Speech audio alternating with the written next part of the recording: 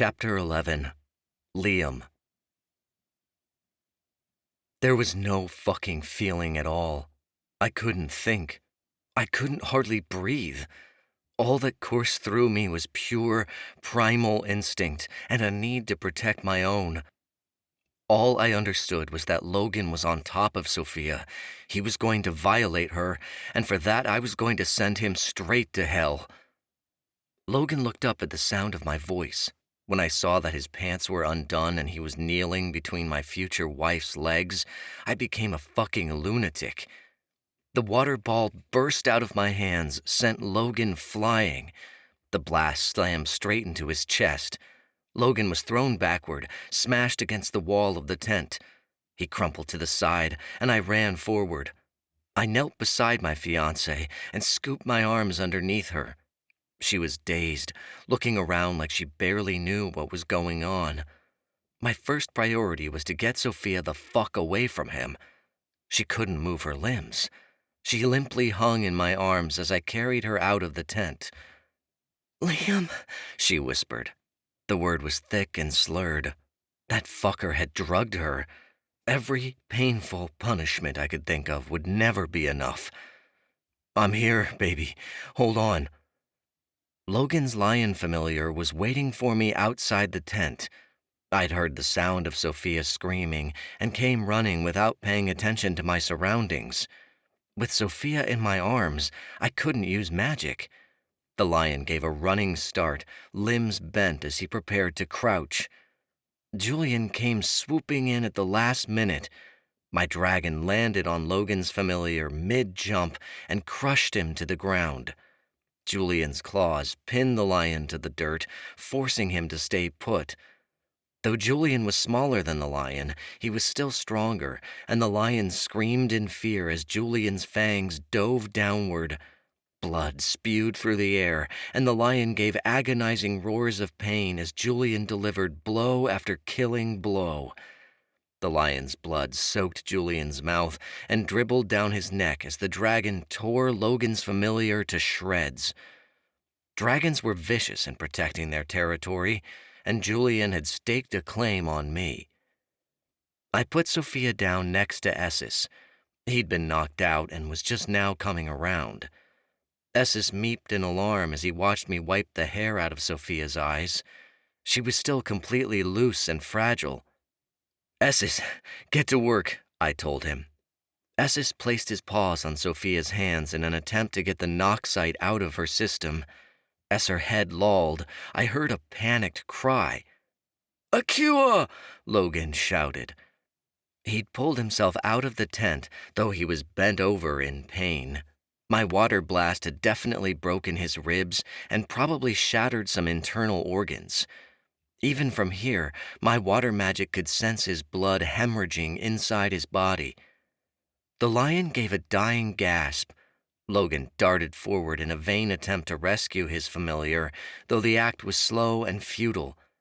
As Julian finished Akua off, I got up and blocked Logan's path. He gave a gasp as my hands latched onto his head. "I hope the ancestors make you pay in the next life," I breathed. "If they don't, I will." So much rage was pumping through me, I couldn't contain it anymore. I twisted my hands, and in one fluid movement, I heard Logan's neck snap. His body went limp, and I dropped him carelessly to the ground. He stared up at the sky blankly, as if in shock. Julian left the carcass of the lion. Blood dripped from his scales, and he gave a low sound as I sneered coldly at Logan's corpse. I never thought I'd be able to do that. I'd killed people with my elements before, but never with my bare hands. This war was making a monster out of me. I turned away from the body coldly. Fuck Logan. He'd deserved it. There was no telling how many other girls he'd assaulted, and Sophia had almost been his next victim. Now that he was dealt with, I turned and ran to Sophia's side. An expression of fear shone on her face. Esses had gotten rid of the knock site, and she'd witnessed what I'd done. She scrambled away, her back hitting a tree as I approached. "Soph, it's me." I dropped to my knees at her side, but she moved away. She nearly flinched when I reached out to her. Ess's tail fur was on end, and he gave a little warning noise to back off. Julian made a few pleading noises. She was terrified of me. That was a given. I'd been pretty fucking scary 2 seconds ago. Now she knew what I was capable of. I should have killed Logan months ago when I had the chance. Now that I hadn't, I'd just given Sophia more trauma. "Polly, I'm not gonna hurt you," I said, in a voice that was as soothing as I could muster. Her lip trembled. A few tears ran down her cheeks before she crawled to my side. She buried her head in my shoulder and cried. I turned her away from Logan so she couldn't see his body. "It's going to be all right," I said. I rubbed her back before I gently helped her to her feet. Esses scrambled onto her shoulder. Her whole body shook as she put her head into her hands. I had to help her remain upright. "Let's get out of here." I put my arm around her shoulder and guided her into the trees. Her face was pale. Despite the tears pouring from her eyes, they looked vacant. She was in total shock. "How? You?" "I went looking for you," I said. I knew she was asking why I'd shown up in this area of the camp. "The distraction team was clearing out. I ran into your commander in the caves. He said you disobeyed orders and took off," I said. Not a surprise. That was Sophia. "I couldn't leave without making sure you got out." Sorry," she sniffed, and Esses patted her cheek. I'd been furious with her for taking off before, but I couldn't muster an ounce of outrage at her now. "Why'd you come back, Polly? You were supposed to leave with your group," I asked. "I went back for Adriel," she sobbed. I found him. He's the trenches." My stomach dropped. She didn't need to explain what had happened. I knew she'd found Adriel in the mass graves near the camps. We discovered a few of our own. The graves were everywhere. Adriel had been like a son to her. Finding his decaying body, I couldn't imagine what that had done to her. "I'm so sorry, Sophie." I gave her a tight hug. Another sob emitted from her. Esses and Julian both dropped their heads. "Let's get you back." We didn't say another word as we ventured toward one of the cave entrances. I just tried to hold her.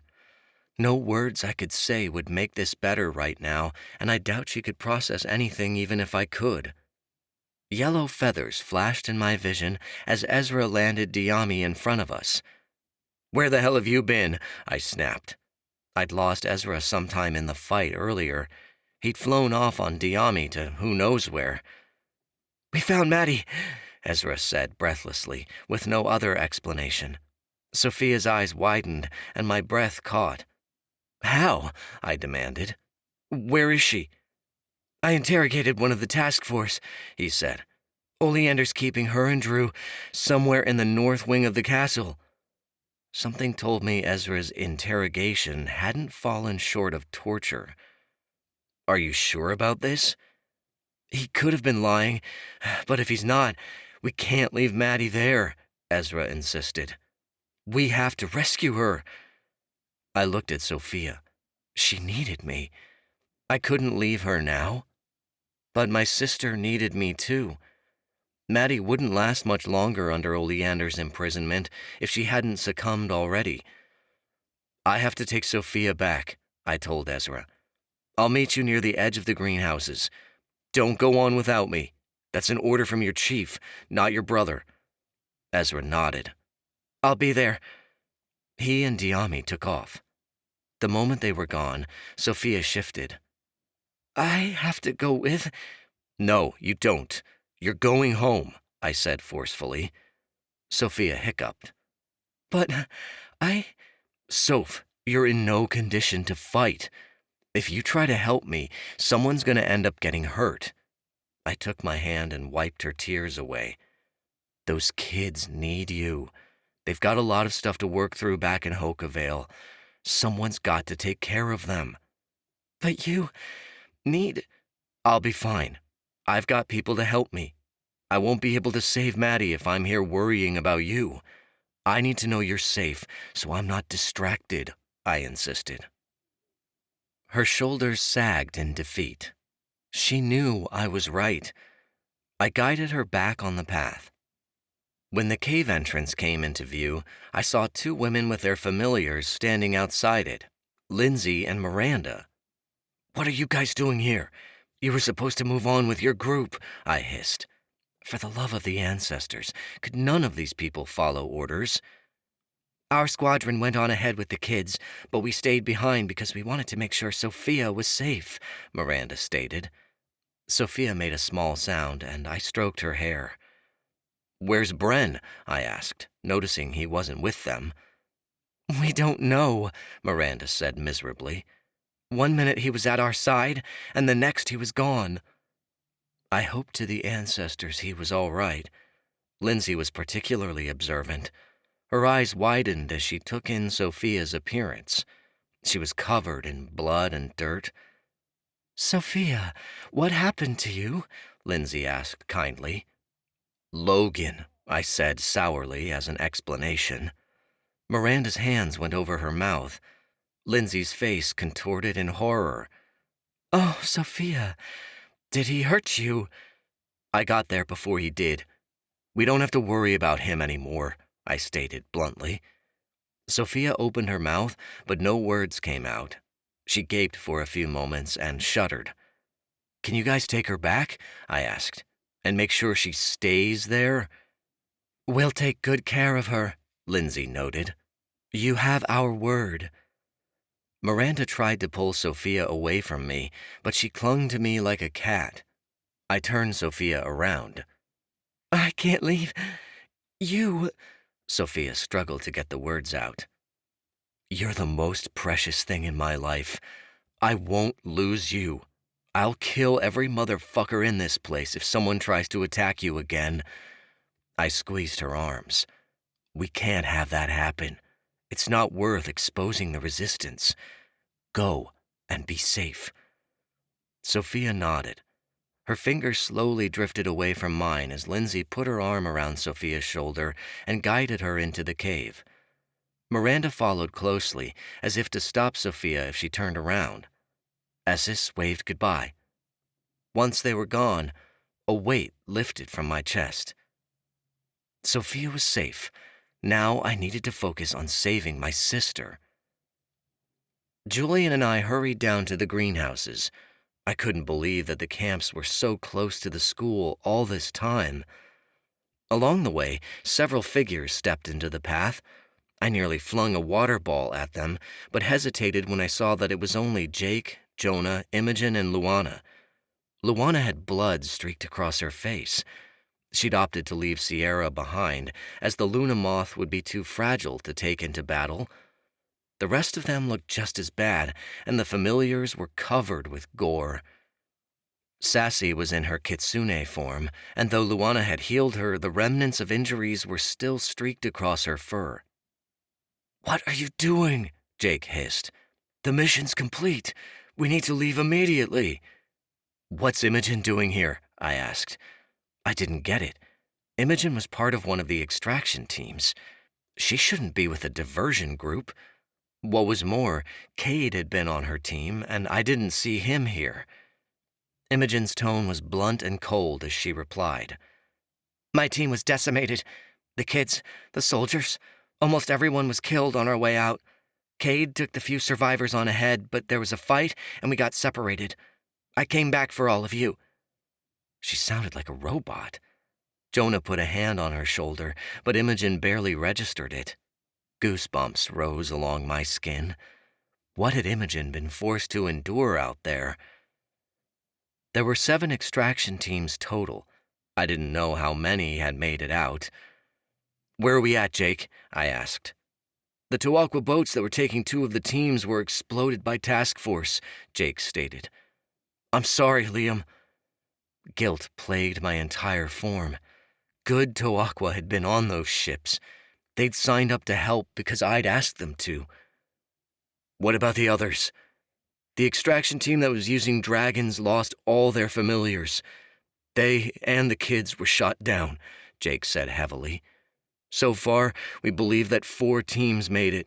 The rest are all gone. 400 kids saved out of 700. The others were all dead. I tried to shake off that harrowing statement and get back to business. We found my sister. She's being held at Arenda Academy. My brother and I are breaking her out. We can't risk exposing ourselves, Jake argued. We're operating under the ruse that this is a Bayami protest. If the task force finds out that the Anachi are still alive, my sister's a Natarai. She's invaluable to the cause, and if you want the help of the Tawakwa tribe in this war, it'd be best to appease me, I growled. I understand that you're chief, but this is putting us all at risk, Jake stated calmly. I'll take a small team. I'm not leaving here without my sister, I snapped. Jake sighed. Fine. Ancestors be with you. I need to work on getting the rest of my soldiers out. I'll come with you, Liam, Imogen added in that odd voice of hers. You'll need help. Luana nodded, signaling she was joining us as well. Jake's gaze flashed to Jonah. I assume you're going with him? Always, Jonah pledged. I'll never abandon my friends. I figured as much.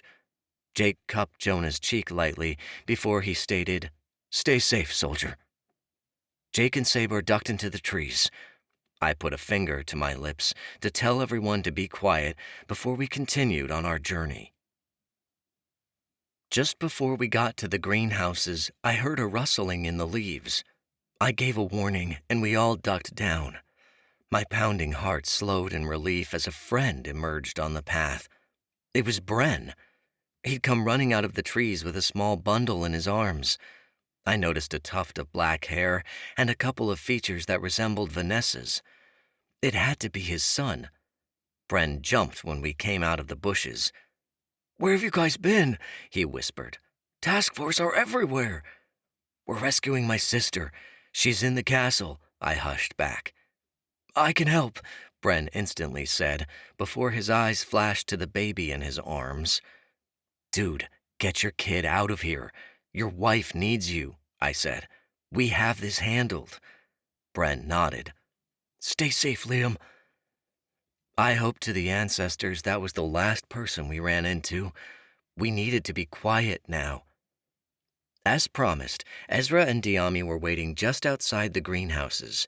We crouched in the cover of the foliage and looked up at the castle. It felt like my soul was dying as I gazed at the remnants of Arenda Academy. Most of it was in complete wreckage. Blackened stone from the fire lay in heaps of rubble that were piled up 20 feet high. The towers were toppled over, and every plant in the garden was shriveled up. The greenhouses were on the ground in tatters, and glass was strewn everywhere. Nothing was alive. It was nothing like I'd remembered it. The only surviving part of the academy was the northwest wing, where a singular tower and a few halls still stood. This had been my home, and the greed of evil people had left it entirely destroyed. I honestly didn't know how much more we could lose. I've been sweeping the perimeter, Ezra said lowly. It looks like they're using the castle as a holding cell for prisoners, though for some reason it's not heavily guarded. Which means the people here are being held under coercion, not force, I stated. I looked up. If the northwest wing of the school is the only part that's left, Oleander could only be holding the prisoners in a few places. The Navita and Coigny dorms, Jonah said. I got you. The Coigny dorms are on the 2nd floor. They're the closest. We should start there, Imogen offered. No other decision was needed. We strode forward, where we'd be exposed on the grounds.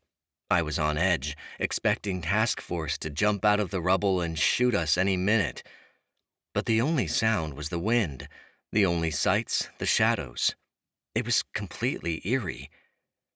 This is creepy, There really is nobody here, Jonas said as we slunk around the ruins. Something's up, I muttered. I'd say it felt like we were walking into a trap, but that wasn't it. Campus had never been so empty before. I knew it was summertime and there weren't any classes going on, but I knew Oleander was holding people here. The fact that the place wasn't crawling with task force members meant Oleander felt he had this area entirely under his control. We didn't see any guards until we entered the first-floor corridor where classes were held. 2 task force members patrolled the halls, but we hid in an empty classroom. They passed us without noticing. We made sure to keep out of sight as much as possible. Coming back here was gut-wrenchingly painful. The last time we'd walked through these halls, they were going up in flames and people were dying. That one horrible night had ruined so many years of happy memories. Luana tapped Jonah's shoulder. I knew enough sign language by now. I understood what she asked. Was this your home? It was, Jonah said solemnly, signing back to her. Diami gave a mournful coo. Luana looked around in shock, like she couldn't believe the wonderful stories we'd told her of Orenda Academy were about this place. Students passed by our hiding places a couple of times, speaking in low tones and keeping their eyes down. Most looked Bayami, but I saw a few De Forti students in the mix. It didn't look like Oleander had allowed anyone to leave over summer break. They were still keeping students here. It made sense they were imprisoning people our age. College kids were dangerous. They were young, rebellious, and often didn't have anything like spouses or children to lose. Look at what had happened when Oleander tried to take over the academy at the execution. He'd won, yeah, but not without a huge fight. Oleander would want to keep the young Hawkeye here to prevent them from creating another uprising. As we climbed the stairs to the Coigny dorms, I still couldn't put my finger on what felt off. I was about to ask if anyone had theories before Ezra snapped his fingers. "I've got it," Ezra said abruptly. "Have you guys noticed we haven't seen a single familiar since we walked in here?" Squeak squawked, and it fell into place. Ezra's right. "Where are all the magical creatures?" I asked. Imogen drew Sassy close. "I don't know, but we should make sure that ours aren't next." "We need to hurry." I increased my pace up the stairs, and the rest of the group followed. When we got to the Coigny dorms, each of us held an element in our hands. The familiars crouched, ready to make an attack. I pushed open the doors slowly. We walked into the dorms. It was dark in here, hardly any light. I heard rushing footsteps, and I pulled my arm back to release a water ball. "Liam!"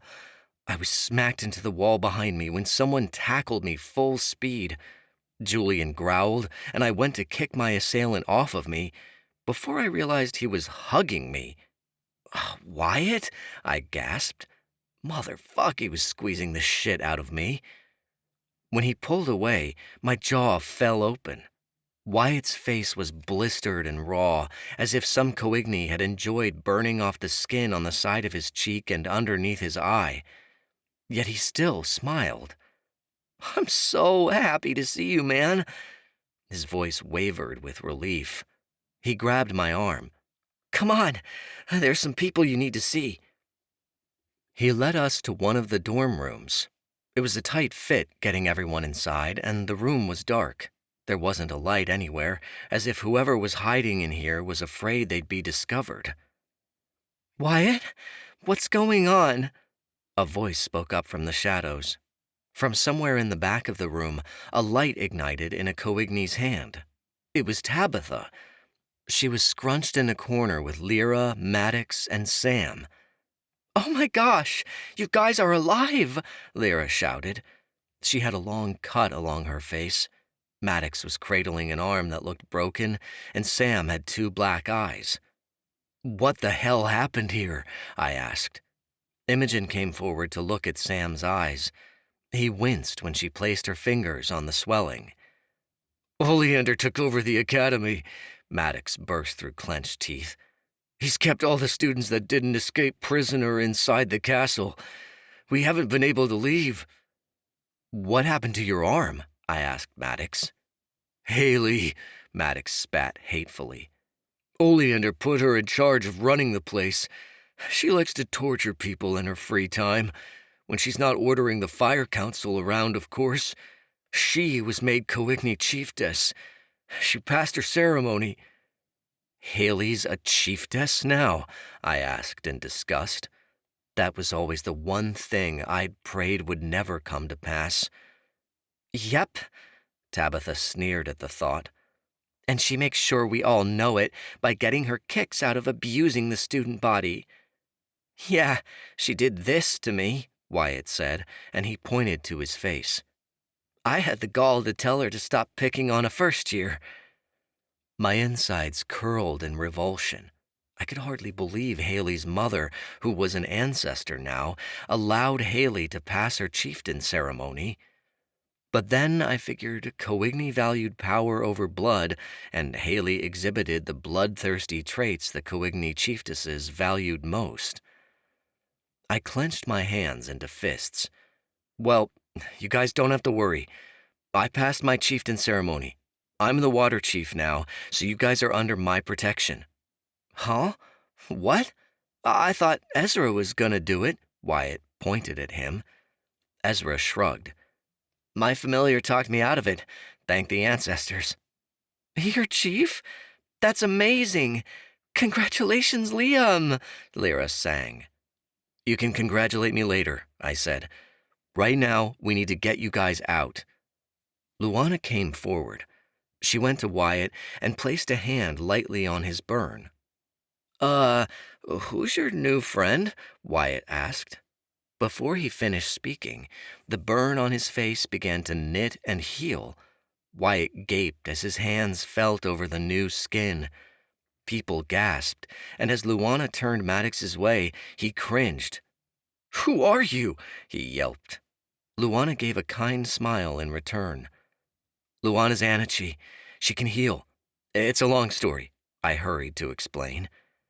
Maddox cried out when Luana took his arm in her hands, but astonishment crossed his eyes when he began to feel Luana's healing magic work wonders.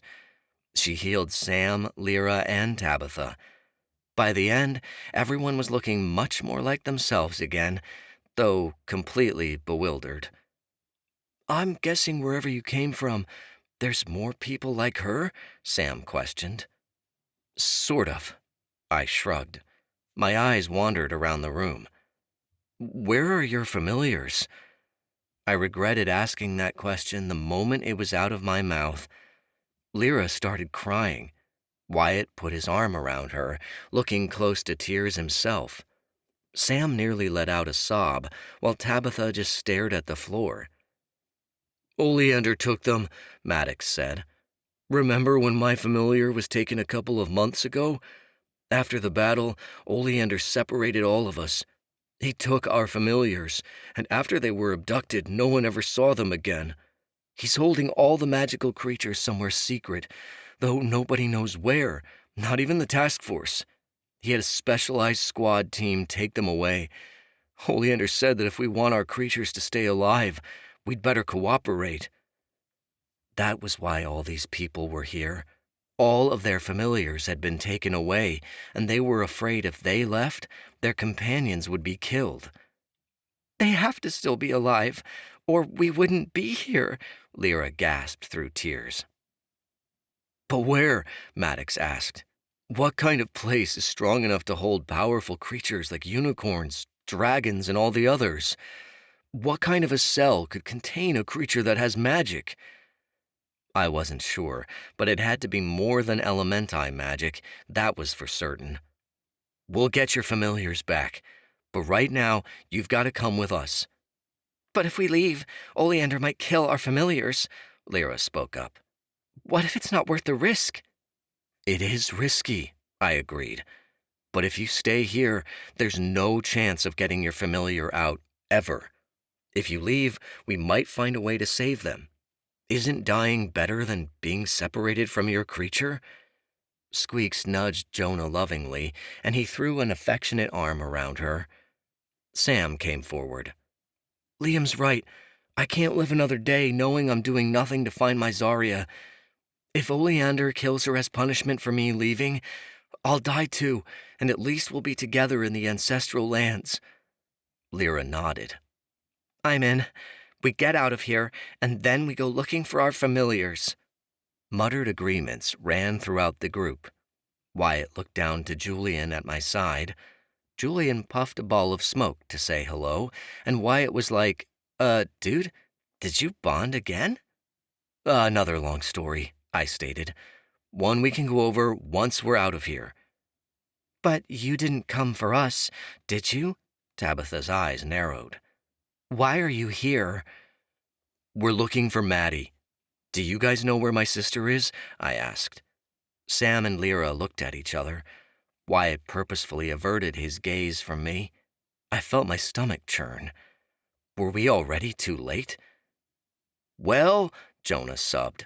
Come on, we don't have all day. Tabitha was the one who had the courage to speak up. She's being held in the Navita dorms upstairs. She's heavily guarded. Oleander makes personal visits to her every day. I felt bile rise up in my throat. I didn't dare to ask what that meant. What about Drew? Imogen asked. Is he with her? Drew? Wyatt sighed. He's a goner, man. My heart sank. Are you sure? We don't have any confirmation he's dead, Tabitha hurried to say. But the last time we saw him, he didn't look good. I couldn't give up on the kid. He was Maddie's boyfriend, and she cared about him. I felt obligated to save him, if possible. If we can get Luana to him, he'll be fine, I rushed to say. We need to save Maddie, though I don't think we can take you guys with us. There's already too many of us as it is. We'll be caught. I can get these guys back to base, Imogen said surely. I know the way back to the tunnel. Let me go with you, Jonah offered. I can back you up. No, Imogen shook her head. I know you want to protect me, but Liam's going to need help getting past those guards. And face it, Jonah, when people see you casting lightning, they start running. He couldn't argue with her. You stay safe, okay? We won't get caught. Imogen hugged Jonah tightly before she waved a hand. Come on, guys. I know the way. We parted at the staircase. Imogen led the others away, while Jonah, Ezra, and Luana followed me. The familiars crept carefully. Even Squeaks was quiet, which was a miracle. As we passed one of the classrooms, we heard a noise. I started, thinking it was the task force, but paused when I realized it was more like the sound of someone crying out for help. Gurgling and gasping could be heard from just beyond the door. Do you guys hear that choking sound? Jonah asked. He raised an eyebrow, and Squeaks ruffled her feathers. Curiosity overtook, and I chanced opening the door. My body sagged in relief when I saw that, miracle upon miracle, we'd run into Drew. His wrists were chained to the wall, and both arms hung limply above his head. His legs were broken, and his face was so beaten that I couldn't recognize him. I wouldn't have known it was him if he wasn't wearing the same t-shirt he had been on the day of the execution. He looked worse than shit, but he was still alive. What luck! The ancestors had to be on our side tonight. Except there was a big problem. He's choking on his own blood, Ezra shouted. Blood dripped down Drew's chin and dribbled on his shirt. His face was slowly turning blue. Luana dropped beside him. She placed a hand on his shirt, ignoring the gore. Drew gasped and struggled to breathe as the spirit magic worked. Luana's face contorted, and we all held a breath. Healing magic only went so far. What if this was something Luana couldn't fix? Then Drew took a breath, and we all relaxed. He coughed up more blood until finally his breaths became even. Luana worked on healing his legs, while Diami and Squeaks took their beaks and broke the chains holding Drew hostage. When Luana passed a hand over Drew's face, the swelling faded, and he looked more like himself again, minus some cuts and bruises Luana hadn't the energy to fix. Luana sagged on her knees. She was tired. She'd done a lot of healing magic tonight. "Drew, how are you feeling?" I asked gently as I knelt beside him. He was still reeling, probably from shock. "I'm alive. That's what matters." He steadied himself on Luana. "I was praying they'd bring an Anichi when they came looking, though I wasn't sure if I believed they were still around. Alric was right all along." "How'd you manage to survive this long, bro?" Jonah asked curiously. Drew was still catching his breath. "Oleander's jealous of me because I have Maddie's attention," he started. "I stayed alive for her. He's pissed I haven't died off yet. He let his task force generals toy with me for weeks. Those sick bastards have got a craving for violence. I'm pretty sure I survived out of spite." There was a tiny clicking sound in the opposite end of the classroom. Squeaks's head went up. She cooed a low note, and Drew looked to the side. "It's okay. You can come out," Drew said kindly.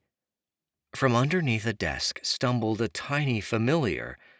He was bigger than he had been the last time I saw him, 3 feet tall now, and his feathers were streaked with soot, but there was no denying who it was. "Baby?" I asked in amazement. It was the baby hippogriff with only one wing that had been Adriel's friend. Somehow he was here. "He kept me alive all this time." Drew scratched the hippogriff's head. "He's been bringing me things to eat, rats and stuff. I used what little magic I had left to cook them, though my fire couldn't break the chains." Jonah's nose wrinkled. I reached down and stroked Baby's feathers. "He must have got out of the camps somehow after they killed Adriel," I mumbled to myself. Baby rubbed his head on my leg, and Julian gave a resentful note. Squeaks pushed Jonah out of the way as she ran toward Baby. She clicked her beak a couple of times. Baby's head tilted this way and that, and Squeaks bent her head down to nuzzle Baby's feathers. Baby pushed himself against her legs, and Squeaks dropped a tender wing over him, chortling. It was like she'd resigned to be the hatchling's mother. "Aw, Squeaky, you're gonna make me cry," Jonah sniffed. She chirped in response. "I don't know how he got here. He just showed up one day," Drew added. "He did what he could to help, though I told him to hide when the generals were kicking the crap out of me. I think he was just looking for a friend." As Drew wiped his face, I noticed a couple of his fingernails were missing. This kid had been through hell. "Well, you've proven to me you've got balls," Ezra stated. "Welcome to the family, bro." Drew groaned and held his head. I stood up. "We're looking for Maddie," I began. "If you want to stay here until—" "Maddie?" Drew cut me off. He got to his feet almost immediately. "If you're looking for her, I'm coming with you."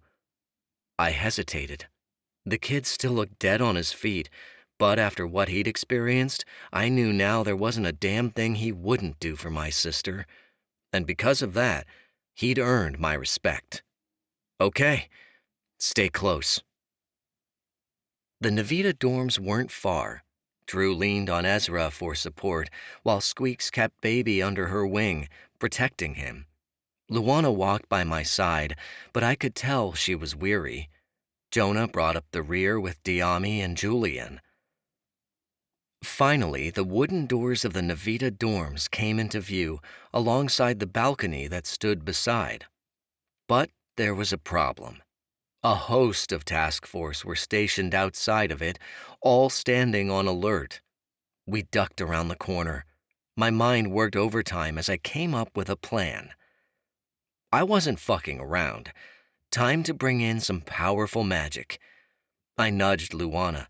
She nodded, and a bright light exploded in her hand. She jumped out from around the corner, and the task force was immediately blinded by her light. Diami and Julian spread their wings. While the task force was incapacitated, they went in for the kill. Task force members screamed as Diami's claws and Julian's teeth ripped them apart. Just before Luana's light faded, Jonah fired off a lightning bolt. It emitted from his hand and landed between the task force members, sending a dozen flying off the balcony. They screamed as they fell to the first floor below until their voices went silent. The rest of the task force didn't chance it. They dropped their Noxite guns and ran off. I kicked their weapons to the side as I threw open the Navita doors. The Navita dorms looked completely different. Once they bloomed with all kinds of beautiful and colorful plants. Now everything inside was dead, rotting from the lack of care from Navita magic, long turned to dust. It was as if winter had come inside and killed everything. A woman stood in the middle of the barren room. She wore a beaded dress in red, green, and blue colors. Silver bells hung around her waist, and a robe with an intricate pattern hung on her shoulders. Both the skirt of the dress and the arms of the robe had long, leather tassels. On the woman's head was an intricate headdress, adorned with feathers and jewels. Her face was painted white. Hawkeye symbols written across her cheeks in black ink, lips painted red. As the woman looked up, my jaw fell open. Tears beaded her eyes. "Liam? Ezra?" Holy shit, I hadn't recognized her, but it was Maddie. She sobbed as I launched myself at her. As my arms encompassed her, I realized that Maddie was incredibly thin. She'd lost weight in the time she'd been missing. "We were always going to come for you," Ezra said, and he gave Maddie a tight hug. She could barely compose herself as Ezra held her. As I looked her over again, it struck me that Oleander had dressed Maddie in a traditional Natterai ceremonial outfit. My guts twisted. What an insane, deranged, degenerate fuck. "Mads!" Drew gasped out.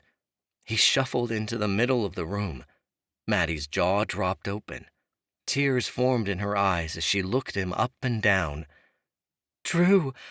Oh my gosh!" She immediately flung her arms around his shoulders.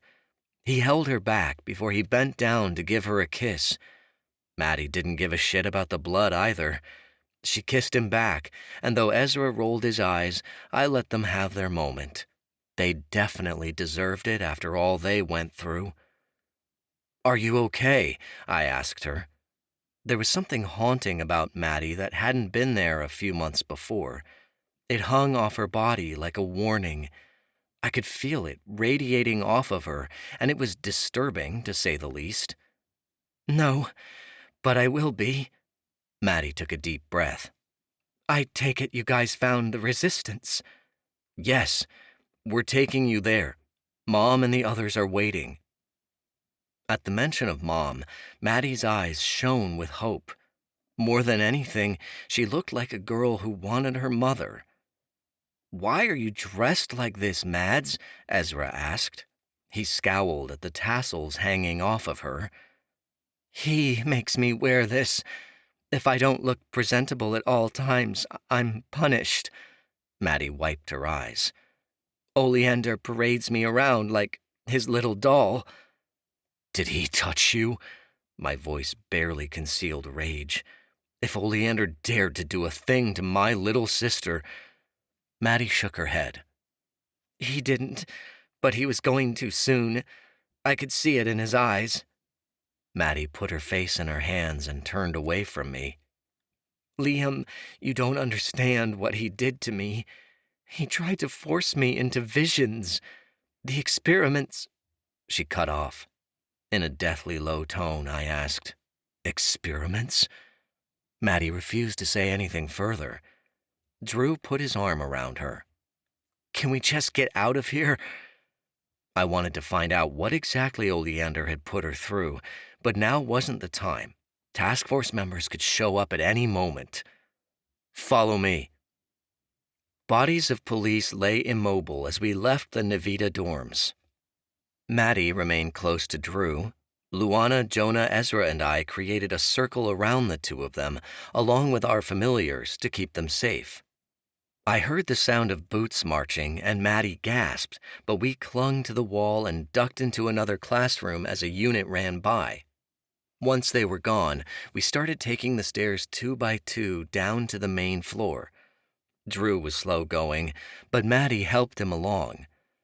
I almost thought we were going to make it out of here without another fight. "How'd you manage to keep Oleander happy?" Ezra questioned. I sent him a harsh look to tell him to shut the hell up, and he obeyed, but Maddie responded anyway. "I made up some bullshit about how he was going to be the greatest high chief in all history." Maddie rolled her eyes. "He bought it at first, but I think he's getting suspicious I'm making stuff up. You guys got me out just in time." "That guy sure is obsessed with profits, isn't he?" Jonah asked. "He's trying to use me as some sort of weapon. He's obsessed with knowing the future. He can't stand to think he's going to lose power," Maddie spat bitterly. "And is he?" Jonah asked curiously. I cringed because that was a mistake. Maddie completely flew off the handle. She rounded on Jonah, fists clenched, and all but screamed, "What? Do you want to use me for my powers too? You think I know everything? Do you think I'm just some sort of fucking fortune cookie?" No, Jonah stammered. He hadn't meant to be offensive. His cheeks tinged with pink. "Don't you think if I knew how this was going to end, I would have told you by now?" Maddie cried. "Is that all I am to anyone? A way to get answers? Put a coin in the vending machine and Maddie will answer?" "Mads, keep your voice down," I pleaded. Maddie quieted, but the rage in her eyes was clear to see. Jonah gaped. "I'm sorry." Maddie simmered. "It's fine," she stated bluntly. "Let's keep moving." Drew remained stiff. I myself was shocked. Holy shit, Maddie had never spoken like that to anyone. What the hell had Oleander done to her? Ezra was similarly shocked. Luana frowned. It was like she could sense what was going on with Maddie, but didn't want to tell anyone. "Everything will be okay once we—" My words stopped abruptly when I saw someone at the bottom of the stairs, waiting for us. We all froze. A cruel feminine laugh echoed all around us as fire ignited on the torches lining the walls. I'd always hated Haley, but something about her was different, and in a terrible, awful way. The side of her face where her mother had burned her was red and angry. Vicious burn scars ran up the side of her cheek and over her eye, making it look like her very skin was on fire. Haley was wearing a ceremonial Coigny headdress and red robes that had flames embroidered up the sides. Oh, she was milking being chiefess, all right. Couldn't even take off the chiefess robes and wear day clothes like a normal person. But it was off. The headdress was tilted to the side, and the Coigny robes were stained and torn. Her usually perfectly straight hair was tangled, and mascara stains ran down from her eyes. The lipstick was smeared on one side, like she'd taken the tube and painted it across the side of her face. Haley was a stuck-up bitch. No way she'd slack on looking anything but absolutely perfect. As she walked toward us, a laugh bubbled up from her throat. Her eyes bugged out of her head, and she tilted it slowly to the side. Oh, fuck. She'd become completely unhinged. Haley was always a little crazy, but after her mother's death, she'd gone full-on psycho. Just fucking great. Her familiar Anwara hovered overhead. Flames dripped from her feathers in warning. But they looked alone. No one was with either of them, which meant Haley was outnumbered. As much as I despised her, I didn't want to hurt Haley tonight. I already had too many sins on my hands. I wasn't sure the ancestors would forgive. Out of the way, Haley, I warned. This won't end well for you. Haley stopped abruptly when I said her name. That's Chiefess Haley to you, Mito, she sneered. Show some respect, you Bayami ingrate. You need to watch who you're talking to, I seethed. You're looking at the new Tuakwa chief. Haley let out an insulting guffaw. You're fucking joking. You? They picked you. Yeah, we did pick him, Ezra said loudly. He drew himself up and added, and I suggest you don't challenge my brother unless you want to get your ass kicked. Shut up, Ezra, before I ruin that pretty boy face of yours, Haley snapped. Haley's eyes wandered to Luana. She took in her white hair before giving a loud snort. Huh, more freaks, Haley cackled. It's like you guys collect them. Move out of the way, Haley, I boomed. I won't keep asking. Haley ignored me. Where's your little girlfriend? I love my chance to see Henley writhe. She was baiting me. I wouldn't fall for it. This is your last warning.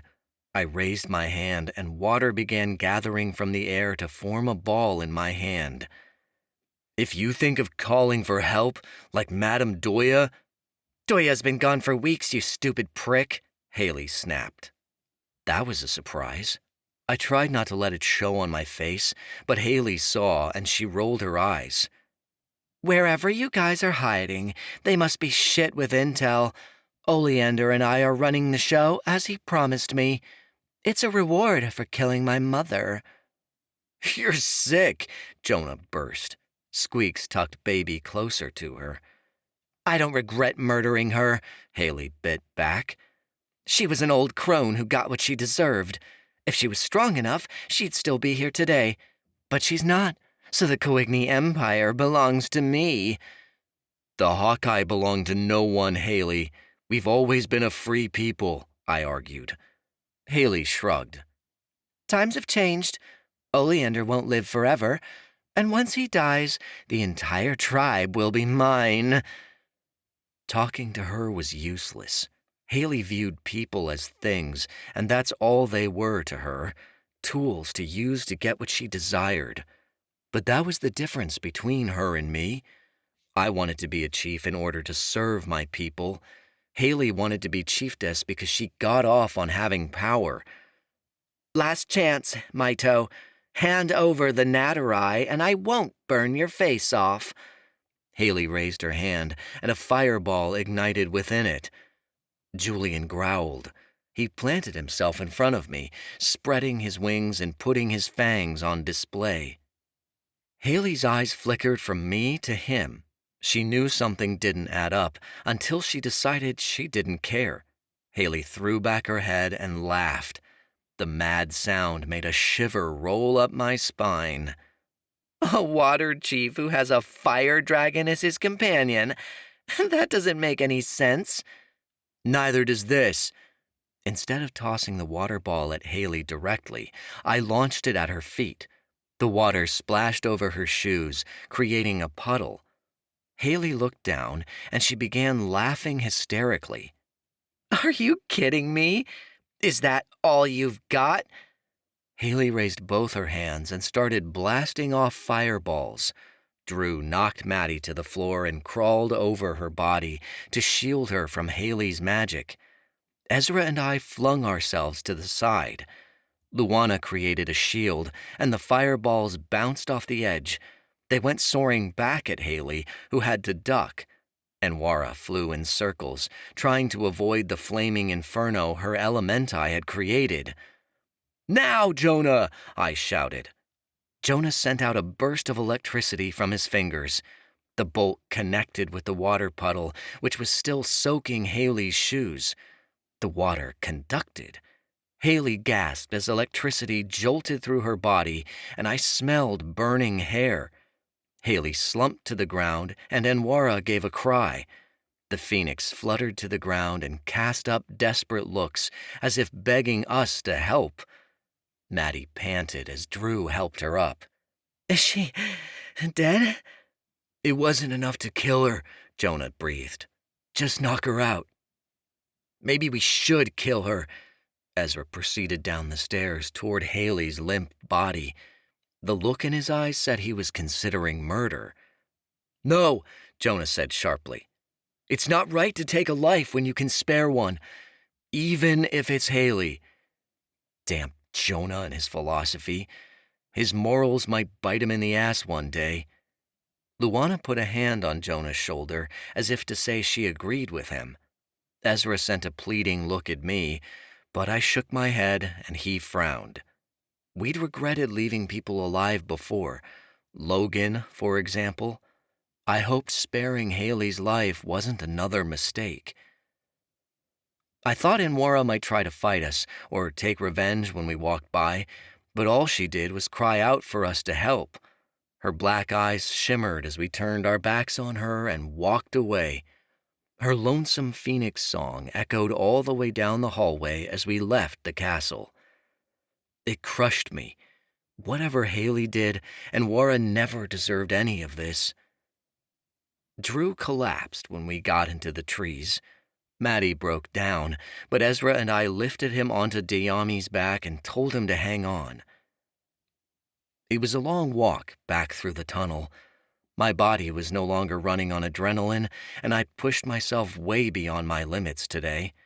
Every part of my body was sore and crying out for some relief, though I said nothing and pushed on. I was totally going to be stuck in bed for the next 2 days when we made it back to the village. Hey, I was chief. Still sick, though. I worried I was moments from passing out, too, until we heard the sound of slithering in the cave. Jake had sent us a cave snake to get us the rest of the way back through the tunnels. I almost cried with relief when I sat down. Diami, Julian, and Squeaks, along with Baby, were forced to walk behind us, but at least I didn't have to make the Elementi walk any further. Luana fell asleep against Jonah on the way back. Drew and Maddie also drifted off. Ezra remained awake, his arms crossed. He stared at the floor, like the decision to let Haley go still bothered him. It was a bumpy and painful ride because, we were riding a giant snake and it was still a fucking tunnel, but at least I didn't have to walk a step further. When we emerged from the tunnels into Hokavale, morning had come. I woke everyone up, and as we dismounted, I heard the sound of relief all around us. The snake had taken us through a tunnel that led straight back to my mother's house on the beach. Imogen, Sophia, Mom, and my other siblings were all waiting, along with Jake. Squeaks chirped when she saw Sabor. She opened her wing, and Baby hugged her side as Sabor looked him over. The male hippogriff puffed out his chest and expanded his feathers. Baby lifted his head, trying to copy him. The familiars, who were all more resilient than us, did the same. Essis, Diami, and Julian mimicked Sabor as if playing a game, though Sassy kept her distance and licked at her paw in an absent-minded way. "Oh, my baby," Mom said, and she kissed Maddie's cheeks again and again. She reached out and brushed Drew's hair back. As if this was an ordinary day and nothing at all had happened, Mom said, "It's lovely to see you, dear. Don't worry about your accommodations. You'll be staying with us." "I hope you've got condoms," Ezra mumbled with a snicker. Nobody else had heard him, but still I whacked him in the side. Now wasn't the time for jokes. He rubbed his abs and sent me a glare. As Jonah came close, Jake's features loosened. "Glad to see you made it home," he said in a gruff way, which was man-speak for not wanting to show your emotions. "Oh, for the love of the ancestors, just kiss him already," I scorned inwardly at Jake, but he didn't make a move. Instead, he put a firm arm around Jonah's shoulder and squeezed. Jonah brightened like he hadn't been tired at all from the fight. Sophia rushed into my arms. I held her, but she didn't cling to me. Her expression was clearer than a few hours before, which meant she was doing better, but I wasn't a fool to think she was completely okay. Yet she smiled when I looked at her, which meant things would be better again. For now, at least. Imogen hung back from all of us and watched as Luana teetered. She really was beat. Imogen acted like she wanted to help Luana until Luana looked at her and Imogen glanced away. "Let's get you all inside. Breakfast is waiting. You must be starving," Mom said in that gentle way of hers. The smell of pancakes wafted out from the open window. My stomach rumbled. My plan was to devour a stack of pancakes, return home, and shower until I literally couldn't stand anymore. I wanted to collapse into bed. Seriously, I didn't want anyone bothering me for at least a few hours. Which was impossible, because I was chief now, and I was quickly learning one wasn't a chief unless you had somebody up your ass 24/7. The familiars lounged outside on the porch as we stepped inside the house. Once we were in the living room, Maddie seemed to realize she was still wearing Oleander's dress. Her eyes went wide. The group froze as Maddie tore the headdress out of her hair and flung it to the floor. "Get this off me!" she screeched. The sound of fabric ripping could be heard as Maddie yanked at the robe and forcibly removed her dress. She'd scratched at her skin in an effort to tear the robes off, and it bled. She furiously grabbed at her garments in a craze, eyes mad with a fever to get them off. She didn't care that all of us were standing right there. She cried as the dress fell to the floor until she was standing in just her underclothes. "Maddie!" Mom pulled her into another room and shut the door. Maddie's deranged screams, along with the sounds of Mom trying to calm her down, could be heard as they echoed around the house. Drew stared at the pile of clothes with a blank expression. It was like he couldn't comprehend what had just happened. Ezra tugged on Drew's arm. "Come on, man. You need a shower, and I've got some clothes." Drew followed Ezra like a zombie. Sophia stooped down, picked up the Natterai regalia, and tossed it into the fireplace. She ignited the clothes, and the robes crackled as her fire quickly overtook them. Jonah, the savior he was, immediately distracted everyone by rushing to the kitchen. "Who wants pancakes? I'm starved." People gathered around the breakfast table and made small talk while Jonah distributed pancakes. Sophia tugged on my arm, and I followed her onto the patio. "Who made it back?" I asked quietly the moment we were alone. I hoped to the ancestors she didn't have any bad news. "Everyone we know, save for Luca and his familiar," Sophia said quietly. "Riley got hurt, but he'll survive. The resistance lost some people, but not many. We got very lucky." The weight that was always tightening my chest lately loosened just a tiny bit more. "Okay, where do we stand now?" "All the people you got out of Orenda, Wyatt, Lyra, Tabitha, Maddox, and Sam, they're working with James and Carter to make a team to start looking for the missing familiars." Sophia sighed. "Though it's a long road ahead. No one has any idea where Oleander's taken them, and we have no leads. It could take months to locate them." "We'll find them, Sophia. We'd promised to end the child camps, and we had. This was just another step to bringing down Oleander and the other elders." "I hope so. It seems no matter how far we come, there's always one more thing to do," she said hopelessly. Esses had moved on from playing with the others and was chewing on her shoelace, but Sophia barely noticed. Her eyes were locked on the ocean. "Everyone's back together. That's what's important," I said. "We just have to start over and not look back." Sophia said nothing. She crossed her arms over her chest and turned away from me, keeping silent. She was doing it again. Not keeping secrets, but keeping her distance. Sweeping our issues under the rug because that was the only way she knew how to deal. What had happened with Logan painfully brought everything into the light, and I was sick and tired of running from it. Sophia and I had promised each other we'd handle our issues together, and it was about time we did. We had to end this once and for all. This distance between Sophia and I wasn't serving us. If we were going to make it through this war, we needed to be united. I only knew one way. Chapter 12. Sophia. I thought that everything would be better once we saved the kids, but deep down in my gut, I knew something was wrong. Where had Oleander taken the missing familiars? Why weren't we able to save everybody? How many more people had to die? The worst part was I couldn't bring myself to talk to Liam about it. It felt like there was a wall between us. Every time I opened my mouth to say something, the words didn't come out. I just wanted to confide in him, but I didn't want to hand over the weight of my problems to him. We should be happy about the kids we did save, not dwelling on the parts we couldn't change.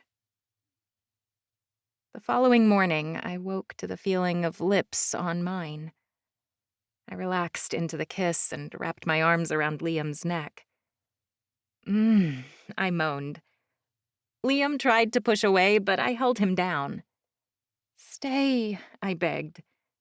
He chuckled. I can't, Pawi. I have chief duties before the class I'm teaching today. My eyes fluttered open and I faked a pout. Do you have to? Yes, He stated flatly. I rolled over and groaned. I guess that means I have to get to my class, too. actually, no. Liam said. Luana came by early. She's giving you the day off. Really? I asked. I could use the rest, but I also wanted to practice my powers. Liam nodded. But I have one request. I raised an eyebrow. What's that? Liam sighed. Will you go visit my mom? I sat up straight. The way he said it worried me. Yeah, of course. Is something wrong? No. Liam said quickly. Well, yes. I mean, you know how she's been since my dad died. She could use some company. But it's not about that. She wants to talk to you. Oh, no, I said. Is this some sort of don't break my son's heart lecture? Liam laughed. No, the exact opposite, actually. Don't worry about it. You'll have fun. I hope so. Liam took my hand in his and brushed his lips over my skin, then planted another kiss on my lips. Esses made laughing noises from beside us. He turned his back to us and wrapped his arms around his body, acting like he was making out with someone. Oh, real mature, Esses, Liam quipped. He nudged him. Esses tumbled over and did a somersault on the bed. He squeaked and shook his fist at Liam. Liam laughed and stood. I'll see you after work. Love you. Love you too. Liam left with Julian, and I got up to take a shower. Once Esses and I were ready for the day, we headed outside and took a walk to the beach. The door to Haloki's house was open when I arrived, letting in the cool morning breeze. I knocked lightly on the doorframe and stepped inside. Hello? I called. No one responded, but I heard voices coming from one of the bedrooms. I followed the sounds down the hall and found Ezra, Stevie, and Haloki in Jackson's nursery. I could hear Christian and Katie playing in one of the other bedrooms. Haloki pressed the back of her hand to Stevie's forehead. Are you sure you're well enough to take him for the day? Ezra bounced Jackson in his arms. I can handle them both. Stevie swatted at him. Please, I don't need handling. I'll be fine. I'm not contagious. Are you sure? Haloki pressed. If you feel unwell, you should lie down. Please, Haloki, I'll be... Stevie started coughing uncontrollably and covered her mouth with her elbow. She didn't look too well. Her eyes were red and puffy, and her lips pale. I'd seen Liam like this one too many times. Okay, maybe I'm not feeling the best, Stevie admitted. But we really do want to spend time with Jackson. No, this was a bad idea, Haloki said, reaching for Jackson in Ezra's arms. I'll take him. You rest, dear. I can help, I offered from the doorway. Everyone looked up and Stevie's eyes brightened. Sophia, you see Liam like this all the time. Would you tell Haloki I'm fine? Stevie pressed her hand to her mouth and suppressed a cough. I felt really bad for her. All she wanted was to push through her illness and have a normal day. But I couldn't lie. She looked awful. You're right, I agreed. I have seen Liam like this, and I know that it's just going to get worse if you don't take care of yourself. Stevie gave me an irritated glare. I'll help with Jackson, I told them. You go work on feeling better. Thanks, Sophia, Ezra said, placing Jackson in my arms. Jackson clung to my shirt and I bounced him on my hip. It's no problem. I'm here to help. We'll be back for him as soon as Stevie's feeling better, Ezra told Haloki before he and Stevie left the room. Haloki looked somewhat relieved, though I didn't know why. It was almost like she couldn't bear to be separated from Jackson, but it was obvious she needed the break. Her short hair was a mess, and she looked like she'd aged years since she'd left Kinpago. She wore a long skirt and a shawl around her neck, yet didn't look at all put together. I turned to her. Are you okay? She offered a light smile. Of course, Sophia. I'm actually glad you're here. There's been something I've been meaning to speak to you about. How much time do you have? I shrugged. All day. Her eyes softened. Perfect. Help me with breakfast, will you? Haloki led me to the kitchen and I put Jackson in his high chair. What is it you wanted to talk to me about? I knew Liam told me not to worry, but I couldn't help it. I didn't know what Haloki wanted from me. Haloki pushed the dirty dishes on the counter aside and brought out a clean bowl. She turned to me. There's a tradition in the Hawkeye tribe, Sophia. When a woman becomes engaged, it's customary for the mother of her fiancé to hand down her wisdom through a custom called wife training. I want to help you prepare for your marriage. I breathed a sigh of relief. That wasn't so bad. I'm all ears. Haloki smiled genuinely. Let's start on breakfast then, shall we? While she gathered ingredients, I found myself clearing out the sink and filling it with soapy water. I didn't even realize I was washing her dishes until I was a few dishes in. I just wanted to help, and she seemed to really need it right now. Haloki spoke while the two of us moved around the kitchen. In traditional Hawkeye culture, it is the wife's duty to take care of the family. I know things aren't as traditional anymore, and you may choose to take a job outside the home. But there's something to remember about marrying Liam. Haloki set a bag of flour on the counter. I sensed the heavy conversation was about to start already. I set a clean plate in the drying rack and paused.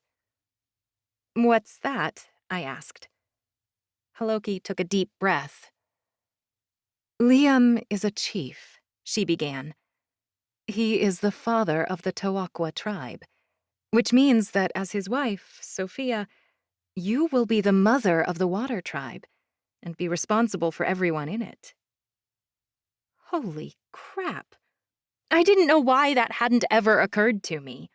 I knew what I was getting into with Liam, that I had to take care of him and support him as chief.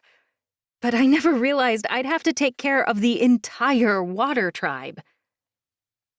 Oh, well, that's... I couldn't find the words.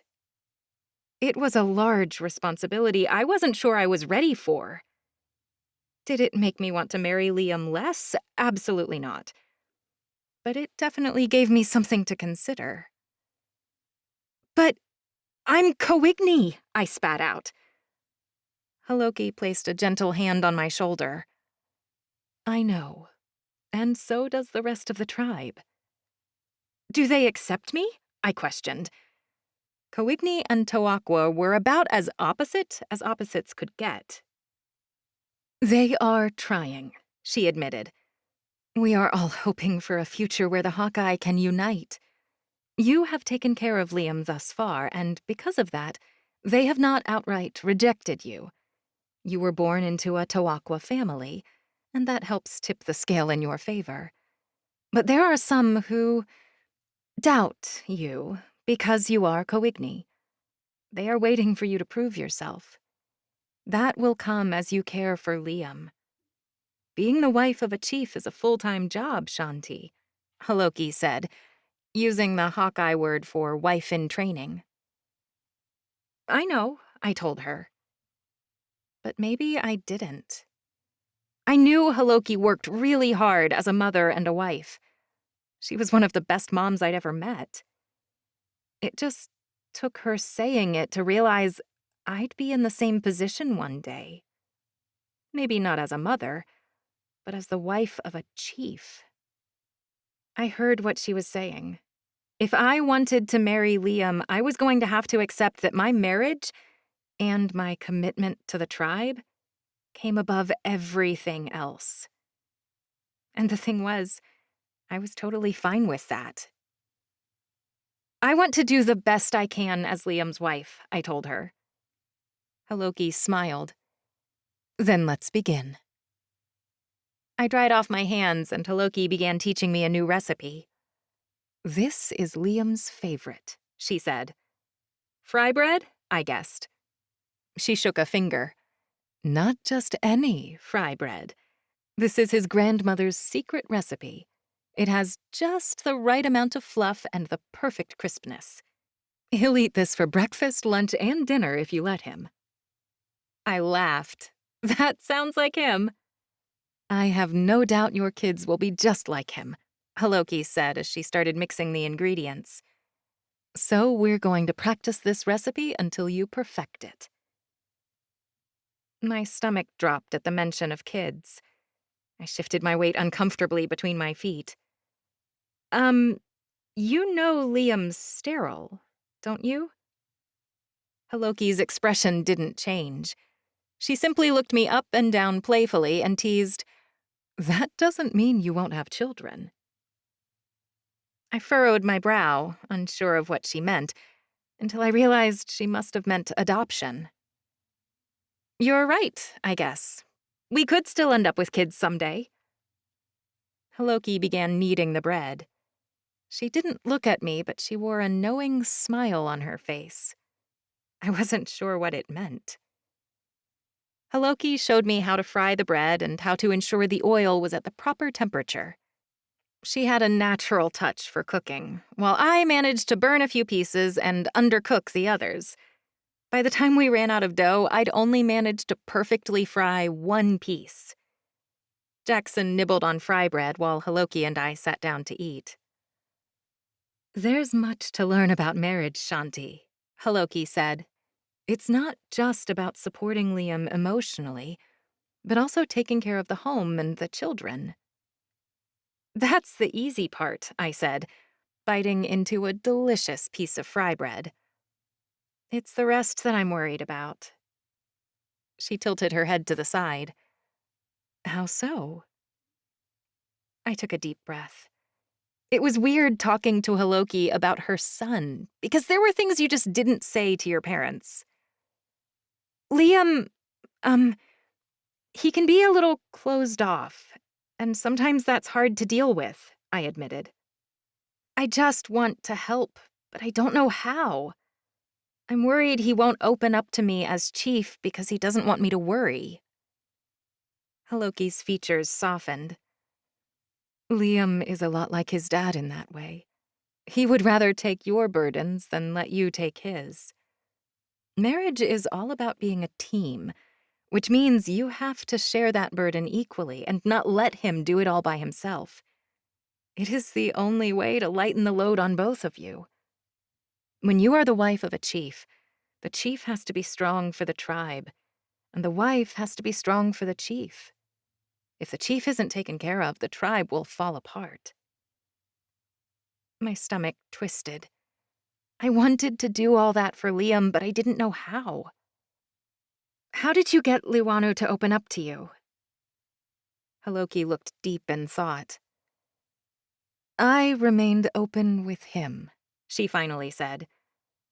As you open up, so will he. I nodded in understanding. Liam and I really needed to work on that. Is there anything else you can tell me about Liam that will help? I asked. Haloki dove into a huge explanation on Liam's personality. Most of it I already knew, though she told stories from his childhood that made me smile.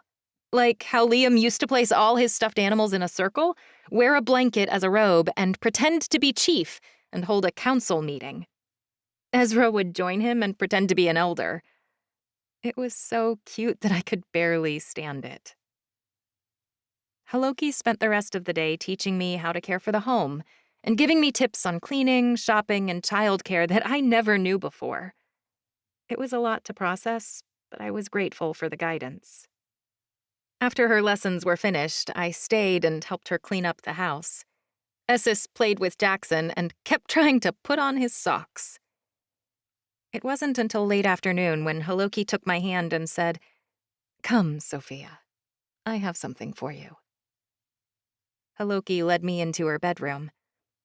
I sat on the bed while she opened the top drawer in her dresser. She pulled out a thick, colorful piece of fabric and turned to me. I gasped when I realized I recognized the pattern. Tears pricked at my eyes. "Is that the blanket Liam made you?" she finished for me. She held it out toward me, her hand shaking. I took it and wrapped it around my shoulders. "I didn't know you saved it." She nodded solemnly. I didn't get much from the house, but I got what mattered.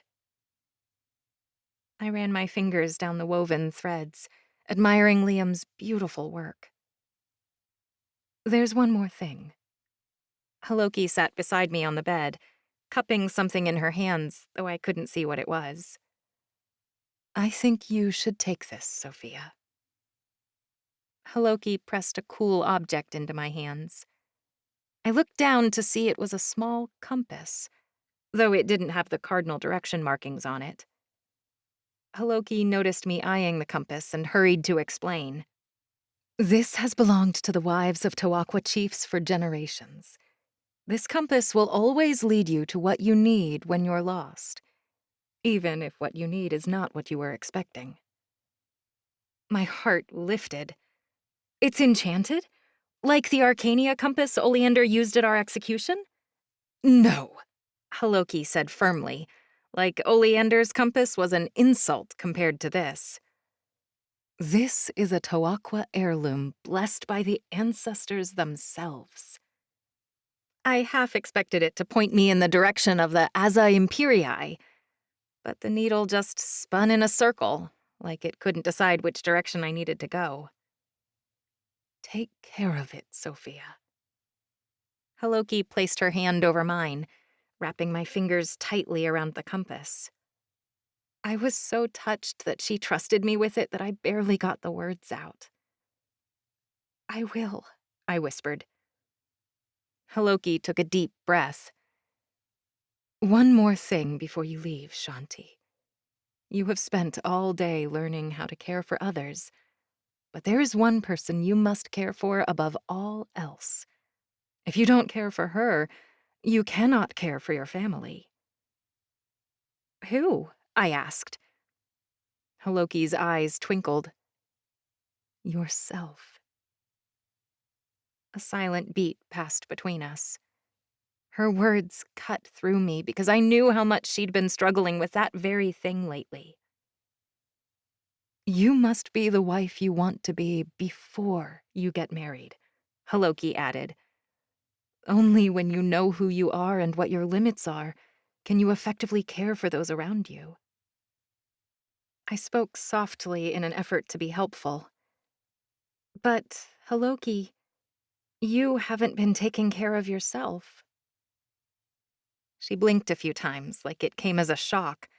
Her mouth hung open, as if she intended to defend herself, but couldn't. I knew she was trying to be strong for everyone else, but it was wearing on her. I took her hands in mine and looked her straight in the eyes. You don't have to worry anymore. I'm the wife of the chief now. You don't have to be strong for the tribe, because I'll do it for you now. I love you, Haloki. She drew me into a hug. Oh, Sophia. I knew Liam made the right choice since the moment he brought you home. When I returned home, Imogen and Jonah were the only ones there. They were sitting in the living room flipping through magazines. Imogen wore a multicolored maxi dress, though I noticed her wardrobe had significantly toned down since we arrived in Hokavale. It probably had something to do with the limited fashion options in town. This tulle would be perfect, Imogen said, pointing to a picture. Jonah leaned over and gasped. Absolutely. Squeaks lay nearby and nodded along like she agreed with them. Baby was curled up beneath her wing. I'd never seen Squeaks lie so still. Perfect for what? I asked, stepping further into the house. Imogen looked up from the magazine and scowled. Out late with Luana again, huh? She sounded less than pleased, which ticked me off.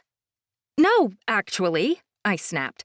I was having dinner with Haloki for my Shanti training. Imogen's cheeks blushed pink.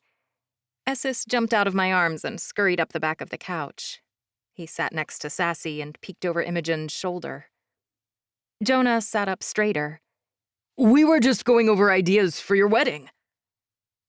I sat on the edge of the couch and looked at the magazine. Good Lord! The picture showed a woman in a dress made of nothing but tulle. It was so puffy, she looked like a marshmallow, and I could barely see her face.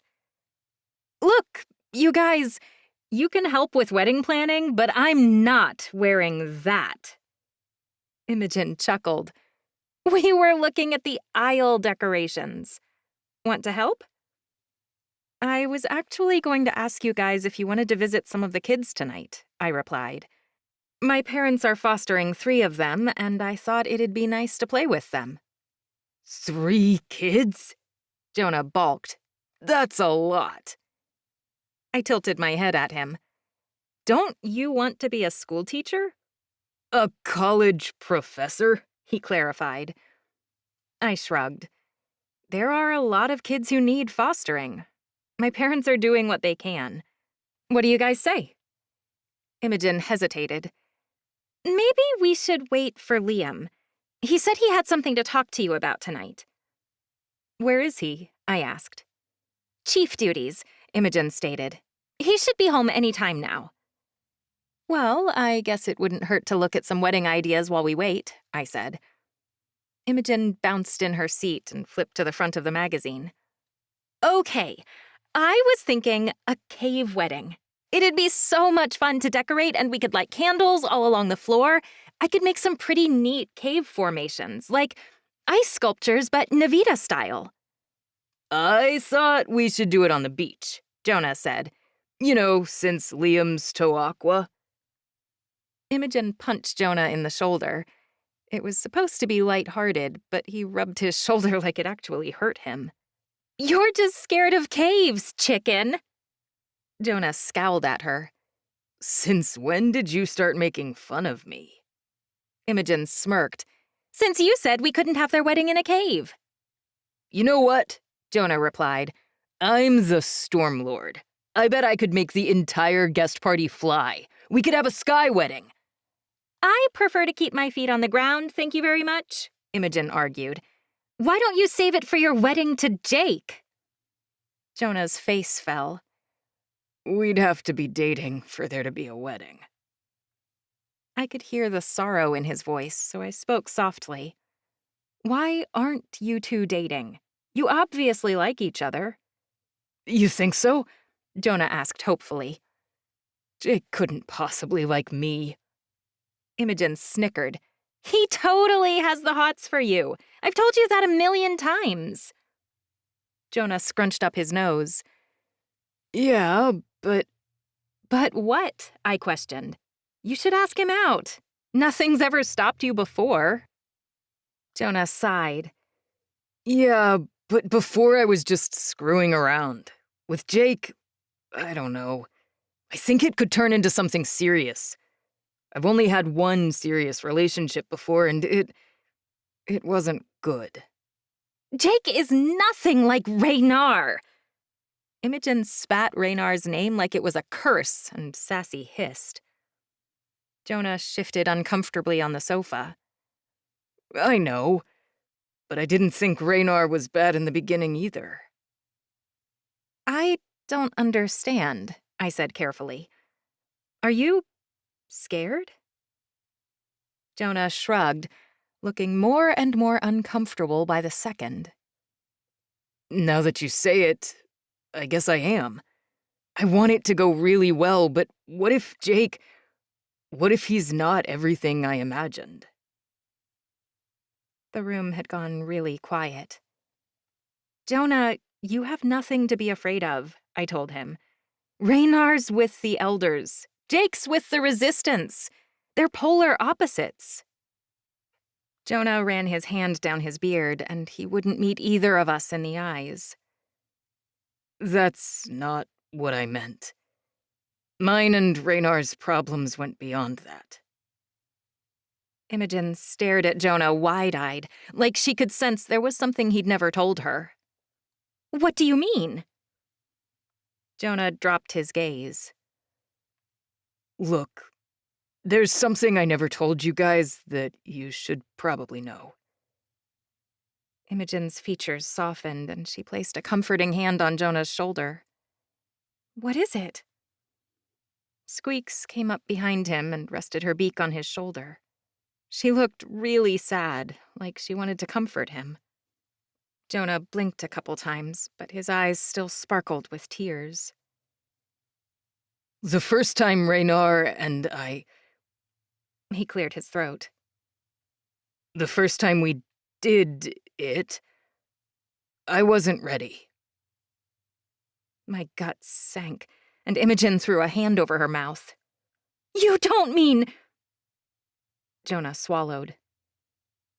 I'll spare you the details. What you need to know is Raynar, he... Imogen's lips tightened. What did that lowlife do? Jonah swallowed. Raynar drugged me, and he raped me. Imogen and I gasped in unison. My hand shot over my mouth, and my stomach dropped to my toes. I knew Raynar was a total asshole, but I never knew he'd taken things that far. Sick images flashed through my mind, and I was suddenly taken back to the camps. I could still feel Logan's weight on top of me. I felt like I might puke. I closed my eyes and shook the images off. At least I'd been saved before anything could happen. Jonah hadn't been so lucky. I felt awful for him. Imogen's hands curled into fists. That motherfucker! I'll kill him for you, Jonah. I really will. No, Jonah said quickly. That's not why I told you. I'm not out for revenge. Raynar took advantage of me, and I know what he did was wrong. I just don't want to fall into that again with someone else. You know? Jonah, I'm so sorry. My knees shook as I stood and crossed to the other side of the couch to sit next to him. I pulled him into a tight hug. I couldn't change what had happened, but the least I could do was let him know I cared. You didn't deserve that. No shit! Imogen shot to her feet. No one deserves that, especially Jonah. He has the heart of a fucking saint! Imogen grabbed a throw pillow off the couch and started punching it like it was Raynar's face. I'll gouge his eyes out! I'll slit his throat! Whoa, Im! Jonah cried, holding his hands up. Calm down. calm down, she balked. After what you just told me? No way! I just want to move past it, okay? Jonah said softly. Please, let it go. Imogen eyed him a moment, and she must have decided he meant it. She dropped the pillow and returned to his side. Her tones softened, which was really weird, with how she'd been raging a moment ago. We're here for you, whatever you need. Jonah squeezed us both. Thanks. Imogen sniffled. I just don't get why you stayed with him. Jonah frowned. Honestly, I don't get it either. At the time, I thought it was normal. I thought everything that happened was somehow my fault. It wasn't, I told him. You know that, right? Jonah nodded. I do now. As for Jake, I know he's not like that. I don't think he's going to hurt me. I just want to make sure he likes me for me first, and not just because I'm throwing myself at him. You know? We understand completely, Imogen said. Jonah sighed in relief. You girls are the best, Jonah replied. Just then, we heard the sound of the front door opening. Liam walked in, Julian right behind him. We all sprang apart, but we wiped our eyes at the same time. It was pretty obvious we were having a moment. Liam stopped in his tracks. Am I interrupting something? Jonah cleared his throat. No, Im and I were just going to visit some of the kids. They'll love Baby. Oh, okay. Liam stumbled over his words as Imogen and Jonah made a quick exit, their familiars on their heels. Baby frolicked behind Squeaks like he was excited to get out of the house. Essis stared after them longingly, then jumped off the couch and slipped through the door behind them. Essis! I called. I hurried to the door and opened it. Jonah gave a thumbs up. Essis is good. He can tag along. I hesitated in the doorway. Are you sure? Poof! Jonah waved his hand. For sure. The kids will love him. Liam opened the door wider. In that case, can you take Julian too? Julian wagged his tail like a dog at the offer. Jonah whistled to him. Come on, boy. Julian sneered at Jonah before he went chasing after the other familiars. Within moments, Liam and I were left alone. Liam cleared his throat and took a step toward me. I shifted my weight when I faced him. Imogen said you wanted to talk to me? Liam looked to his feet. Yeah, I do. My pulse quickened. Uh-oh. No, Liam said quickly. it's not like that. It's good. Kind of. Oh, okay, I stammered. I already had a feeling I knew what he wanted to talk about, and I wasn't sure I was ready for it. There's something I need to tell you, too. He tilted his head in question. Is everything all right? I sighed. Well, for one, I just got some very disturbing news about Jonah.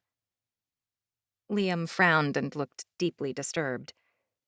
Is it about Raynar? You know? I asked. Liam nodded solemnly. Yeah, he opened up to me about it last semester. Pretty disturbing, isn't it? My heart twisted. Absolutely. I feel awful for him. I know. Me too. Liam admitted. I wish we could change it, but we can't. I know. All we can do is help him through it. He's doing better, Liam said. I think being in Hokavale has made a difference for him. And being around Jake. That's good. I played with my hands. I didn't know what else to say.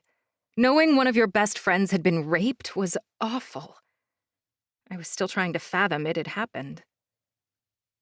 So, what else did you have to tell me? He asked, changing the subject. I was glad for the distraction because it was hard to think about what Jonah went through. I wanted you to know that I saw my grandparents, I told him. Shock crossed his features. You what? In the pits? No, thank the ancestors, I said quickly. I sort of had a panic attack in the camps. They came to me and told me I had to face my trauma. They basically told me I was going to find the pits and that I had to keep going. Seeing them and hearing them again, it really helped me. Wait, they spoke to you? He asked. Yeah, I replied, like it wasn't a big deal. You heard them, He repeated. As clear as I hear you now, I stated. What did he not understand? Liam pressed his lips together. That's so strange. You shouldn't have been able to talk to them unless they were your spirit guides. I shrugged.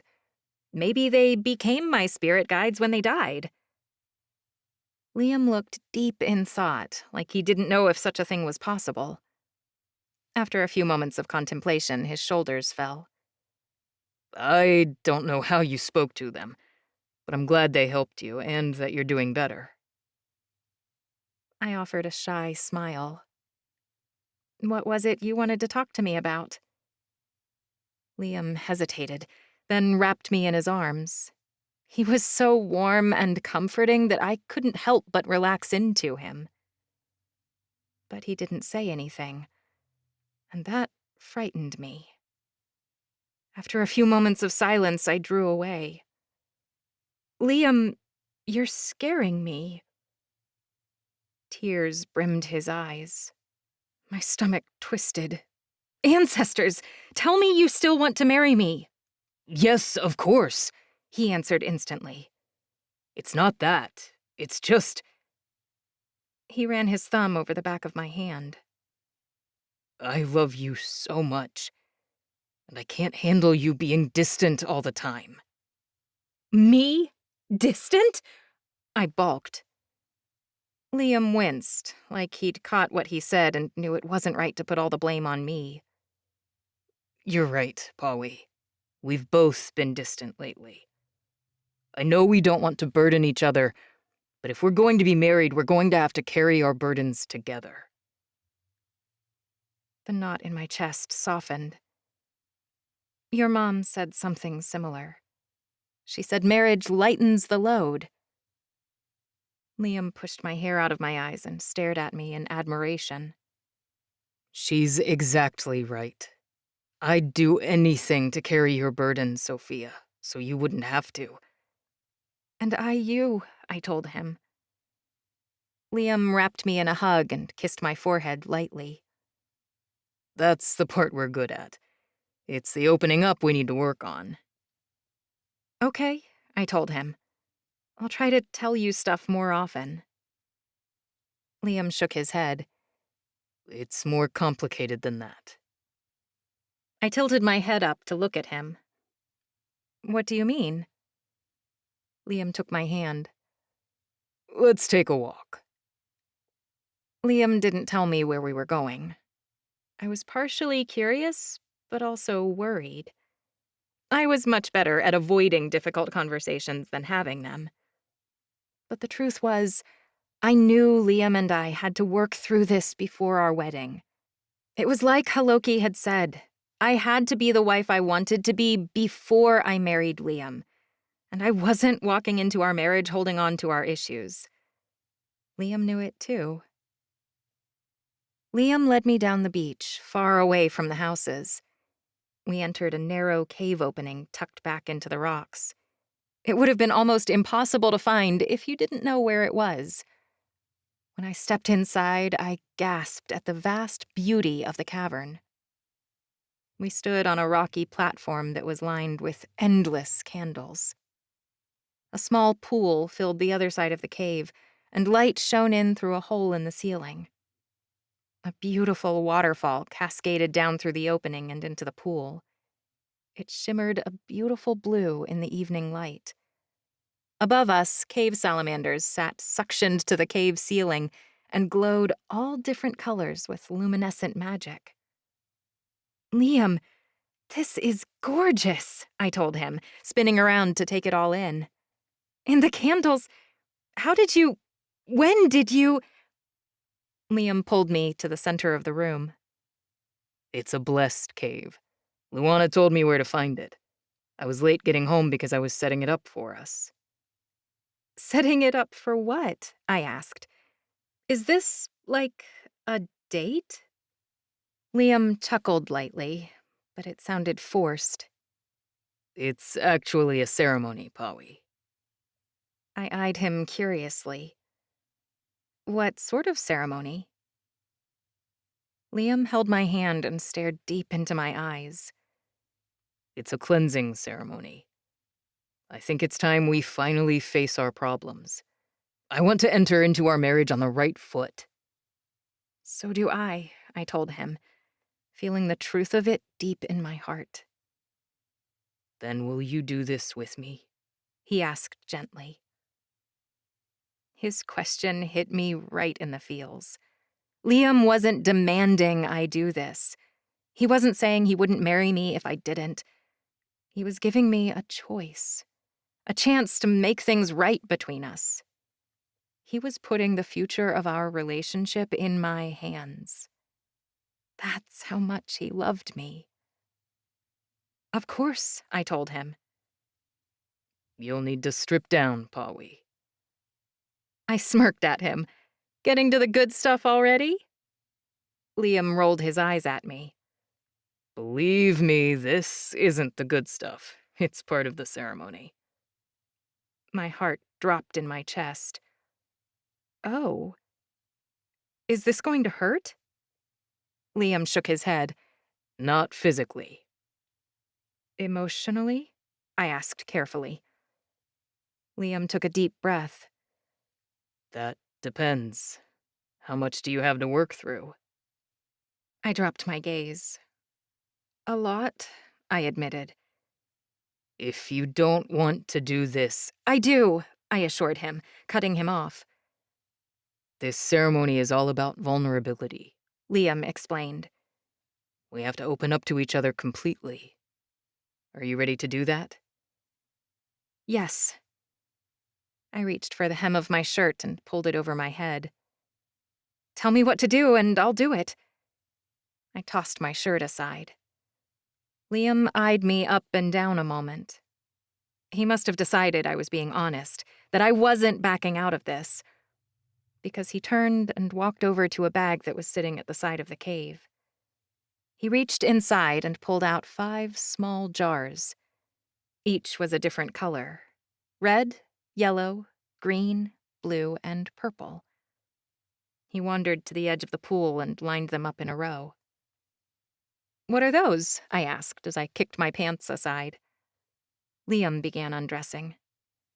Ceremonial paints. They're often used in war. I stepped forward, completely naked. Is that what this is?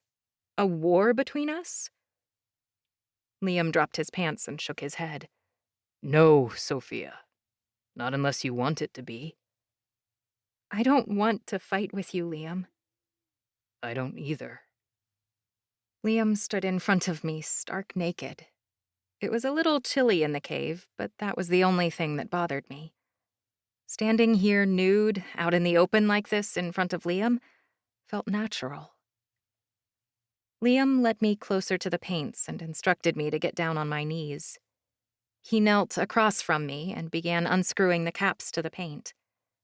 I watched in wonder as he controlled the sparkling water from the pool and placed a small amount into each of the jars. The water inside swirled, creating a thick, colorful paste. Neither of us spoke. I just watched, but my pulse quickened. There was something spiritual about being here in this blessed cave, kneeling across from Liam and being completely exposed. He knitted his eyebrows in concentration and stuck the tip of his tongue out of his mouth. My mouth went dry, but I kept my eyes ahead and focused. When Liam finished mixing the paints, he lifted his gaze to meet mine. Pawi, Are you prepared to expose all your inner feelings, to speak your undeniable truths, and to embrace your vulnerability like you never have before?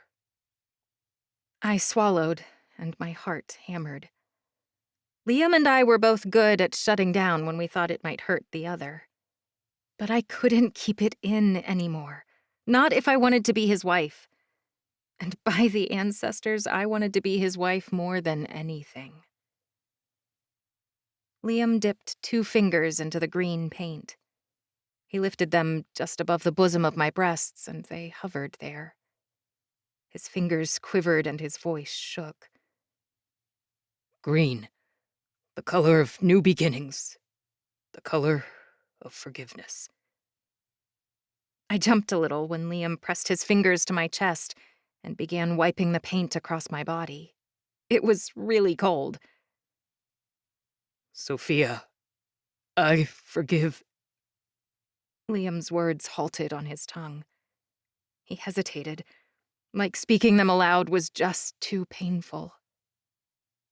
He dropped his gaze from mine, and his eyes roamed over the paint spread across my skin. He got a deep, contemplative look in his eyes. For a second, I thought he was about to drop out of the ceremony.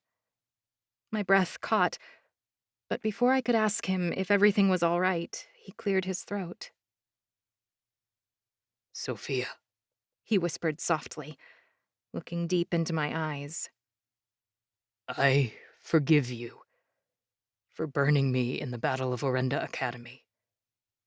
And I forgive you for preventing me from saving my father. Tears welled in my eyes. I knew he held it against me. He had every right to. But hearing him say it out loud made my stomach turn to knots. "I'm so sorry, Liam," I whispered, my bottom lip quivering. "I only did it to save you. If I hadn't stopped you—" "Shh." Liam pressed a painted finger to my lips. His eyes watered, and he swallowed. You don't have to explain. I mean it, Bawi. I forgive you. I gaped at him. But what I did was terrible, unacceptable, vile. I know why you did it, Liam said. We'd all be dead if I'd gone to save my dad. You made the right choice. I didn't realize how much of a relief it'd be to hear him say that until he did.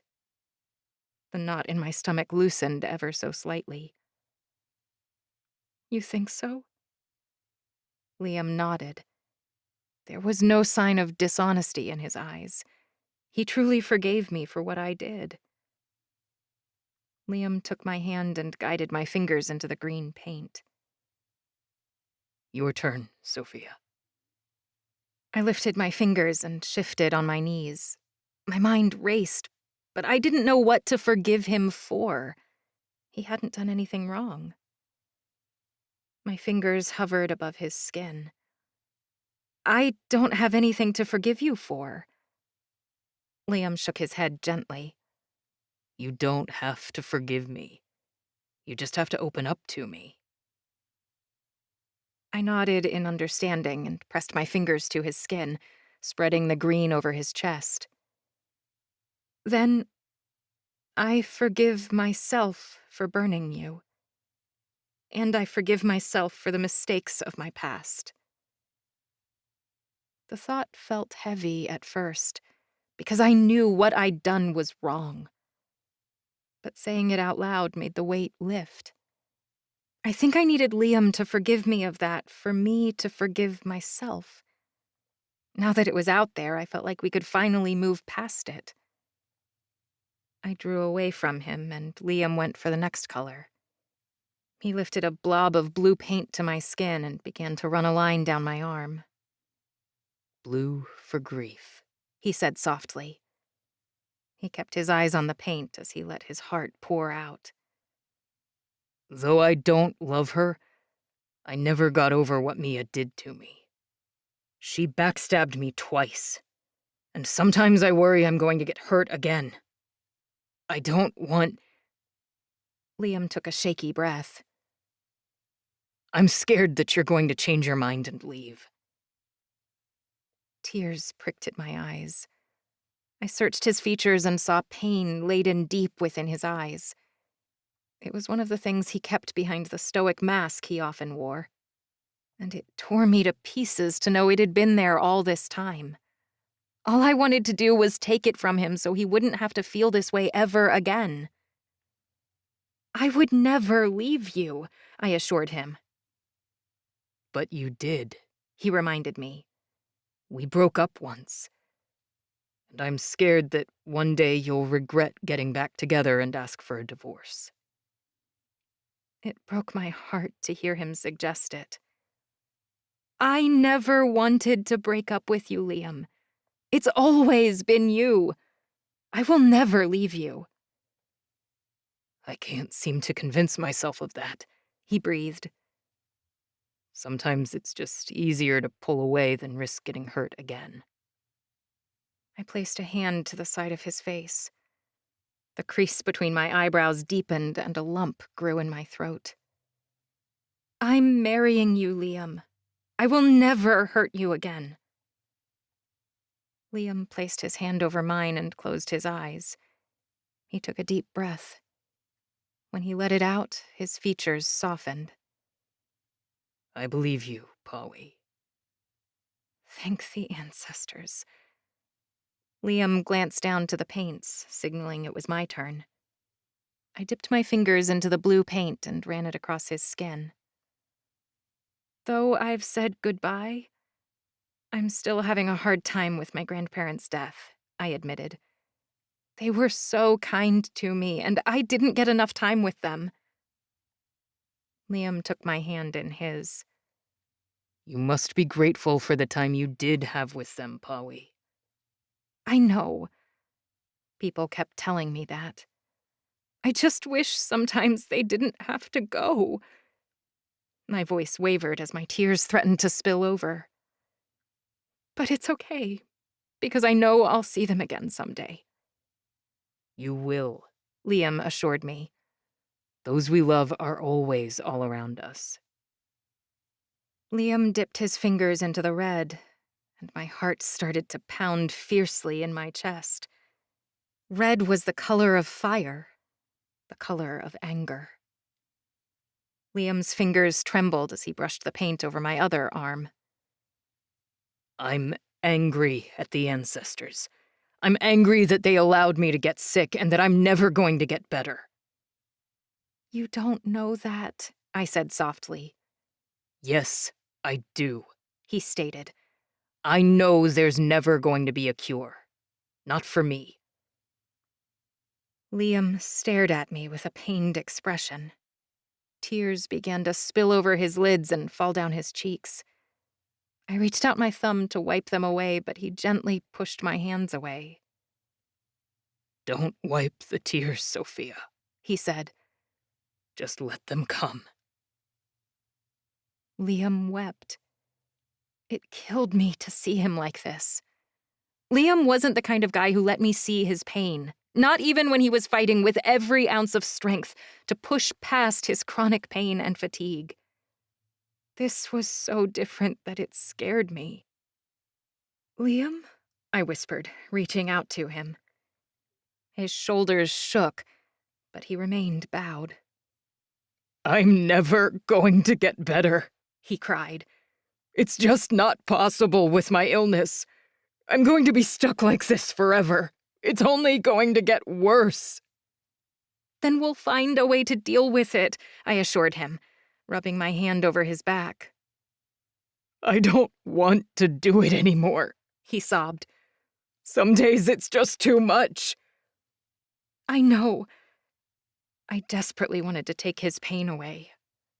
Whatever you need, whether it's treatments or just support, I will be there to help you. Liam lifted his head.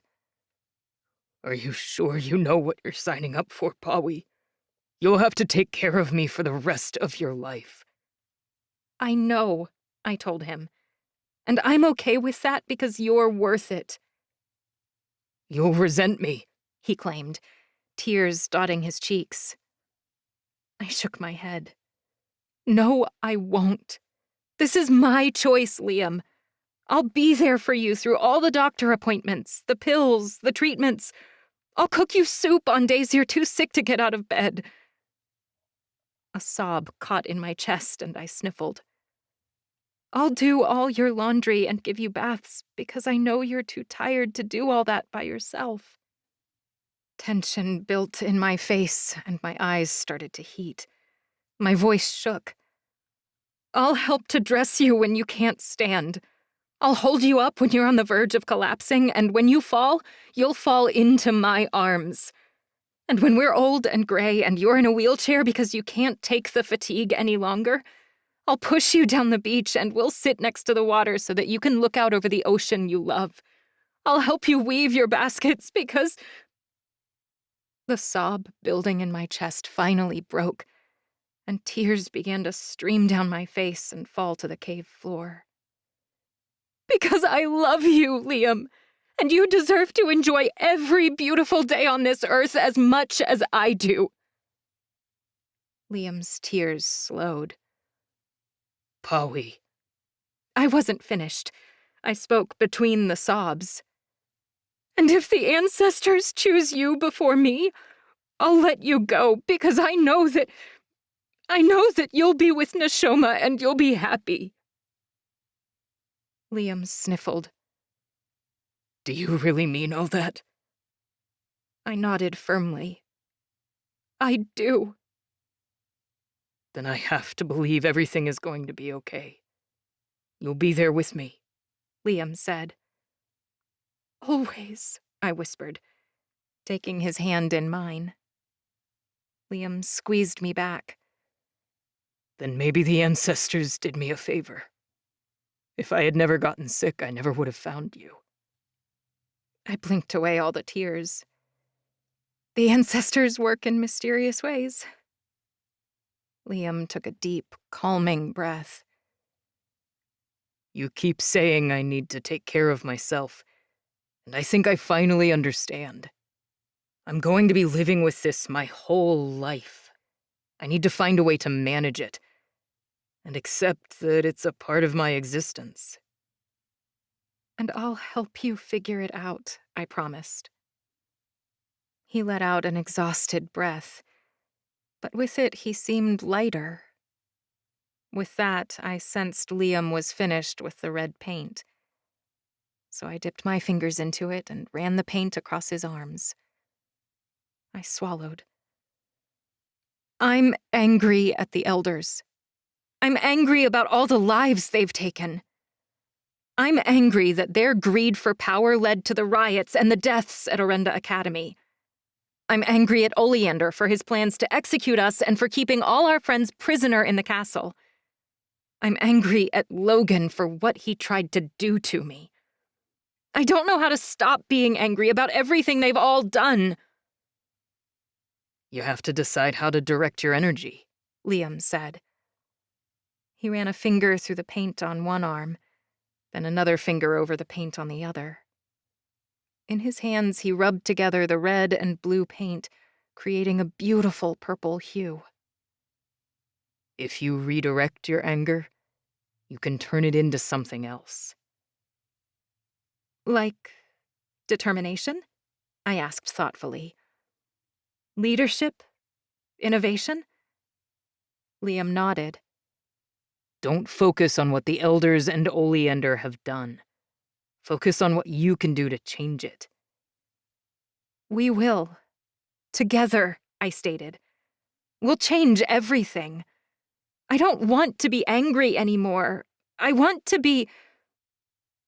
I paused for a moment to think.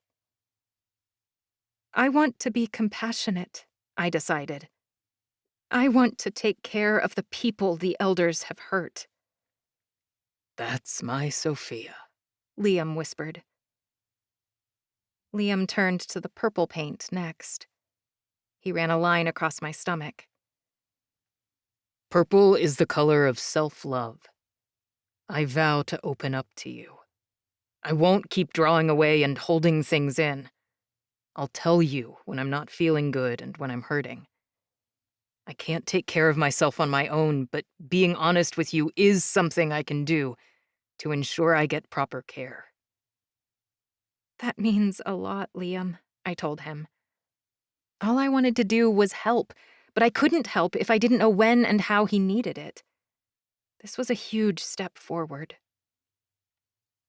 I smeared purple paint on his torso next. Lately, I've felt like I don't really know who I am, because I don't know who my real parents are. I don't even know where to start, since we've found nothing in the Anichi records. It's possible I'll go my whole life without knowing. I don't want to go that long without knowing myself. Liam eyed me with a sympathetic expression. I guess what I'm saying is, if I'm going to learn how to love myself, I have to accept that I don't need to know my lineage to do it. I didn't realize any of this until I said it out loud. Whoever my parents are, it doesn't define me. You're right, Liam said. They don't hold a candle to my Sophie. A smile touched the corner of my lips. Liam reached for the yellow paint, but hesitated. He pushed the yellow paint toward me as if he wasn't quite ready. You go first. I dipped my fingers into the yellow paint. What does yellow mean? Acceptance, Liam said. I pressed the paint to his cheeks. My heart hammered as I considered my options. What was I struggling to accept? The riots? My grandparents' death? No, that wasn't right. I was working on those, but there was something deeper in my gut I couldn't seem to shake. I gasped with the realization. I accept that you and I will never have children together. My tongue went dry as I spoke the words. It was a hard pill to swallow because it was something I wanted so much one day. But I was finally starting to feel like it was okay that we'd never have kids of our own. I'd considered adoption as our second option, but that was wrong. No child should ever be a backup plan. I didn't want to adopt a child unless I wanted them fully, not sought them as a replacement for something I couldn't have. And to be honest, I wasn't quite ready to let go of the hope of having a biological child of my own. So I had to accept the reality that I may never be a mother at all, and be at peace with it. I wiped another glob of paint on Liam's other cheek. I accept the role of your wife, of being the wife of a chief. I will become the mother of the Tawakwa tribe. They will be my children, and I accept that it will be enough for me. Tears streamed down Liam's cheeks, mixing with the yellow paint. He placed his thumbs into the paint and pressed them to my cheeks, but he didn't move from there. He froze, his hands shaking. I reached up for his wrists. It's okay, Liam. Take your time. Several moments passed before he spoke. He closed his eyes and took a breath. I accept that I may end up in Aya Nokshan. My heart gave a start. It killed me that he's still worried about this after the last time we spoke of it. Liam, why would you think you'd end up there? I've done bad things, he stated. I've made so many mistakes in my life. I don't think the ancestors can keep giving me second chances. My stomach sank. He was talking about the people he'd killed. But it had been necessary. He'd killed Professor Fawn to spare her, and killed the task force and Logan to save me. He wasn't heartless. That doesn't make you a bad person, I told him. It does, he argued. Bad people are people who have done bad things. Bad people have evil in their hearts, I countered. They do bad things to serve an evil purpose. Who gets to decide what's evil, though? Liam asked. Murder is evil, isn't it? I held on to him tighter. Have you ever done anything against your principles, Liam? He looked deep in thought as he contemplated the question. You took Fawn's life to save her, I reminded him. It was an act of mercy. You killed Logan to save me. You do everything to serve other people. You're nothing like the evil that has plagued Kinpago. You're not on the same level as Logan or Haley or Oleander. They hurt people only to serve themselves. You do what you have to do to serve others. See the difference? Liam's lips trembled as he nodded. I refuse to believe the ancestors would think you are unworthy of the ancestral lands, I added. They accepted you as their Tawakwa chief. Would they do that if they thought you were a bad person? Liam blinked away the tears. I guess you're right. You have nothing to fear, I told him. The ancestors have already accepted you as you are. Someone as beautiful as you could never end up in hell. Liam wrapped me into a hug and accidentally knocked the yellow paint over with his knee. Neither of us rushed to pick it up. We just sat there in the embrace, drinking each other in and letting the yellow paint spread across the floor beneath us. I squeezed him as tight as I could and inhaled his scent. Liam, I don't want to fight with you anymore. Me either. His voice cracked. Whatever happens moving forward, we're a unit, I told him. He squeezed me back tighter. Agreed. We'll fight against our issues together instead of against each other. Tears began streaming down my face again, but they were warm, wonderful tears. I felt the last of the weight lift from my body, and a sense of peace settled in my stomach. I love you, Liam, I whispered. I love you too. Liam drew away, but he took my hand in his. He stood, and I gazed up at him. Come on, Pawi. We're not done. We have to wash our confessions away, so they can't weigh us down anymore. Liam helped me into the shallow pool. We walked into the middle until we were waist deep. Water cascaded down through the open ceiling and fell onto our heads like a cool shower. Neither of us spoke. There was something incredibly spiritual about the silence. Liam's hands roamed over my arms, spreading the trickling of water over my skin. I did the same to him. The paints ran down our bodies and swirled into the water beneath us, creating a beautiful, breathtaking work of art that twisted and swirled in a beautiful display. The more I cried, the lighter I felt. As the paint swirled across the pool and away from us, I felt like my breaths became deeper and more peaceful. We could finally let go. Liam pulled me to his chest. We stood there, taking in the moment like nothing else mattered. His skin was warm against mine. Right now, I didn't even care about the cold water falling down my back. It was all wonderful. Every little piece of this ceremony and this cave. I truly felt like we'd been blessed. I tilted my head up and pressed my lips to Liam's mouth. He moaned, and I felt the water swell around me. His magic pressed against my backside, pushing me into him. You feel that? Liam asked, pressing his hips into mine. I beamed. I do. I love you this much and more.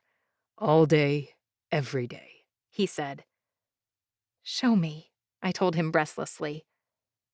He tilted his head to the side in question. "Show me just how much you love me," I repeated. I love you to the ancestral lands and back, he said. Then he cradled the back of my neck and brought his lips down onto mine. Liam and I stayed in the cave until well past dark. We eventually figured we should get dressed and return home before everyone started to worry. By the time we arrived, Imogen and Jonah were already asleep, and Julian and Esses were curled up in the corner of the room. That night, I had the most incredible dream. I walked through the halls of a large house. It reminded me a lot of Liam's house back on his family island, but it was laid out differently. There was all sorts of Hawkeye art on the walls, including the exact collection of arrowheads that hung in my grandparents' house. In the distance, I heard the sound of a child calling, "Mommy! Mommy, come look!" I opened the front door, and from the sky flew a beautiful beast, a red dragon with a rider on his back. I couldn't see his face from here, but the rider had long black hair and wore regalia worthy of a chief. "Look out the window, Pumpkin," I called. "Your daddy's home." I startled awake that morning. Liam must have already left for work because neither he nor Julian were anywhere to be seen. He must have said goodbye to me, but I'd been too tired to remember. By the silence in the house, Imogen and Jonah must have left as well. Esses stretched from where he'd slept on my belly. He patted my stomach, and in that moment, something hit me. I sprang straight up in bed. What day was it? How many periods had I missed now? I'd accepted it wasn't going to happen, but what if... Esses eyed me with a sympathetic expression. "You know something, don't you?" I accused. He just kept looking at me without responding. I took a deep breath, and my hands began to shake at the thought of taking a pregnancy test. Holy crap. Was I really going to find out today if I was pregnant?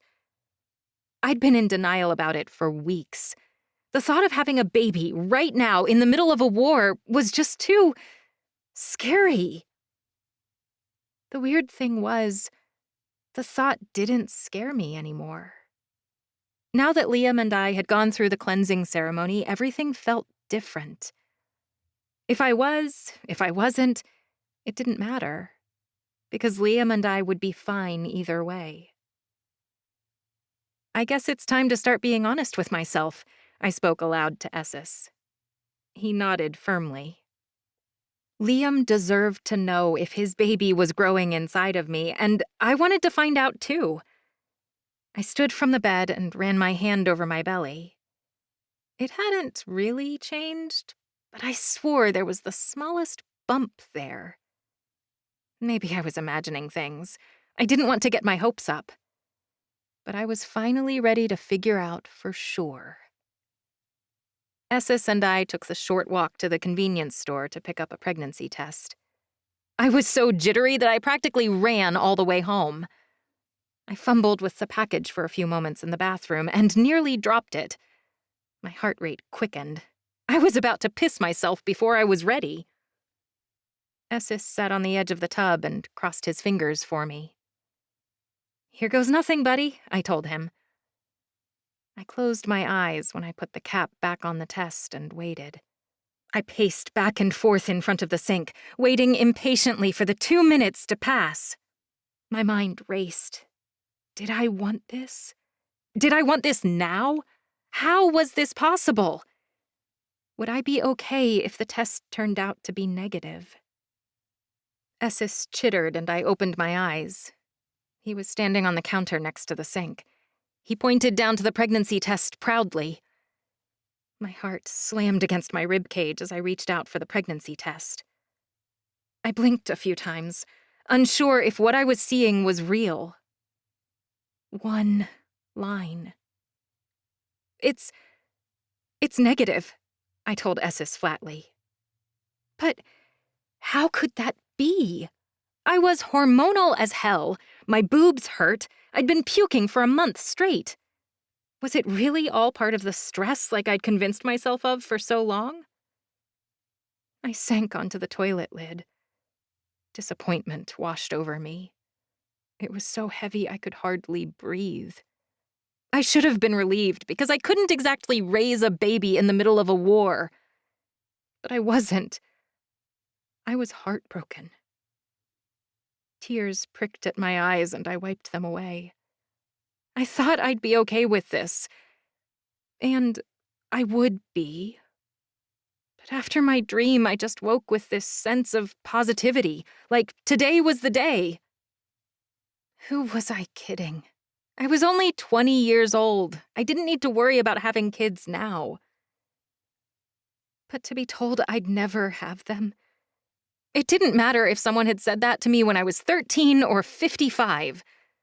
I'd still feel devastated that I couldn't carry my own baby in my womb. Wow. I didn't know how badly this would hit me. Esses frowned and dropped his gaze. He kept his hands behind his back and rubbed his foot back and forth across the countertop. I wiped my nose. Not gonna lie, buddy, I'm pretty disappointed. It's for the best, I'm sure. But I guess there's just a little part of me that thought... Esses pulled his paws from behind his back, and he held up a second pregnancy test. I grabbed for it immediately and sprang to my feet. My heart hammered, but for entirely different reasons. 2 lines. I squealed, then threw my hand over my mouth. Tears began to stream down my face, and I braced myself against the countertop. This feeling of euphoria was unlike any other. A year ago, I'd been told I could never have the one thing I wanted, a child with Liam. Now, here I was, staring down at a positive pregnancy test. It was like the ancestors had bestowed upon us a blessing unlike any other. Esses, what did you do? I demanded, placing the negative pregnancy test at his feet. Esses looked up at me with a guilty expression. He pointed to himself, then squatted down like he was on a toilet. You peed on it when I wasn't looking? I squeaked. Esses threw his paws over his mouth and snickered. You were testing me, I realized. He'd tricked me, so I'd admit to myself how I actually felt about this. Familiars could be little shits sometimes. Esses, seriously, that wasn't funny. But I laughed. I was too thrilled to scold him for real. I'm pregnant, I said aloud, testing the reality of it on my tongue. It hardly seemed possible. I couldn't believe it myself. Holy crap, Esses, I'm Wait. My gut sank as the reality of it hit me. Ancestors, what is Liam going to say? And what if the elders find out? They'll try to hurt our baby. Esses lifted his paws and shrugged, as if questioning if other people's opinions really mattered. Of course, I cared what Liam thought, but the elders could go screw themselves. I'd do anything to protect this child. But I was the chosen one. Would I put this baby before saving the tribe? I knew the answer before I finished asking the question. To think what the elders might do to my child was terrifying, but they wouldn't touch my baby. I wouldn't let them. How far along do you think I am? I mused. Esses shrugged, then made a butterfly with his paws. Sierra? I asked. You think we should ask Luana? He nodded. You're right, I said. With her healing magic, she could probably tell. Let's go see if the baby's healthy. Esses jumped onto my shoulder, and we hurried out of the empty house together. I kept the positive pregnancy test tucked in my bag because it felt really special. I never thought I'd see one myself. It meant the world. Esses and I found Luana in our usual meditation space in the caves. We were actually a little late for our daily session. She was running her fingers through the water when we arrived, while Sierra fluttered close by. She stood, and instant concern crossed her features. "Are you okay?" she signed. "Better than okay," I told her. "Can you diagnose a pregnancy?" A wide smile spread across her face. "I thought you'd never ask." I furrowed my brow. "You knew?" She beamed. "Since the day we met. I didn't mean to find out. My spirit magic told me." I recalled when she used her healing magic to assess my health, to see why healing was so hard for me. "Why didn't you say anything?" I asked. "I thought you didn't want anyone to know," she signed. "You didn't know yourself?" I shook my head. She wore an expression of regret. "I'm sorry I didn't say anything." "That's okay," I assured her. "Do you think you could check if my baby's healthy?" She nodded, then guided me toward the sofa in the corner of the cavern. I lay on my back, and Luana knelt down beside me. Essis stood at my head and began massaging my scalp. Luana placed her hands gently over my belly. Warm, tingling, healing magic filled me. I felt completely at peace, but it still felt so surreal. After at least a minute, Luana pulled away and started signing to me. "Congratulations! You have a healthy baby growing inside of you." "You mean it?" I asked. "It's really okay?" She smiled. "Perfect as far as I can tell." Tears of happiness filled my eyes. "How far along am I?" 14 weeks, she answered, "which is why I'm surprised you didn't know. You're already starting to show." It was hard to explain to her why I'd waited so long. Hell, I could hardly make sense of it myself. I had been so scared to find out. I'd lied to myself for months. I had been terrified, but I wasn't anymore. "When am I due?" I asked. "Christmas Eve," she told me with a soft smile. "Congratulations, Sophia. You're having a Christmas baby." I was so excited I couldn't hold it in. I squealed and flung my arms around her neck. She embraced me back with a laugh. Luana and I talked for a long time after that. I confided in her about how Liam was sterile, and I never thought this was going to happen. This seemed like a miracle. Then something crossed my mind. "Could the baby have Liam's disease?" I asked her, worried. "It's possible, but I can't diagnose it yet. The disease doesn't usually become active until young adulthood," she answered. I didn't want my baby to suffer, but I knew everything would be okay either way. This baby would be so loved. I spent all day learning about prenatal health from Luana. She tried to show me how to use my Anachi powers to check the baby's heart rate, but I couldn't manage it. "We'll try another day," she told me at the end of our session. "Get lots of rest and take care of yourself. You're going to need it." "Thanks. I will." I was beaming as Essis and I walked home. I practically felt like I was floating. Me, pregnant! I couldn't believe it. When we got there, Imogen and Jonah were standing in the kitchen. They wore the same pointed expression and both had a hand on their hips. Even Squeaks gave me the look. Sassy just sat on the counter with her head held high like she knew something no one else did. What's going on?" I asked, cautiously stepping into the house. Sophia, what's this? Jonah demanded. He flung a pregnancy test onto the counter, but it went sliding off onto the floor. His face fell for a second before going back into the pointed look. My heart stopped for a second before I realized it was the negative test Essis had taken. Whoops. "So you found Essis' pregnancy test," I said nervously. You can drop the act, Sophia, Imogen said. We know you're pregnant. I furrowed my brow. I wanted to tell them, but I'd been hoping to tell Liam first. But that test was negative. Well, you're testing for a reason, aren't you? Jonah questioned. Yes, I said. So if this negative one is Essus, where's the positive one? Jonah asked. I balked at them. How did you guys know I got a positive test?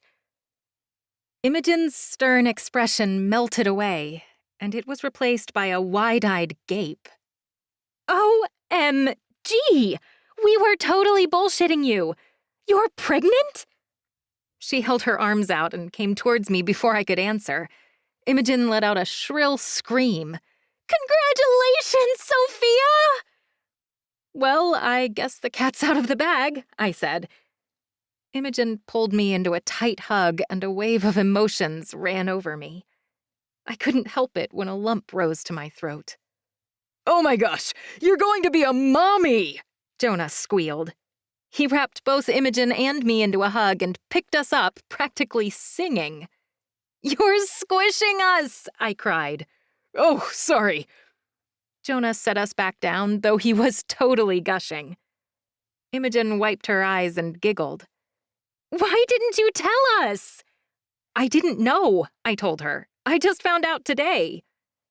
Well, it wasn't hard to assume, Jonah said. Squeaks and Sassy wouldn't say a damn thing, and we knew they were hiding something.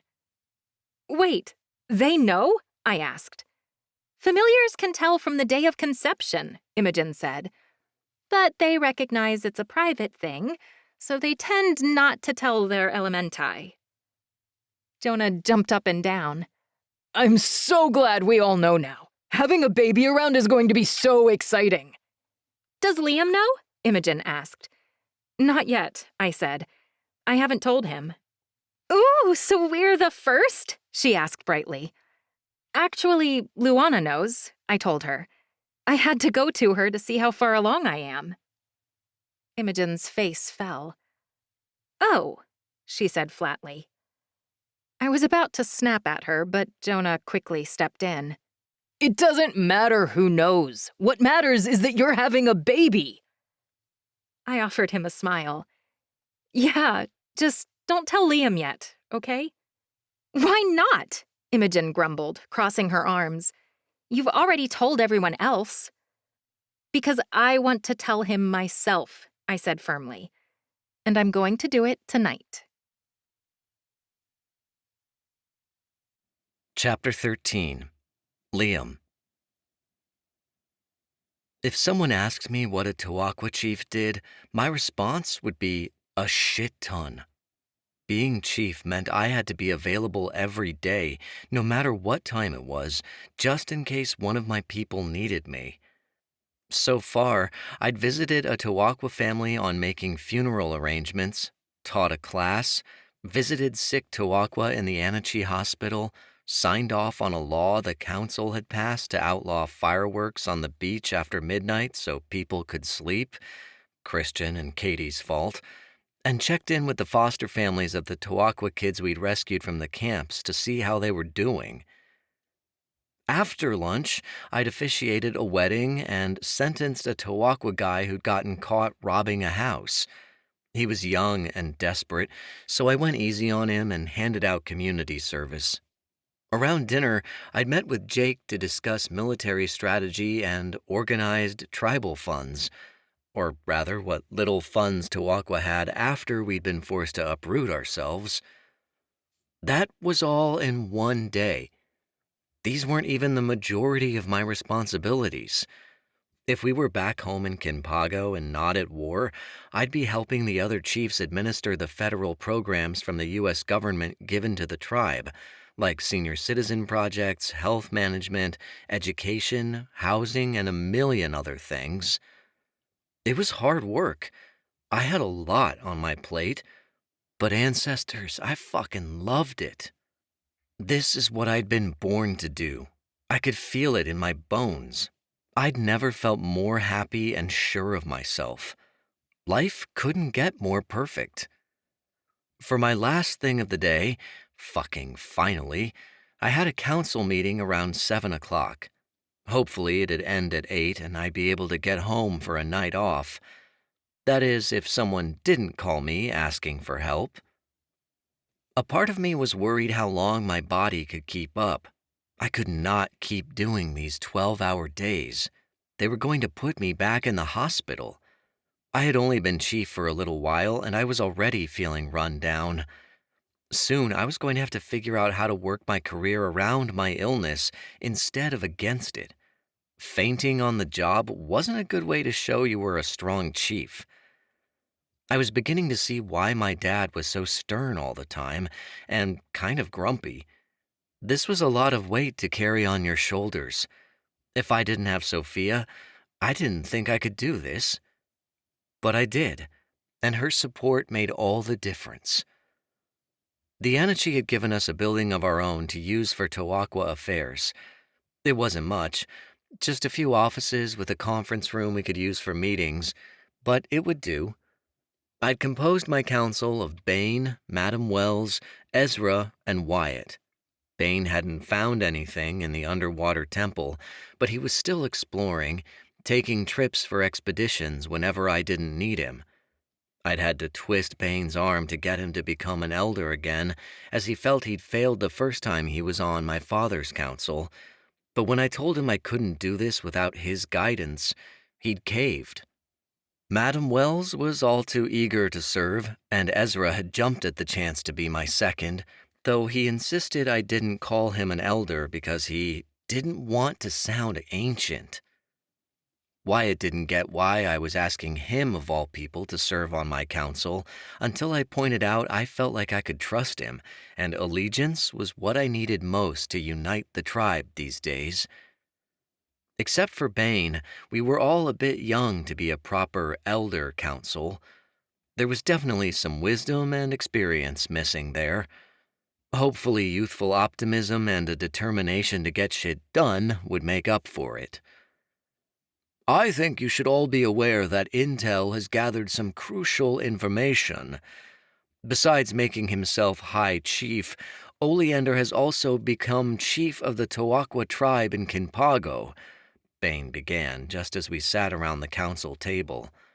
His eyes flickered to me before he said, "Well, he thinks he's chief anyway, and the Tawakwa left back home know no better." "That's bullshit. Liam's the rightful chief. Oleander has no claim on the Tawakwa tribe," Ezra spat. At his side, Diami cooed in agreement. "Settle down, Ezra," Bane said calmly. "The few Tawakwa that still remain in Kinpago are committed to following his leadership. Against their will, of course. Most likely he's threatening them with their lives. Rescuing them will prove difficult, if not impossible, at least until the proper time when we can expose where we are." I shook my head. Jake's not ready to expose the resistance. The Anichi Council made it clear that Sophia has to be ready to fulfill the prophecy before they come out of hiding. And she's not. Not yet. She still needs more training. "I understand your concern for your wife-to-be, but I'm not sure how much longer we can keep this up," Bane said in frustration. "Oleander believes that the liberation of the camps was a Bayami rebellion, but fooling him again won't be so easy. And now that Sophia's shown her face in Kinpago, Oleander has confirmation she's still alive. He's going to be looking for her, and it won't be long before he discovers she's here and that the Anichi are still alive. We need a contingency plan for when that happens, not if." "Easy. Liam challenges Oleander to a chief's duel, and we end this," Ezra said. "No, Ez. Not so easy." I frowned. I'm sure my magic is strong enough to take Oleander down, but he has Skyless on his side. Julian's not big enough yet to battle a Drakish. Chief duels involve familiars too, not just Elementi. Even Valda lost against him, and she was an experienced dragon. I reached out to itch Julian behind the horns, and he growled. Though he was just barely bigger than Squeaks now, he seemed eager at the chance to go head-to-head with Skyless. "I believe the problem is we're still outnumbered," Madam Wells began. "Even with the Anachi tribe on our side, and all the refugees and the Bayami rebels in the village, those in Kinpago outnumber us 2-1. "But not everyone is going to fight for Oleander," Wyatt argued. "The only reason most people are still there is because they don't think they have any other option. Once we reveal ourselves, they'll come to our side." "I think you're being too optimistic," Bane said. "Some Defortai in the tribe have gained comfortable positions and won't want to lose their status. Others won't want to risk fighting back for fear of repercussions. Those brave enough to resist are probably already here. People will do what they have to in order to survive. Everyone is going to have to make the choice when the time comes," I began. Julian laid his head on my lap, and I added, "Though we have a big problem. We can't even think about storming Kinpago when so many of our familiars are missing. Winning a battle when the other side has companions and we don't is impossible. We need our magical creatures." "Yes, but where are they?" Wyatt smacked his hand on the table. "It's like Oleander up and made them disappear." Looking for the missing familiars had proved futile. Nothing had come up as of yet. Wyatt had been suffering without Tuscan. Drew and Maddie were more or less in the same state. "Familiars can't vanish, especially powerful ones. They must leave traces," Madam Wells argued. "Something doesn't add up." Ezra crossed his arms and scowled. "We need more people on this case." "How? There's no one left to spare," Bane argued. "We've got every last man and woman booked up with a job, and if you take people from one place and put them in another, the whole system falls apart." "Chief, what do you want to do?" Wyatt looked to me. The table went silent. I pondered the question as Julian rumbled. "Finding our familiars is of utmost importance," I decided. "We'll get by in other ways, but this is one area we can't slack on. I want all Tawakwa intel devoted to finding these creatures. We'll get our information on Oleander from the Anachi spies." There was a mutter of agreement from the council. We talked for an hour about it and didn't get far. When I could tell this wasn't going anywhere, I called the end of the meeting and we split up. Bane went back to his house to prepare for another expedition. His last one had come up empty, and he'd been a rotten bastard to deal with ever since. I'd learned that if Bane had a successful exploration where he'd found another clue, he was on top of the moon. But ancestors forbid if he came back with nothing, because he was a total crab. Calling council meetings with him gone every other week was difficult, but right now we didn't have any choice, as finding the Aza Imperii wasn't something we could sacrifice. Madam Wells swept off to wherever she went, and Wyatt more or less stormed out. He'd been in a bad way. His support on the council was helpful, but I knew he wouldn't be himself until he got Tuscan back. Ezra and I walked back to the main village together. Julian and Diami flew above, wrestling in the sky and smacking into each other. Those two familiars never had a greater time than when they were beating each other up for fun. It was how Ezra and I had acted when we were younger. I could still remember the time I'd thrown Ezra off the couch and into the coffee table. He'd gotten me back by shoving me into a dresser. Dad had to break us up. Good days, those were. As we came into town, I saw Stevie wave outside the Falcon's Nest, still in her uniform. Stevie worked there as a waitress. Esfred told me that was how they met. The first night he was here, he went out for a coffee by himself, trying to process everything that had happened. Stevie had served him, and they'd hit it off right away. They'd talked until her shift was over and ended up hanging out all night. They'd screwed on the docks in the morning while the sun came up, and barely parted since. Ezra spared me no fucking details when it came to Stevie. He was fricking obsessed with the girl. Hey, baby. Ezra swept Stevie into his arms and kissed her on the mouth. I've been thinking about you all day. I was going to puke. Stevie tilted up a smile, but even as she did it, I could see she was hiding her pain. Fuck, did I look like that sometimes? No wonder people worried about me. And I've been counting the minutes until I could see you again, she responded. She ran her fingers through Ezra's hair, and I rolled my eyes. If you two are gonna bang, could you go somewhere private? I complained. Ezra snickered. Stevie tried to laugh, but it was more of a grimace. There were bags under her eyes. Stevie hadn't been her chipper self lately, but I figured she was having a flare-up. I was about due for one myself.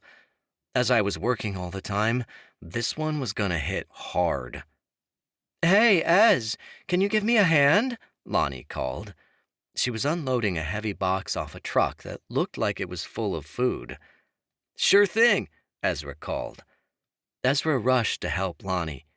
As they carried the box inside, Stevie turned to me. Getting by? Barely. I laughed. How you feeling? Do you even have to ask? She snorted. I lifted a smile. No, not really. Stevie gave a sad sigh. I don't want to be treated like I'm incapable, you know? I can still do things. I know people want to help me feel better, but babying me isn't going to help. I nodded solemnly. I knew the feeling. I took a cautious step away and said, Hey, you aren't contagious, are you? No. Trust me, I'm not going to give you my cooties. I know how dangerous it is. Stevie coughed. You should probably take it easy, I began. She leaned against the side of a cave wall and stared up at the sky. You're a fucking hypocrite, pulling long hours. I know I can't keep doing that. I promised Sophia I'd take care of myself. And I meant it, though my job complicated things now. I crossed my arms. Keep pushing yourself like this, and you'll end up flat on the floor. Stevie gave a giggle. No way. You're going to pass out first. I call it. Fuck that. It's gonna be you. Stevie scoffed. My job is way easier than yours. I am totally going to outlast you. Okay. How about this? I started. Whoever faints on the job first owes the other one $20. Stevie smirked. Deal. Prepare to be paying me big time. Now I had an even better reason to stay well, because I really didn't want to give Stevie any money. She'd use it for her and Ezra's endless condom fund. I think you're underestimating me. You don't understand how much of a pro I am at not letting people around me know that everything hurts and I'm dying, I started. Stevie threw back her head and laughed. Please, your game is weak. If I do anything fun, it's like my body gets personally offended. I had double pneumonia for about a month and didn't admit it, I said with a shrug. Hardcore, Stevie exclaimed. You know, have you ever been to a party that you really didn't want to go to and you end up feeling like shit and you're just like, how am I going to vomit politely? Yes, I exclaimed. I gave a loud laugh. Fuck, chronic illness humor is the best humor. I made a sandwich this morning, then I made another one because I forgot, Stevie challenged. I have literally stared at the bathroom sink for 5 minutes and forgot why I was there, I admitted. I've pretended I was drunk so people didn't figure out I had brain fog. I've eaten stuff that I knew would make me sick later just because it looked good, and I'd cease to give a fuck. Ditto. Stevie put a hand on her hip. You know, Ez told me you're a pretty good fighter. I've got some skills with water myself. We should duel and see who taps out first. Sure. We'll just have to schedule a day where we're both not feeling like crap, which will be never, I cracked. Hey, the only one tough enough to kick my ass is me, Stevie stated. So if you want to fight, we can go. Just give me 20 minutes to walk across the room and it's on. I couldn't hold it in anymore. I burst out laughing. Make sure there are breaks included. Stevie broke out into a fit of giggles. She bent over her knees and held her stomach as she laughed. Her laughter made me lose it. I'm sure we looked like a couple of lunatics on the side of the road. Ezra came back. His eyebrow was raised as he approached. Stevie and I were still laughing our asses off. Ancestors, there were freaking tears in my eyes. I was totally cracking up. I couldn't joke around like this with my friends because they wouldn't get it. They'd think I had a death wish or something. But Stevie totally understood. Hey, I managed to say. Let's make a real bet. We'll put in every week. The elementi that outlasts takes it all. That's perfect, Stevie snickered. Whoever dies first loses all the cash. You're buying me a new house, I forced out. Ancestors, I could barely breathe. You'll be eating your words when you're watching me drive a new car around from the ancestral lands, Stevie gasped. Ezra didn't like our morbid sense of humor. He scowled and said, Neither of you are dying. Cut it out. Stevie and I stopped cackling, but silly grins were still on our faces. Ezra wrapped his arm around Stevie's waist and said sourly, Come on, let's go. Ezra remained silent, but Stevie gave me a wink. Ancestor, she totally got what it was like. And Ez needed to lighten up. It wasn't like we were being serious. Joking around about being sick was one of the few ways to actually deal. The summer sun was starting to set by this point. I caught sight of Imogen and Jonah ahead. We met up with them on the path. Squeaks was wearing a black feather boa, and Sassy had a roll of red ribbon in her mouth. What are you guys doing? I asked curiously. Imogen had a list and was checking off items, while Jonah carried a bag that already looked full of stuff. We're shopping for the cabaret, Jonah began. Jake said we could have one. It can't be all doom, gloom, and work around here. That stupid cabaret. At least when it was over, Jonah would stop talking about it. I can't believe Jake had approved this. There was too much to do with the war effort for us to be wasting time on frivolous things. But I'd bet Jonah could ask Jake to put on a circus and the guy would give it to him. Ancestors, Jake was already whipped. And I guess Jonah was right, in a way. We had to keep morale up somehow and cheer people up, even though a burlesque show wasn't exactly what I had in mind. So did you talk to Sophia? Imogen eyed me. Sassy's eyes shined, and it was like the both of them were waiting on my answer. Yeah, it's all good, I said. Even though the cleansing ceremony had been painful, it had done its job. I finally felt like Sophia and I were past our issues. Imogen gave a grin that could light up the world. Well, congratulations, buddy. Jonah slung his arm around my shoulder. I'm really happy for you. Can't tell you how ecstatic I am. Thanks, I said offhandedly. Why was he congratulating me again? I'd gotten engaged months ago. Jonah's eyes welled with tears. I honestly can't believe this is happening. It's just too much. He took a tissue out of his pocket and blew his nose right in my fucking ear, the disgusting bastard. You can't say you didn't know this was coming, Imogen replied in a teasing tone, and she poked Jonah in the stomach. No, but ancestors, my little boy's all grown up, Jonah cried. He ruffled my hair and I pushed him off of me. What was with Jonah? He'd never been so happy in his life. Would you calm down? We haven't even set a date yet for the wedding, I snapped. I mean, Sophia and I probably should have by now, but there was a lot of shit going on. Jonah gave a laugh. Well, you'd better hurry. The wedding's going to have to be moved up pretty quick, seeing as how Sophia's got a bun in the oven. Time itself halted in place. It was like everything in my life came to a screeching stop, and my blood ran cold. The molecules of my being froze, and I went rigid.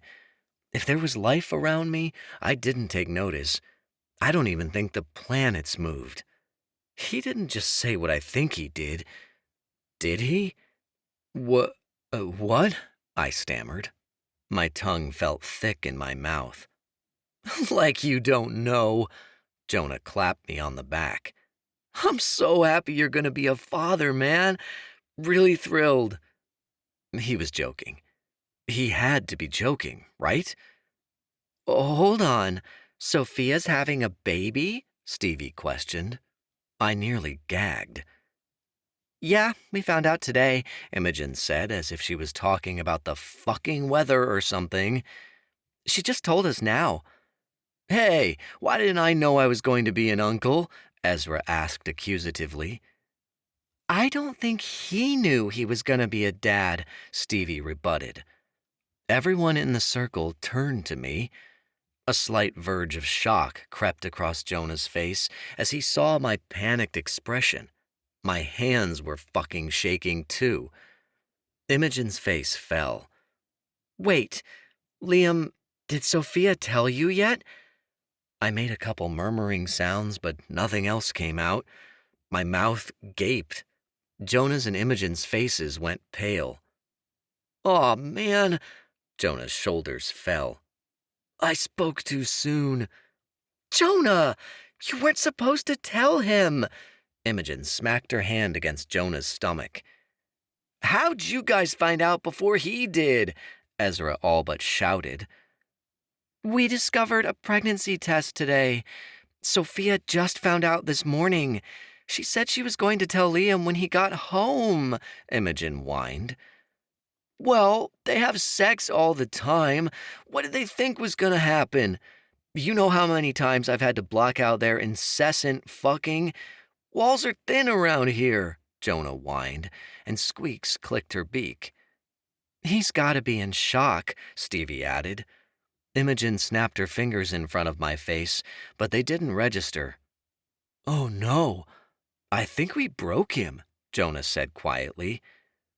Why can't you two ever keep your big mouths shut? Ezra raged, and he shoved Jonah backward. Don't blame me. Jonah's the one who can't keep a secret, Imogen hissed. I'm sorry. I got too excited, Jonah profusely apologized. I barely registered their bickering. I didn't hear anything else anyone was saying. My mind was going way too fast. I was counting up days because I still didn't think this was possible. When was the last time she'd had her period? I couldn't remember. It had to be... Fuck.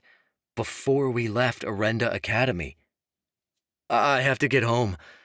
I stumbled out of the circle, my tiredness forgotten. I broke into a sprint in the direction of the house. Someone called my name, but I didn't look behind. I fucking ran. The house wasn't that far away, but every step seemed like it took 1,000 years. Julian noticed I'd lost my marbles and came soaring after me, crying out to ask what was wrong. This couldn't be real. I couldn't have kids. Perot told me that himself. Perot could have lied, a voice in the back of my head said. Fuck. I wasn't ready for this. But damn it all, I wanted it. I wanted it so bad. And I didn't think I could handle it if someone told me this was some kind of sick joke, or if it didn't turn out to be real after all. I couldn't get my hopes up if this was all a dream. But I had to know. Months ago, I'd had nothing. Now all my dreams had been dumped in my lap. Marrying Sophia, becoming chief, being a father. Wake up. Everything you've ever wanted is here. Life had been kicked from stationary to full speed, and there was no turning back. I more or less threw the door open. It slammed against the wall and swung on its hinges. Julian landed and staggered into me, trying to catch his breath. Sophia jumped. She was in the living room. It looked like she'd been pacing. Esses was sitting on the edge of the couch. He grumbled like I was being rude and this wasn't a fucking emergency. Sophia had her hands enclosed around something I couldn't see. I stood in the doorway and she stared at me. Neither one of us said anything. I crossed the room in a few strides and lightly held her elbows. Sophia, is it true? Are you pregnant? Her big brown eyes stared back. She didn't respond.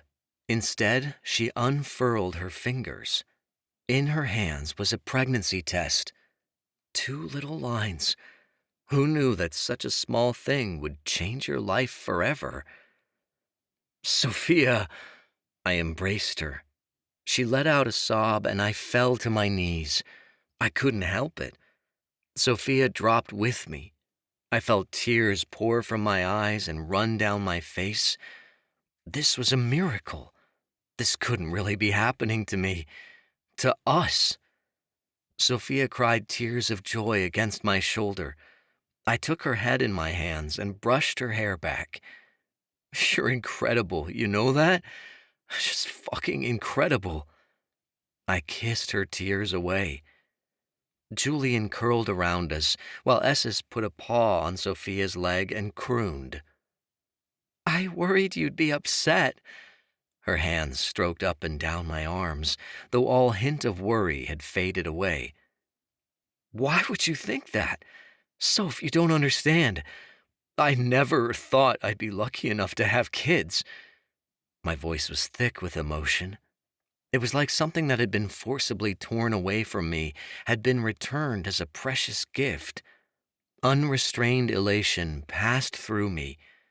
I'd been through so much pain in my life, but nothing could compare to this joy. Guess you're not sterile. She let out a choked laugh. I chuckled. Guess not. My hand fell to cup the back of her neck. She put her forehead against mine and just breathed. My thrilled heart was skipping beats. This complicates things a bit. Sophia giggled. Just a little. She sighed. Though I wish it wasn't in the middle of this stupid war. Fuck the war, I said instantaneously. This was happening whether we were ready or not, and I knew automatically that I'd do anything to protect this baby from it. Sophia pulled away from me. The hand that wasn't holding the pregnancy test clutched mine. I've suspected for a while now, though I didn't want to admit it to myself. I was in denial. Ancestors, I'm such an idiot, I said, realizing. The mood swings, the constant throwing up, the never-ending fucking horniness. How hadn't I caught on? How did you find out? I wanted to tell you myself. She frowned in disappointment. Jonah, I responded. She rolled her eyes. Of course. I trailed my fingers over her skin. So, how far along are you? Do you know anything? I went to Luana right after I found out. Her healing power could sense I was pregnant, but she thought I knew. She told me my due date was Christmas Eve, Sophia squealed.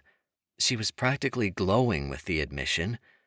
Holy shit, you're already 3 months along? I cried. Now I felt like a real jackass. This gave us hardly any time to prepare. Don't blame yourself. I should have faced the music sooner. She looked down to Esses. We must have conceived sometime in April, though I don't know when. A beat passed until we both said together, The waterfall. I smacked myself in the head. Should have realized that. We'd had sex right after I proposed. Unprotected sex, to be exact, which made babies. I don't think Luana was the only one who knew, Sophia said. Remember how protective the familiars were of me the night of the Arenda Academy battle? I think they understood. She glanced at Esses. Though I don't know why he didn't tell me, the little stinker. We can't talk yet, but he could have interpreted something. Esses chittered. He probably wanted you to be ready, I said. Can you imagine what it'd be like if we'd found out you were pregnant while on the run? You were pregnant. The words seemed fake coming out of my mouth. Sophia snorted. Yeah, that would have went well. I guess it's good he let me find out on my own. Sophia's eyes narrowed as she thought of something. Liam, I think your dad knew. What? My eyes widened. How could he? He was acting weird before we saved you from the execution. He wanted me to stay behind in case I got hurt. Tatum must have told him, Sophia blurted. You need to take care of your family, understand?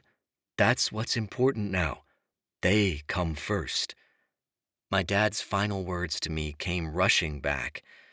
Everything my dad had said to me before he died, and in my dreams, made sense now. The fact that my dad knew I was going to be a father made me want to crumble all over again. He knew. That's why he'd sacrificed himself for all of us, for Sophia. He wanted his grandchild to live on. Sophia dashed the tears on my cheeks away. Your dad gave us the greatest gift he ever could. Thanks to him, we're going to have a family. Yeah, I all but wept. I guess the ancestors know what they're doing after all. She nodded before her face darkened with horror as she thought of something. Liam, your dad wasn't the only one who figured it out. Doya acted disappointed in me before we fought. She hesitated to attack when Naomi cried out. Naomi must have told her. A cold, dark weight settled in my stomach, chasing the joy I felt away. If Doya knew Sophia was pregnant... Liam, what if she comes after us? What if she's told Oleander I'm pregnant? She could hurt our baby, Sophia said. She's not going to lay a hand on my kid, I snarled, and Julian hissed beside me. We're safe here, Soph. Even if Doya knows you're pregnant and she's out there looking for you, she can't find us here. The Anichi village is safe. Sophia settled, but a bit of terror set in her eyes. She shivered. I can't let her find us. She won't, Soph. I wrapped my arms around her torso and held her. I'm never going to let anything happen, to you or our child. I'll die for you first. Sophia sniffed. Don't do that. I'm serious. Whatever you need, I'll give it to you. I mean it, Sophia. I won't have you go without. You and this baby are so precious to me. One of my hands fell, settling against her middle. A thrill of momentary passion went through me. You know, I didn't notice before, but you've got a small bump, I said. I passed my hand over Sophia's stomach lightly. It was slightly raised, giving me the confirmation that this was actually happening. I am starting to show, aren't I? Sophia laid her hands on her belly. Good thing we found out now, because I wouldn't be able to hide this much longer. Sophia looked at me in a way she never had before. I want to thank you, Liam. You made this all possible for me. I've wanted to be a mom ever since I could remember. You fulfilled my dream.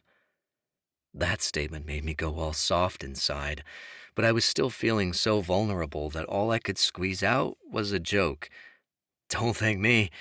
You're doing all the work. All I had to do was fire. Sophia laughed. You're mature. I smiled, but another terrifying thought hit me. The baby was inside of her, but, it had to come out. I'm kind of scared for you to give birth. Sophia made a pshing sound and waved her hand. Women give birth all the time.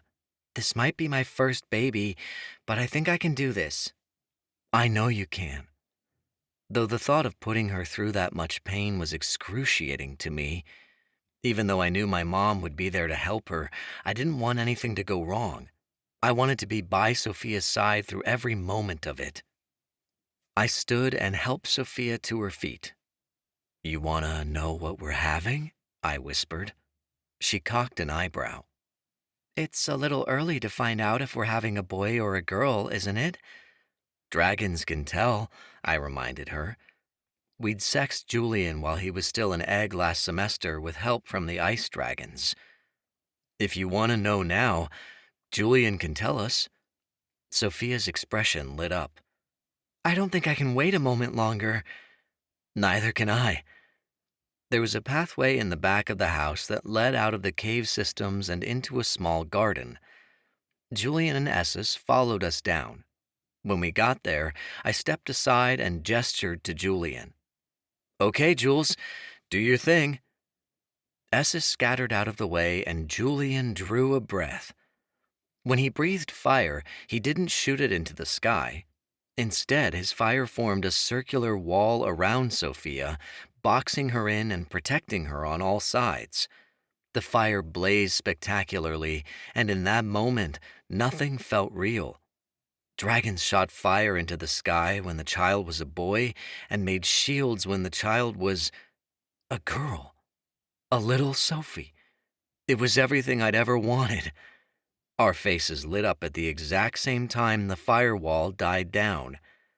"We're having a girl!" Sophia screamed and jumped on me. I caught her and spun her around. Esses clapped while Julian puffed smoke rings into the sky. She kissed me, and when I kissed her back, the sensation was totally different than anything I'd ever felt before. The feelings we held for one another had completely transformed and changed into something new and extraordinary. Ancestors, we were going to be parents. It was absolutely freaking nuts. "Oh my gosh, I wonder what she's going to be like. What she'll do," Sophia gushed. "If she's anything like you, drive me crazy," I cracked. A daughter was everything I'd secretly dreamt of, but if she was anything like her mother, I was going to have my hands full. Sophia grew quiet. "Is she going to have magic at all?" Sophia questioned cautiously. "I mean, people always say that interbred children are weaker. I know we don't think that way, but what if it's the truth? And if she does have magic, what'll it be? Fire or water?"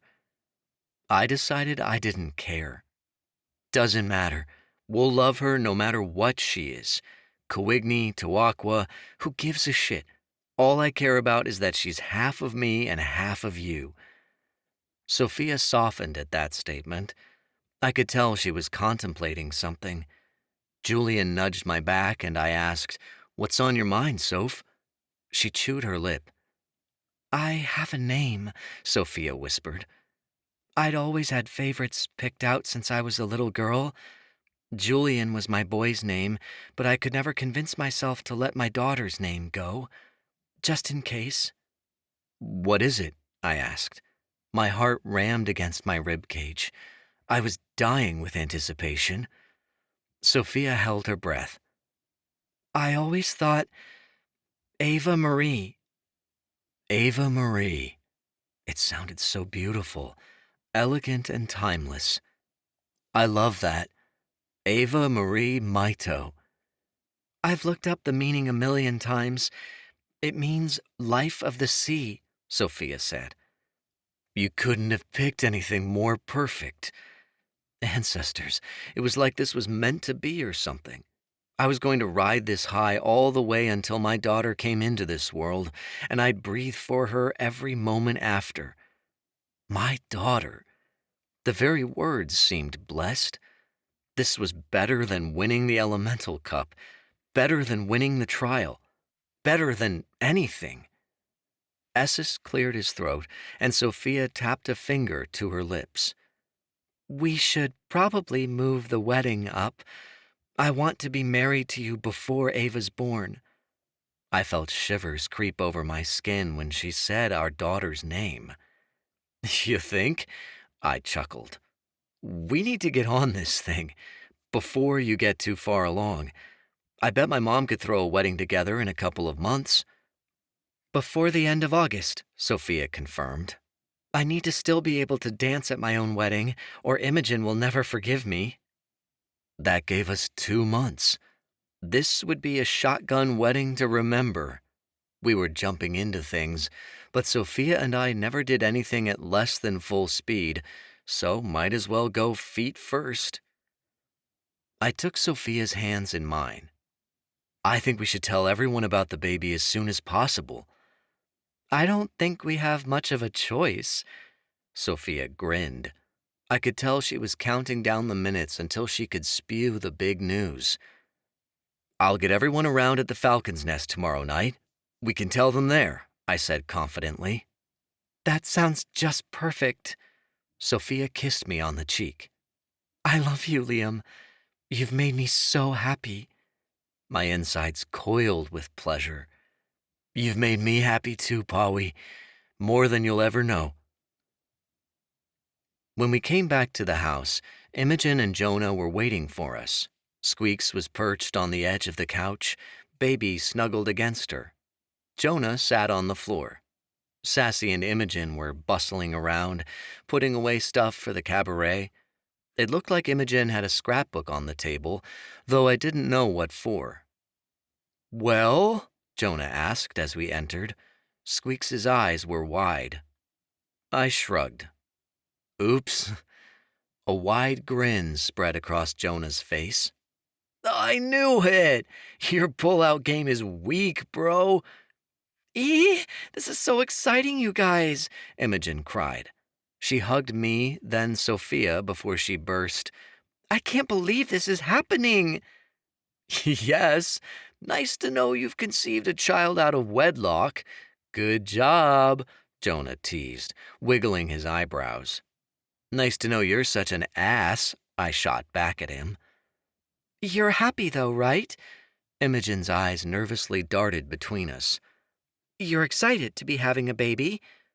"Seriously, Im, I couldn't be happier," I told her. Imogen relaxed. Well, that's good news. I was worried you'd have a meltdown. "Did he react badly?" Sophia asked. Not badly, per se, Imogen said fairly. Just surprised. "Yeah, he gaped like a fucking fish." Jonah did a shitty impersonation of me, and Sophia laughed. I scowled and sent him the finger. Just then there was a knock on the door. Jonah got up to open it. It was Jake. He held a bouquet of flowers in his hands, purple tulips. Ah, so this was why Jake had been in such a hurry to leave our meeting earlier. Jonah stood stock still while Jake cleared his throat. "Hey," Jake started. His eyes remained fixed on Jonah as he said, "I wanted to ask you something." Jonah made a couple squeaking sounds. Squeaks hissed, and she head-butted his shoulder. Jonah blurted out, "If you needed to tell me something, you could have sent a lieutenant. You didn't have to walk all this way." I almost face-palmed. Ancestors, Jonah was such a dumbass. Jonah seemed to realize what he said was stupid, and he blushed. Jake said, "This isn't about work. It's about us." I didn't know there was an us. Apparently, Jonah didn't either, as his cheeks got even redder. "I'll, meet you outside," Jonah stuttered. He followed Jake and shut the door behind him. Jonah had acted like he wanted some privacy, so naturally the three of us clustered against the doorway and listened in. Our familiars pressed beside. Julian nearly toppled me over trying to get through. "These are, for you." I heard the rustling of wrappings as Jake handed the bouquet to Jonah. "You said they were your favorite." Jonah's astonishment was clear. "You bought these for me?" Jake paused. "Well, why not?" Jonah didn't say anything back, not right away. Then Squeaks chirped and he said, "What did you want to ask me?" Jake's boots scuffed the ground. "I wanted to know if you'd like to get coffee sometime. On me. As More than friends." The silence was deafening. Nothing could be heard for long moments. I was certain Jonah was going to wuss out. "Say yes, Jonah," Imogen whispered. Sophia eagerly nodded, as if she could say yes for Jonah herself. Yeah, I think that would be nice," Jonah said timidly. Squeaks chortled in joy. I heard Jake give the slightest sigh of relief. "We could go for a ride afterward," he suggested. "I know a grove not too far from here the hippogriffs would enjoy." "That sounds really fun," Jonah admitted. "I'd love to." "Friday, I'll pick you up at 8. "Yeah, that'd be awesome," Jonah replied, stumbling around his words. 8 it is." I heard Jake's boots again. He was moving closer to Jonah. Imogen dared to peek out the window. She nearly screamed. "Ah! Guys, he kissed him!" Sophia squealed in excitement. The doorknob turned, and we all scattered. Imogen and Sassy went back to the kitchen, while Sophia and I pretended to cuddle on the couch, though we'd fallen while running to it and ended up in a weird position, limbs sticking out everywhere. Jonah didn't notice or suspect. He walked in with a dazed expression. Imogen's look was coy as Squeaks skipped behind him into the dining room. "So, what did he want to ask?" Imogen taunted. Jonah responded as he put the tulips in a vase. He'd barely heard her ask the question. His mind was somewhere else. I smiled as I put my hand on Sophia's growing belly. Things really were changing fast around here. I'd told Ezra to get everyone around for a spur-of-the-moment dinner the following night at the Falcon's Nest.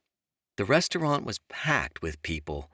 I didn't know just how many friends and family members we had until they showed up at our request.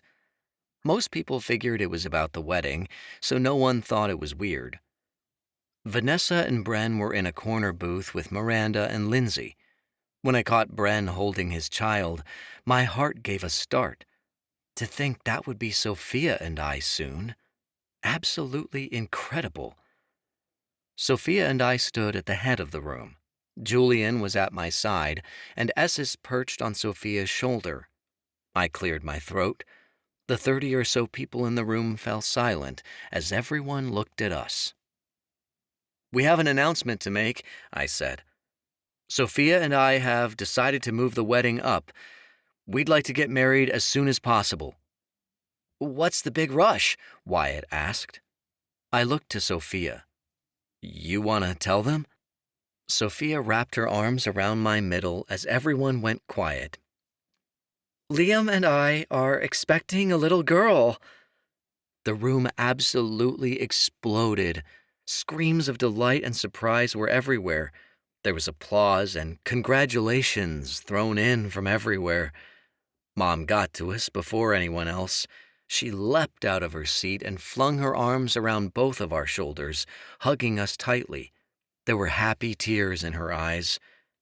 "This is such a blessing," Mom bawled. I'd never seen her so freaking happy in my life. "A grandchild. I can't believe it. This is a sign from the ancestors." "What do you mean?" Sophia asked, tilting her head.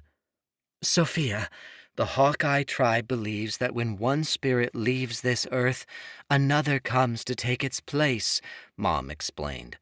"That you are having a child so soon after my husband's death shows that his soul will be close to hers and walk beside her in this life." Sophia glowed.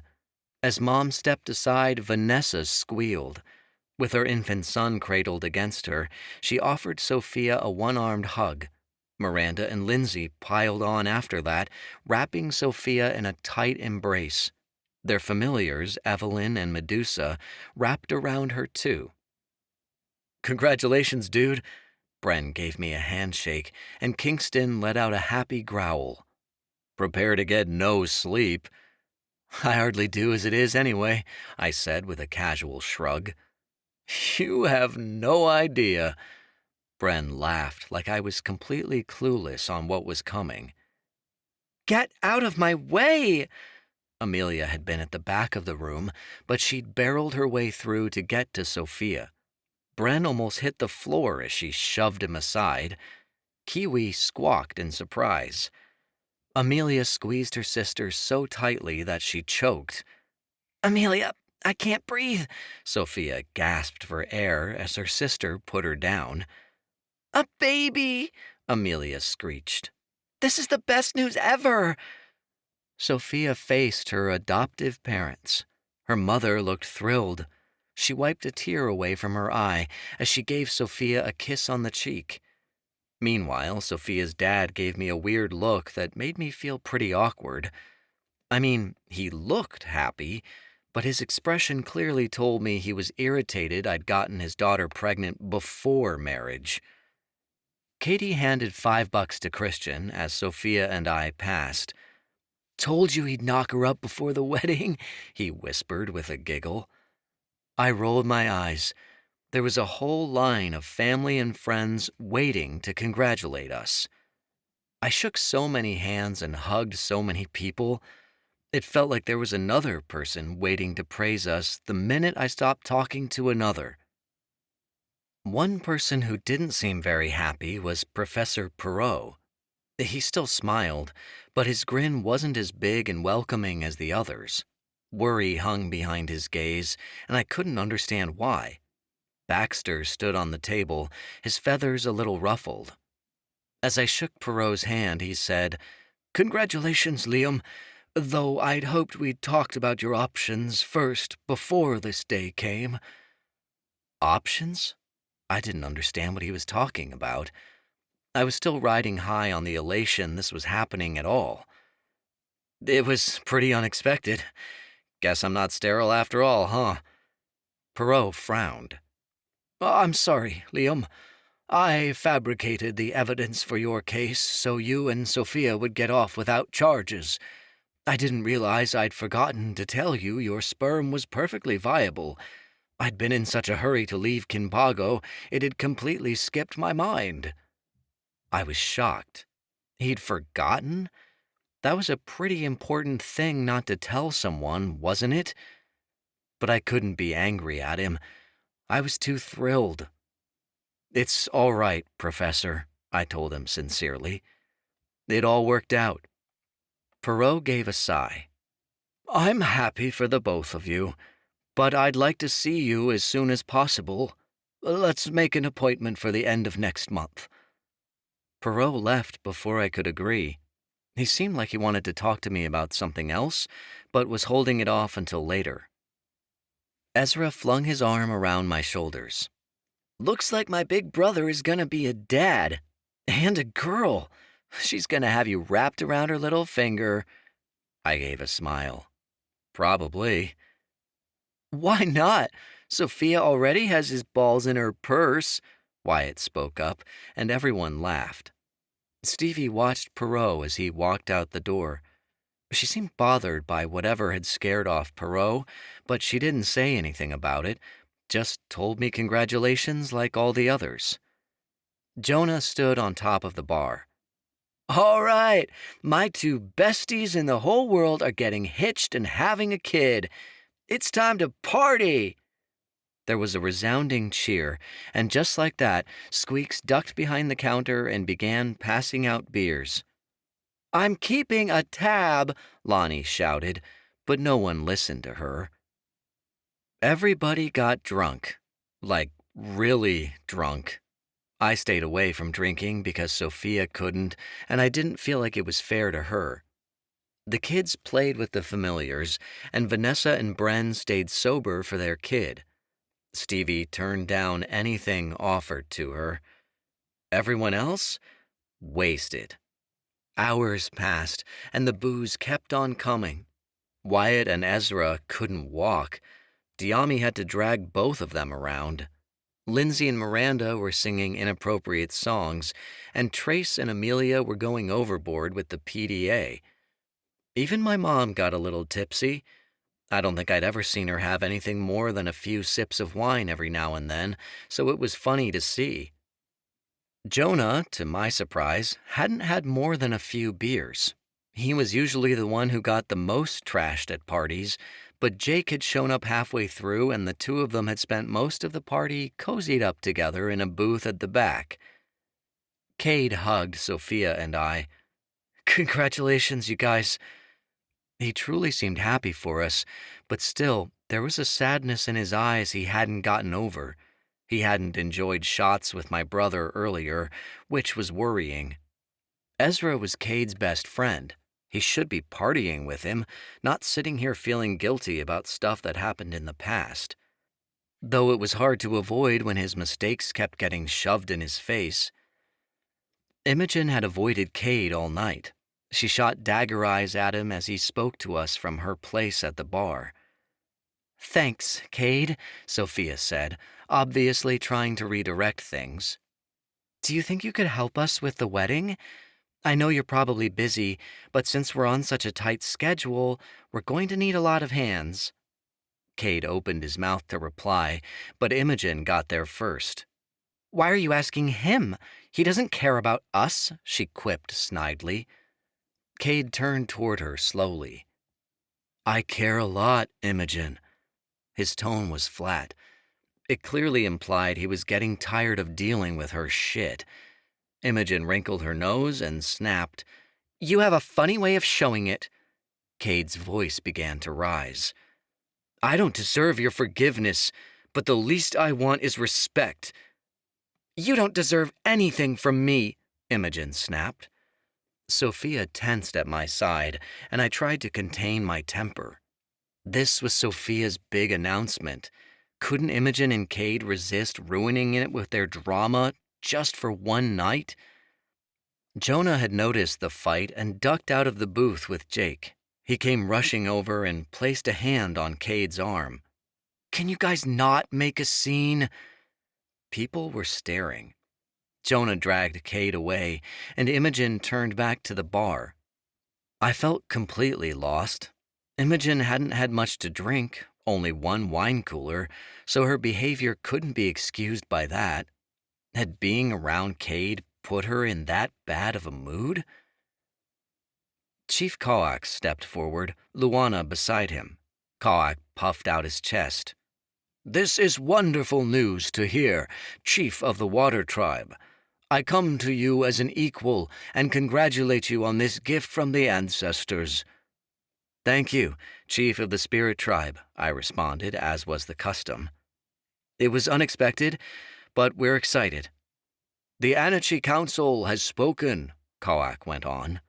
"Due to your bravery rescuing the Hawkeye children from the camps, we have unanimously decided to gift you your wedding free of charge.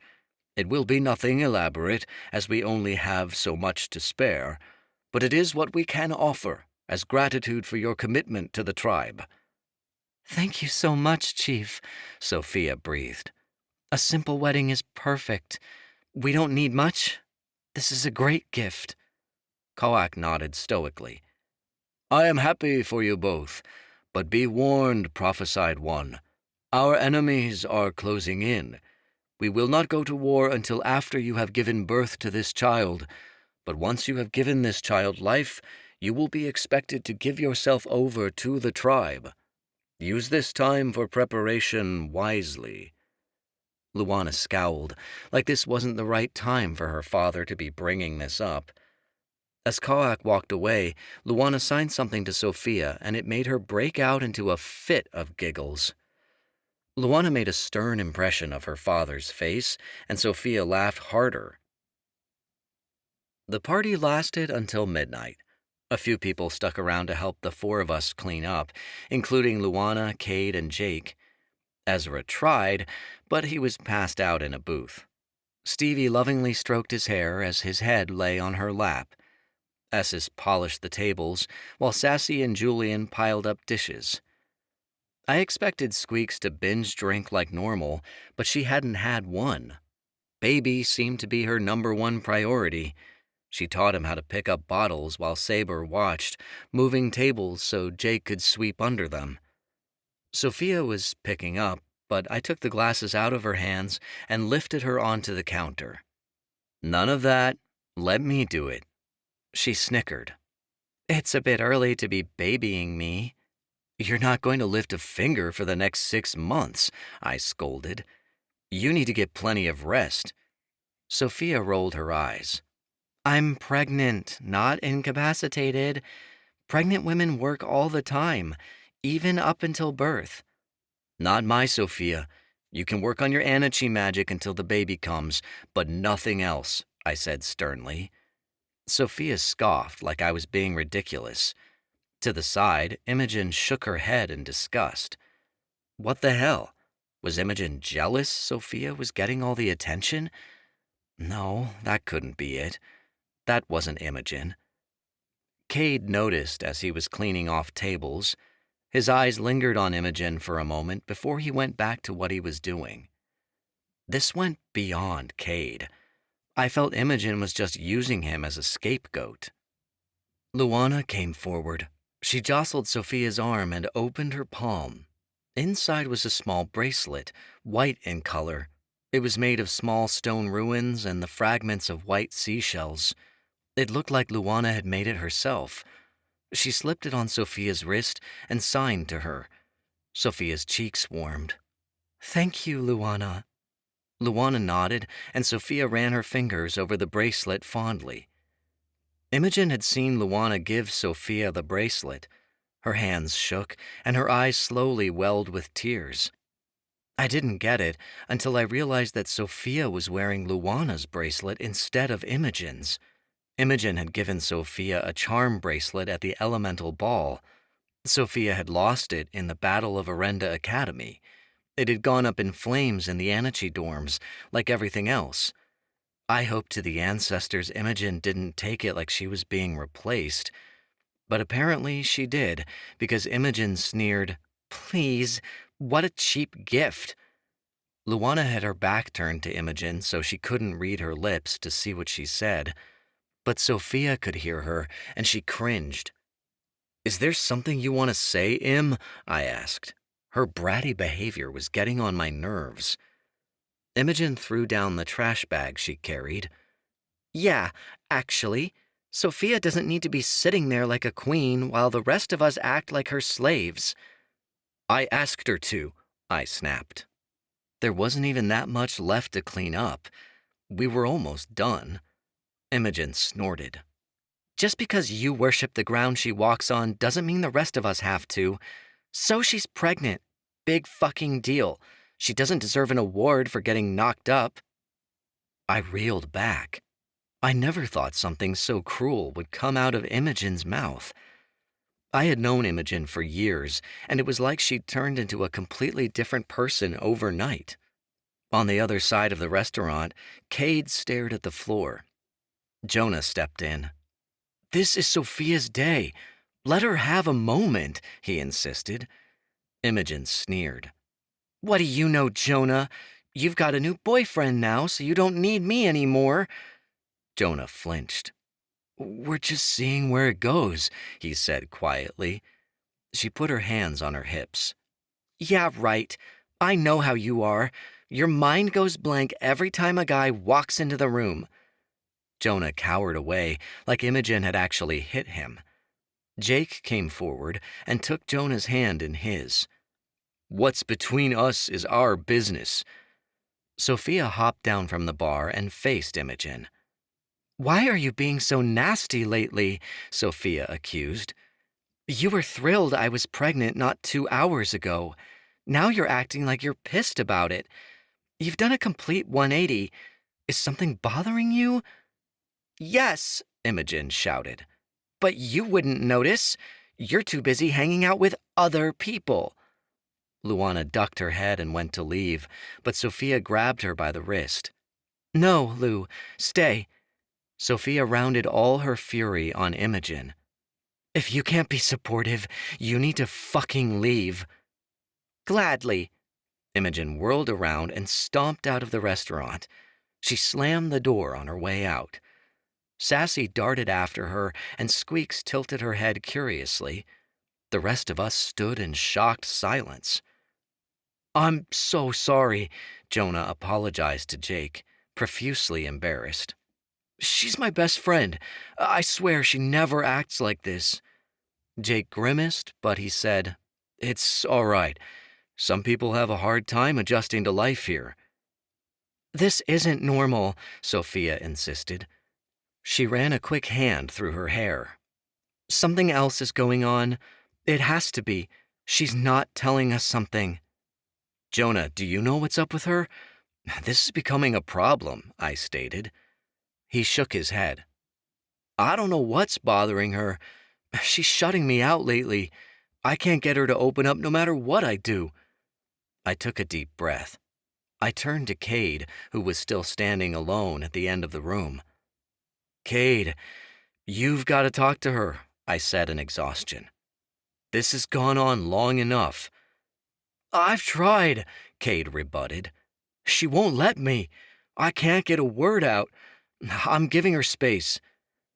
"Her behavior isn't your fault, but it is connected to what's between you guys," I said. "You two need to work it out." Cade shrugged miserably.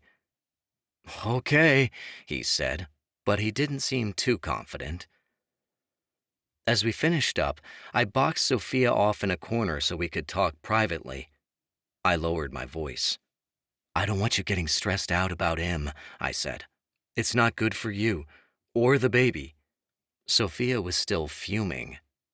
"I'm sick of her bullshit. I know she doesn't want to be here, but we don't have any choice. What is up with her lately?" "I have no idea." Whatever Imogen's problem was, I had a bad feeling it went far deeper than any of us realized. Chapter 14. Sophia. Imogen was my best friend, and I hated to see her so upset. I tried to talk to her, but whenever someone came close with anything less than a friendly expression, she stormed off into another room. I didn't know what to do but let her come to me at her own pace. A few weeks later, a letter arrived. I walked into the kitchen, my hand resting on my swollen belly. It was Saturday, so I had the day off, but Liam had already been gone for hours. That was the thing about being a chief. As a tribal leader, he rarely got days off. I worried that the long days were taking their toll on him, but he really seemed to enjoy the work. Since he learned that I was pregnant, he seemed in a better mood overall, which seemed to help his symptoms. "A letter came for you," Imogen announced in a bored tone when I finally came out of my room. She picked it up off the table and handed it to me. She was knee-deep in magazine clippings for the cabaret. Ever since she stormed out the night of our pregnancy announcement, she'd put all her effort into Jonah's cabaret rather than the wedding. I felt like it was her way of saying, "Screw you, Sophia." But at least she was doing something to keep herself busy. The last thing I wanted to do was fuel her anger at me. To be honest, I didn't really understand what she was mad about. Sassy lay at her feet, her chin resting on her crossed paws. She looked really depressed, which I figured had something to do with Imogen. Esses scampered over to Sassy and started massaging her back. I opened the letter and read it. "What is it?" Imogen asked, without looking up from the picture she was cutting out. She tried to sound indifferent, but I heard a hint of bitterness in her voice. "It's from Haloki," I told her. "She's invited me over for lunch." "Oh, well, have fun," Imogen huffed. She didn't sound the least bit genuine. My initial reaction was to be offended. I mean, how could Imogen have a problem with Haloki? She was the sweetest woman, and she was going to be my mother-in-law. But there was something else on Imogen's face, something that felt like a knife nicking my heart. She seemed hurt that I would leave her alone while Liam is at work and Jonah was, ancestors knew where, probably hanging with Jake. "Do you want to come with?" I offered. Imogen finally looked me in the eyes. I thought I saw a spark of happiness in them. Sure. Let me clean this up. I helped her pile her magazines away, and we left for Halokis with our familiars at our sides.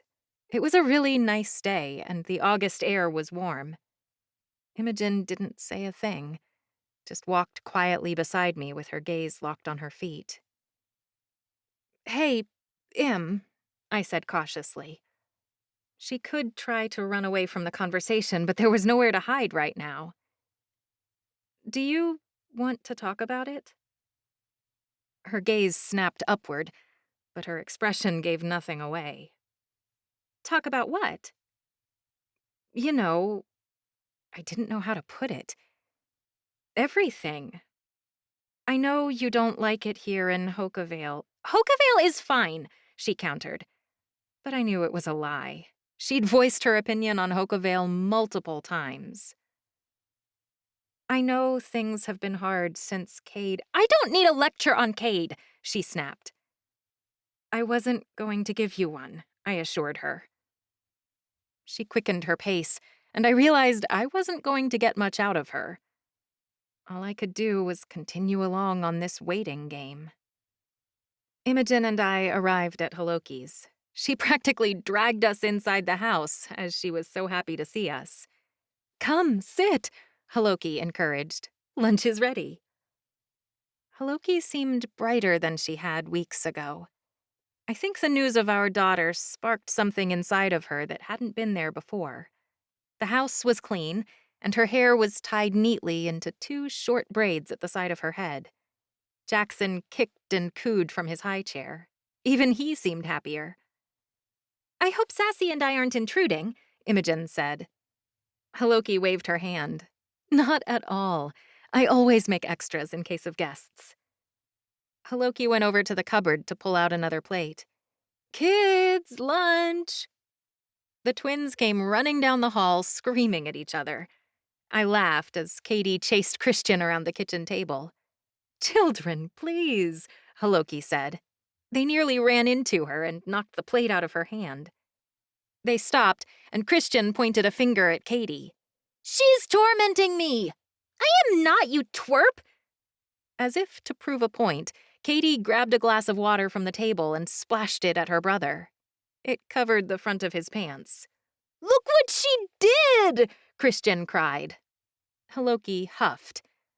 Christian, go clean up. Katie, take this to your sister. Haloki handed her a plate piled full of food. Katie groaned, then took the plate and headed off down the hall. My stomach sank at the thought that Maddie still wasn't joining the family for meals.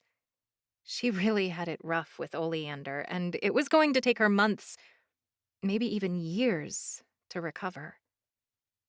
I sat beside Jackson. Well, shall we? Haloki asked. Christian and Katie returned a few minutes later. They initially sat next to each other and kept pushing each other, until Haloki made Katie move to the other side so they couldn't fight. Imogen gushed as she bit into the casserole.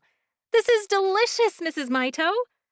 Oh, it's simple, Haloki said, before diving into how she made it. I swore my eyes started to cross as she explained, because her idea of easy was far from mine. It was obvious I really had to step up my cooking game if I was going to match her skills. Sophia, what do you think about another Shanti lesson after lunch? Haloki asked. I shrugged. I'm up for it, but... I glanced over to Imogen, whose eyes had darkened. Only if Imogen gets to help, I finished. Imogen smirked as she placed another bite in her mouth. She seemed pleased to be invited. Of course, Haloki said brightly. It will actually be good for both of you, because today's lesson is going to be a little different. It's not a Shanti lesson, per se. More like a birthing lesson. Ancestors! Katie cried, throwing her hands over her ears. Do you have to say that word at the table? Haloki shot her a look of utter confusion. What word? Birth! Katie gagged. Makes me think of gross things. Christian started laughing. Birth, birth, birth, birth! That's enough, Haloki said calmly. Katie pushed her plate away. I don't think I can take another bite. Haloki rolled her eyes like she'd never had to deal with such a drama queen before. Please clean up your plate if you're done. Katie and Christian both moved so quickly to clean their plates that I wasn't sure they were quite clean by the time they put them in the drying rack. The two ran off to play. So, where do we start with this birthing thing? I asked. Well, first things first is how to recognize the difference between false labor and actual labor, Haloki said while she fed Jackson. Ooh, I heard about this in my biology class in high school, Imogen said, sounding brighter than normal. They're called Braxton Hicks contractions, right? Haloki nodded. Yes, they're not as painful as real labor contractions. It more or less feels like you can't breathe. Jonah would have a hell of a time giving birth then. So, how do you know it's real labor and not false labor? I asked. I thought your water broke and you were rushed to the hospital. Imogen threw her head back in laughter. It almost felt like she was mocking me. This isn't Hollywood, Sophia. It's not like you see in the movies. I eyed her. Have you ever seen anyone give birth? No, but I read about it, she said, like she was a total know-it-all. Imogen usually knew her stuff, but I wasn't sure how much I trusted her on this. I mean, she'd never given birth. Let's go over some breathing exercises and positions after we clean up, Haloki suggested. I took another bite. Sounds good. After Haloki put Jackson down for a nap, we went to her bedroom. I was shocked to see a creature inside organizing Haloki's dresser. It was the size of a child, with long limbs and opposable thumbs on its hands and feet. It reminded me of an orangutan in size and stature, except instead of fur, shimmering blue feathers covered its entire body. Its facial features were baby-like, with huge eyes and a tiny mouth and nose. The creature wore an apron and carried a bin of cleaning supplies. Haloki? What is that? I asked. The creature continued to move around the room, tweaking things here and there. This is Beatrice, Haloki said. She's a Britnai, a type of Anichi primate. Imogen gasped. I read about them. They were known as Anichi housekeepers. They love helping. Yes, Haloki confirmed. She came to us a week ago and hasn't left since. Does she get paid? I asked. Oh, no, Haloki said. Britnai see payment as an insult. They just want to be of service. In fact, she'll be a very good companion to have at the birth. They make excellent birthing assistants. At the word birth, Beatrice looked up from her cleaning supplies. Her eyes immediately went to me. She stared at me for a second before walking over and pressing her ear to my belly. I stilled. What's she doing? Haloki laughed. She knows you're pregnant. Beatrice pulled away, then grabbed my hand. She had a surprisingly tight grip. I laughed as she dragged me to the bed and made me lie down. She reached into her bin and pulled out a clean, wet rag and draped it over my forehead. She patted me on the shoulder, then grabbed her bin and walked out of the room. Ancestors! Beatrice is adorable, I said. Essis huffed from beside me like he owned the word. Beatrice is something, Haloki said. Anyway, shall we sit? We sat cross-legged on the floor and took deep breaths.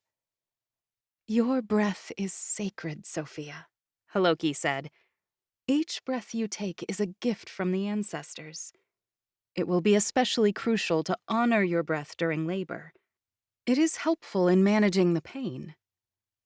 I thought Essis might be able to help with that, I admitted, glancing over to him. Haloki got a very worried look in her eyes.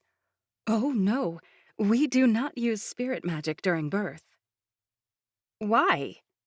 I tilted my head to the side. I asked the Anichi the same thing when I arrived. As they explained, the body is not meant to heal during labor, she said. Spirit magic disrupts the body's natural processes, and in labor it can do more harm than good. Roger that, I said. Totally natural birth it is. Haloki took me through various breathing exercises. They mostly involved me counting my breath to get through each contraction. After we finished with the breathing exercises, we moved on to learning various positions that were supposed to relieve the pressure during labor. I had to be honest, it was kind of weird doing them in front of her. I mean, I'd been in some of these positions with her son, and some of them just seemed way too sexual. There was a lot of spreading my legs. I think Imogen noticed my discomfort right around the time Haloki had me squat in front of her while she held me under the arms, which was supposed to widen my pelvis and use gravity to get the baby out. Essis squatted at my feet like he was practicing with me, but he looked ridiculous. Sassy shot him a disgusted look from where she observed on the chair. Imogen snickered. Maybe I could try being the partner? I mean, I'm Aunt Im after all. I'll probably be there when the baby's born. I can help. She shot me a nervous glance, and I smiled back at her. Of course I want you to be there, Imogen. She beamed. Perfect, Haloki said brightly. I want to show you two something that should really help relieve some of the pressure. Sophia, I'm going to have you lie on your side on the bed. Imogen, you're going to wrap your arm underneath Sophia's leg. The two of us hesitated, but Haloki raised an eyebrow as if to ask what we were waiting for. We got into position. Essis scurried onto the bed and copied how I lay. Once Imogen's arm was under my leg, we didn't really know what to do. Okay, now hook your elbow under Sophia's knee, Haloki instructed. Pull up toward her chest. Pull, pull, pull! Widen that pelvis. I snickered as Imogen awkwardly followed Haloki's instructions. She was practically on top of me. If she weren't on her knees, we'd be spooning. I didn't care because it was Imogen. I was just glad she'd taken over before Haloki demonstrated this position. Imogen laughed and teased in a low whisper, Widen that pelvis, Sophia. I started laughing harder. Ancestors, Im. She snickered. Is this how you and Liam conceived? Shut up, I hissed, slapping her playfully in the arm. It was so good to laugh with Imogen again. Okay, girls, Haloki chuckled under her breath. Let's get back on track. Imogen gasped between laughs. You're right, it's not funny. What do we do next? You're going to press on Sophia's pelvis right about here. Haloki pointed to a spot behind my hip.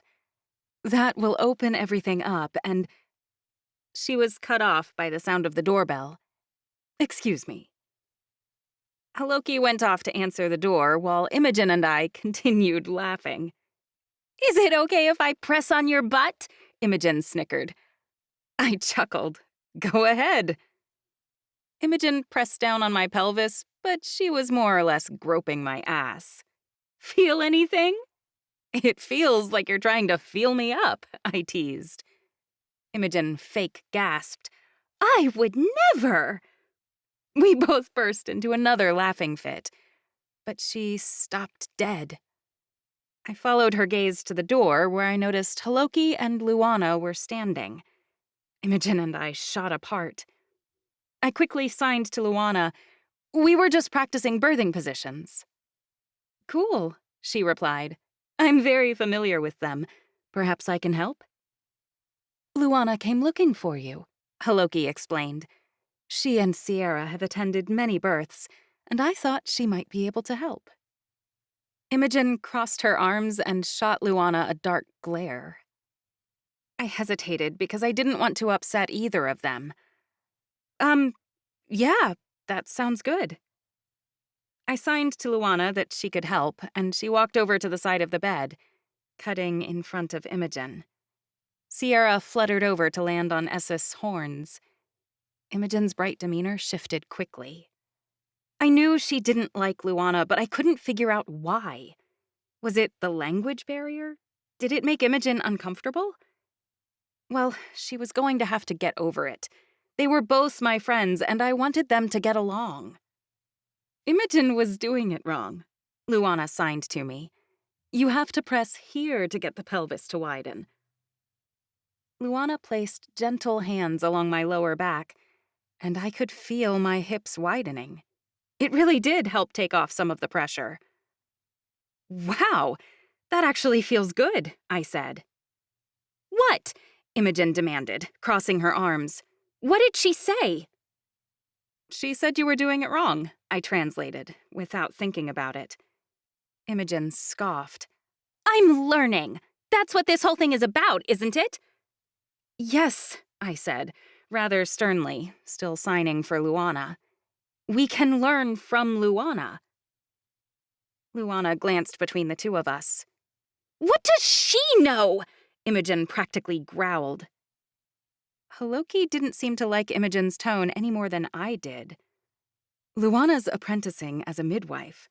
She's attended over a dozen deliveries and is the only certified medicine woman Hokivale has. Oh! Imogen stumbled over her words. I didn't know she was certified. Luana signed to Imogen, but Imogen scowled back, like she thought it was rude for Luana to wave her hands in her direction. She says you should try again, I said to Imogen. Imogen hesitated. Come on, Aunt Em, I encouraged. I want you at the delivery. Let's learn this together. She dropped her arms to her sides. Fine. What do I have to do? Luana guided her forward, then took her hand and placed it on my pelvis. The two of them pressed down together, and I felt the pressure relieve. That's perfect, Em, I told her. Really? She asked, sounding excited. Really, I said. Luana drew away and signed, Good job. Imogen looked to me. What did she say? I smiled softly. She said you did a good job. Imogen looked flustered. Oh, well, I'm a fast learner. For the first time in forever, I saw a spark in Imogen's eyes when she looked at Luana. It made me think that with a little work, the two of them could actually get along. They just needed to find something to bond over. An idea suddenly struck. Hey, what do you guys think about going wedding dress shopping today? Surely they'd have to bond over wedding planning. What? Right now? Imogen asked. Yeah, we could all try on dresses and then go out to dinner, I suggested. Imogen shot a look at Luana like she wanted to go as long as she wasn't coming. Come on, Im. I reached out and took her hand. I can't go wedding dress shopping without my maid of honor. Imogen's jaw dropped and her eyes sparkled. I'm going to be your maid of honor? I smiled. If you say yes. Of course, she squealed. Imogen made a big deal out of hugging me, but I didn't miss the look she shot Luana, as if to say, take that. What do you think, Haloki? I asked. Do you want to help me find my dress? She looked happy to be invited along, but she declined. No, I have the kids, but you girls have fun. We don't have to leave right now, I offered. I want to learn more about labor. Haloki waved her hand. Nonsense. We have plenty of time. Besides, the wedding is coming first. We'll do shanty training later. I wondered if Haloki could sense the hostility between Imogen and Luana. On our way to the dress shop, we ran into Jonah and Squeaks. Jonah already had a pile of shopping bags in his hands. His face lit up when he saw us. OMG, Em, he gushed. You will not believe the boots I just found. They were on sale. Imogen's jaw dropped dramatically. How could you go shopping without me? I didn't mean to, he defended. I was on my way back from Jake's and saw them in the store window. Imogen raised an eyebrow. And the other bags? Jonah ducked his head. I sort of got carried away. He shoved the bags towards Squeaks, who begrudgingly took them in her beak. He draped his arms around Imogen and Luana's shoulders. So, what are my girls up to? Imogen's lips tightened when he said, "my girls." She obviously didn't like that he was including Luana.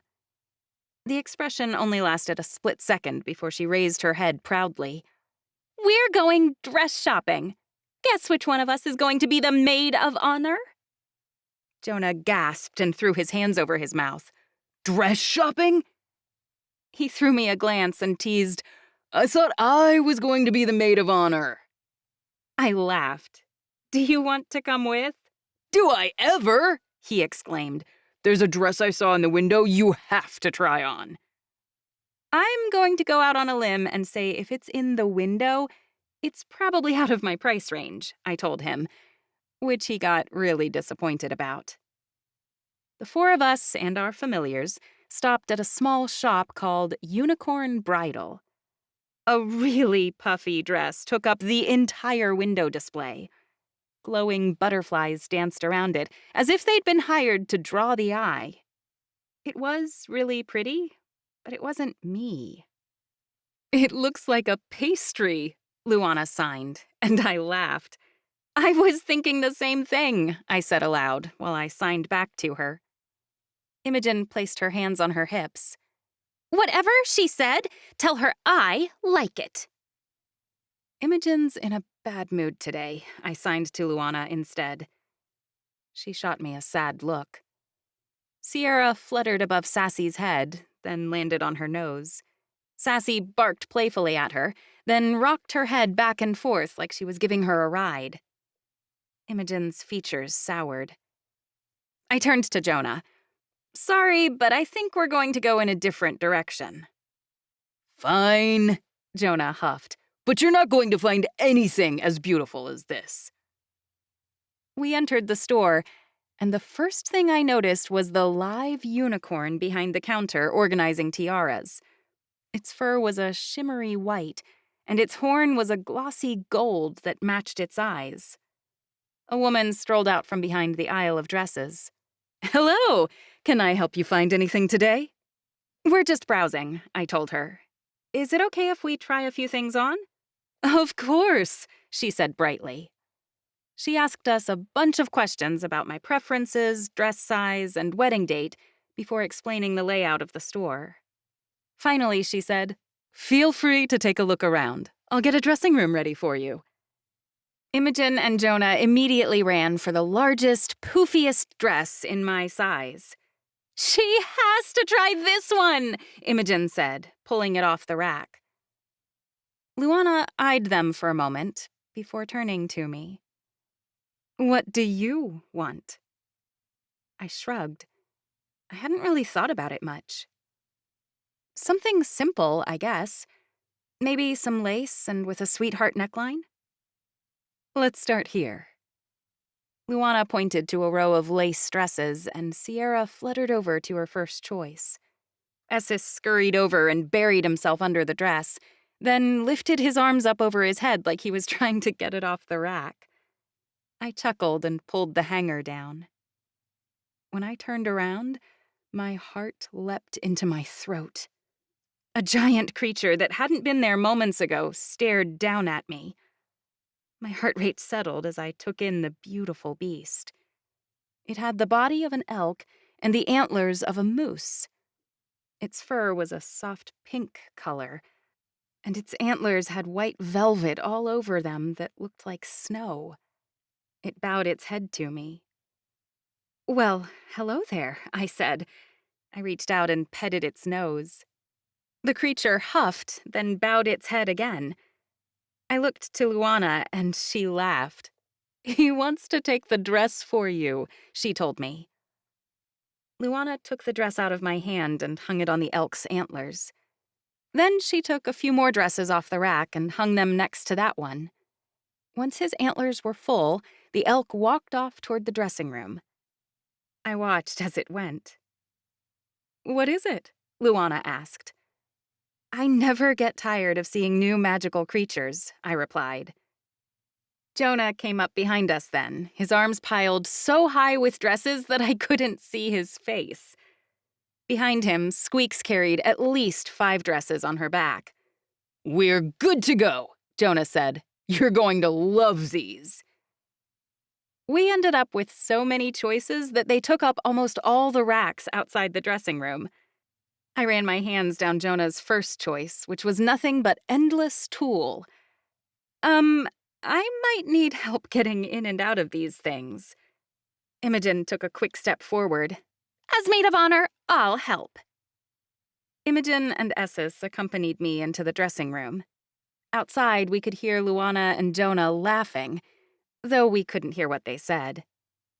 In the mirror, I could see Imogen frowning while she helped me into my dress. I wanted to say something, but I didn't want to ruin our day. Imogen zipped me up in the back. "How's that?" I ran my hands across the bodice. "It fits, but..." "But what?" she asked. I grabbed the skirt and lifted it. There was so much poof, I didn't even get it an inch off the ground. "But there's just so much fabric. I'm going to trip over it." Imogen puffed the skirt. "We'll get it altered. It'll be fine. How does it look?" I eyed myself in the mirror. Honestly, it was a disaster. The dress only had one sleeve, and there were puffy flowers all along the skirt. It was asymmetrical, and it looked like a cat had attacked the skirt. I hated it. But what would dress shopping be if I didn't humor Jonah? "Let's see what Jonah thinks," I said. Imogen opened the door. I gathered the skirt, but the more I picked up, the more fell out of my arms. I was trying desperately not to step on Esses, since he'd gotten lost somewhere at my feet. "Where's Squeal!" I took a step and my foot connected with something hard. Esses went flying out from under my dress and rolled on the ground, coming to a stop at Jonah's feet. "Oh my gosh!" I cried. Esses got to his feet and shook his head, then stopped dead when he looked at me. His eyes widened and his jaw dropped.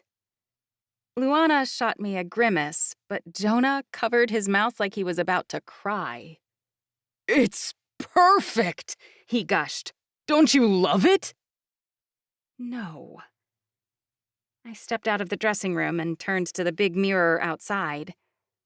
"Well, it's just the first one. We have lots of other choices." "Are you kidding?" Jonah asked, coming up behind me. "This one is perfect. Throw out the others. All you need is a veil and... Wait, I'll show you." Jonah whistled, and out of nowhere came these tiny silver hummingbirds. They carried a veil and gently placed it atop my head. I laughed as the birds fluttered away. "Wow, I feel like Snow White." "See?" Jonah asked. "Isn't it perfect?" If anything, I liked it less the more I looked at it. "Why don't we try the next one?" I suggested.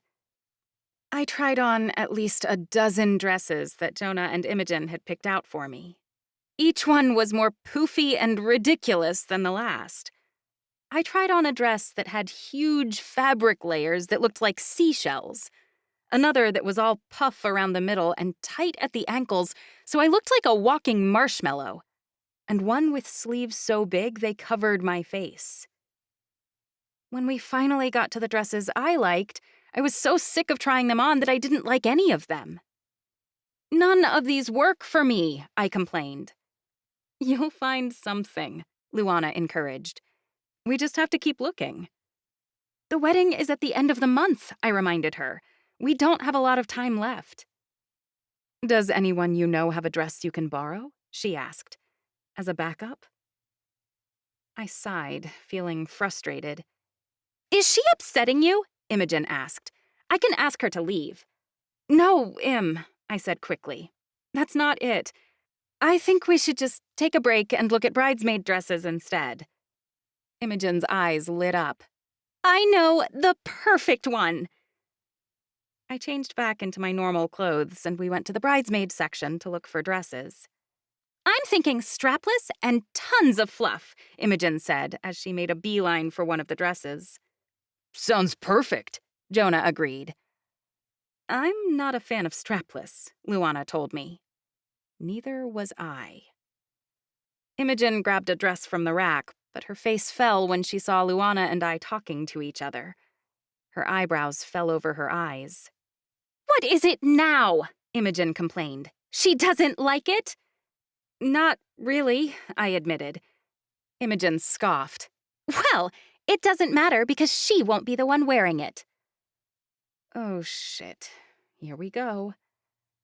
Actually, I said cautiously, I was thinking she could be one of my bridesmaids. We should probably pick something everyone will like. She's one of your bridesmaids? Imogen exploded. I gaped at her. How could she be so mean about this? It was my wedding, after all. I could ask anyone I pleased to stand up there with me. Right now, Luana was looking like a better option than Imogen. How could you ask her? Imogen raged. You hardly know her. Was she serious? Heat flared across the surface of my skin. I'd held it in so long that I was about to blow my top. Imogen was being ridiculous. Luana and I spend tons of time together, I reminded her. Imogen's nostrils flared. Then maybe you'd rather she be your maid of honor. Imogen shoved the bridesmaid dress into Jonah's arms, then stomped away. Sassy hesitated a moment before hurrying after her. Imogen! I groaned, but it didn't stop her. I quickly abandoned Jonah and Luana and raced after Imogen, who'd already stormed out of the shop. Imogen! She didn't look back. I ran down the street until I caught up with her, then grabbed her by the wrist. Imogen, stop! She whirled toward me, her eyes filled with tears.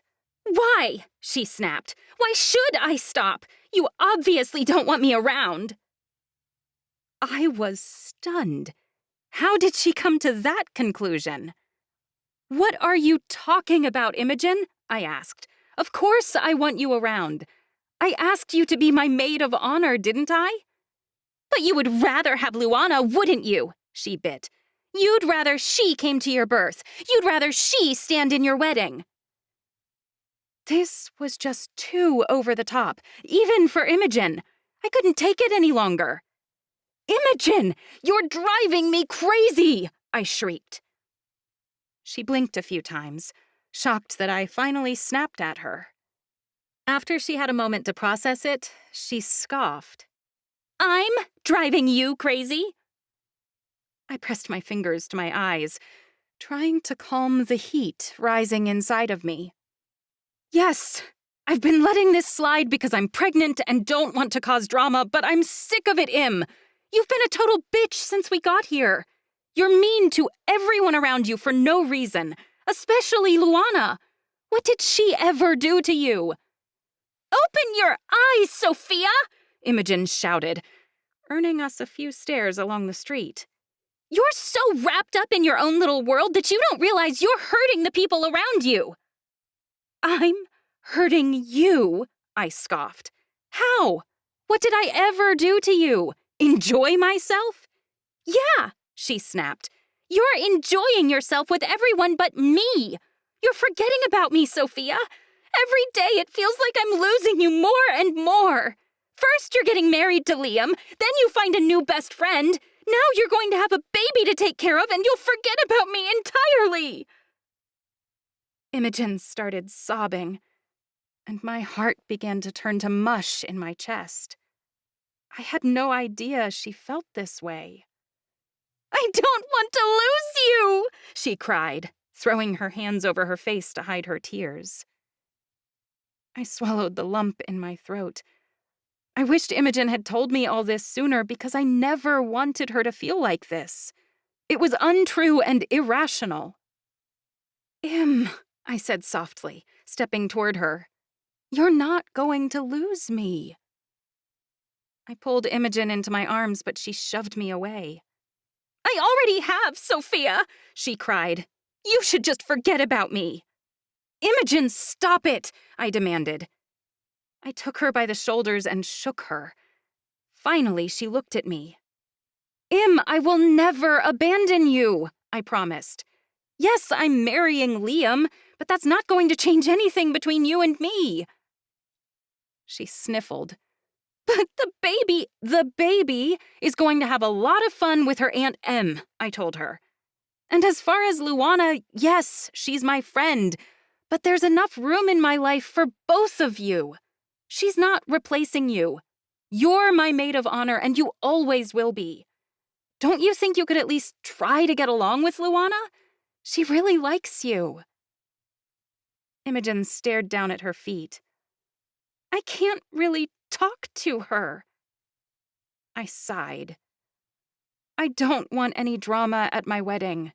Consider it my wedding present." Imogen huffed, but she didn't answer. "Imogen," I begged. "Please believe me. We're besties for life." "You don't know that," Imogen snapped. "Can you really look into my eyes and promise me that?" "Would you believe it?" I growled, feeling even more annoyed with her. "I don't know," she said in a clipped tone. "The old Imogen would," I pointed out. Her lips tightened. "What does that mean?" "It means you're not acting like yourself lately," I burst. "Tell me what's wrong so we can work through this." Imogen rolled her eyes. "Whatever! Forget about it. It doesn't matter." "Yes, it does," I said. "No, it doesn't," she argued. "This conversation's over. Don't worry, I'll behave at your wedding." Then she whirled around and started stomping away. "Wait, Im!" I called after her, but she didn't respond. Though she had agreed to behave, I sensed this was far from over. Later that week, I visited my parents. They were staying in one of the small cottages near Jake's cave home. Though it had wooden sides and thatched roofing like the old Anachi huts, the inside was very modern, with running water and electricity. "Sophia!" my mom cried when she opened the door. "It's so great to see you." Mom dragged me inside and gave me a hug. It felt so good to be in her arms. A lot had happened in the last 2 years, but nothing beat my mother's hugs. She was warm, soft, and comforting. Everything a mother should be. "Sophia," Dad said brightly from the stove. "you're just in time. The cherry pie just came out of the oven." My mouth was already watering. "I'd love some." Mom was so happy to see me that she dragged me over to the table and made me sit while she got dishes out of the cupboard. I glanced around and noticed a few toys scattered from the foster kids staying there, but they weren't around, as they hadn't returned from school yet. "Mom, I can get my own plate," I told her. "Nonsense, honey," she said, waving her hand. "You're carrying our grandbaby. I don't want you lifting a finger." It was nice that people treated me so kindly with the baby and all, but it sort of made me uncomfortable, too. I didn't want people thinking I needed to be waited on hand and foot. Esses sat on his own chair next to me, waiting patiently for pie. He kept throwing nervous glances at Bruno and Oliver, who were curled up on the couch. It was like he was worried my parents' familiars might steal his share of the pie. Dad brought the pie over and set it in the center of the table. Mom passed out plates, and they both sat down. "So, what brings you to our neck of the woods?" Dad asked while he served up the pie. I shrugged. "Can't I come see my parents without a reason?" Mom gave me a doubtful look. "There's always a reason." I took a bite of pie, and I couldn't stop shoveling it into my mouth. It was my favorite. Apparently, the baby really liked it too, because I was ready for a second piece right away. There is something I want to talk to you two about, but it's good news, I said once I swallowed. Oh? Dad asked brightly. It's about my wedding, I told them. Mom's eyes lit up and she straightened in her chair. We'll help any way we can. Yeah, Dad agreed. if it's money you need. It's not, I told them quickly. I didn't want them thinking I only came to visit for money. I actually need someone to walk me down the aisle. Dad's jaw hung open.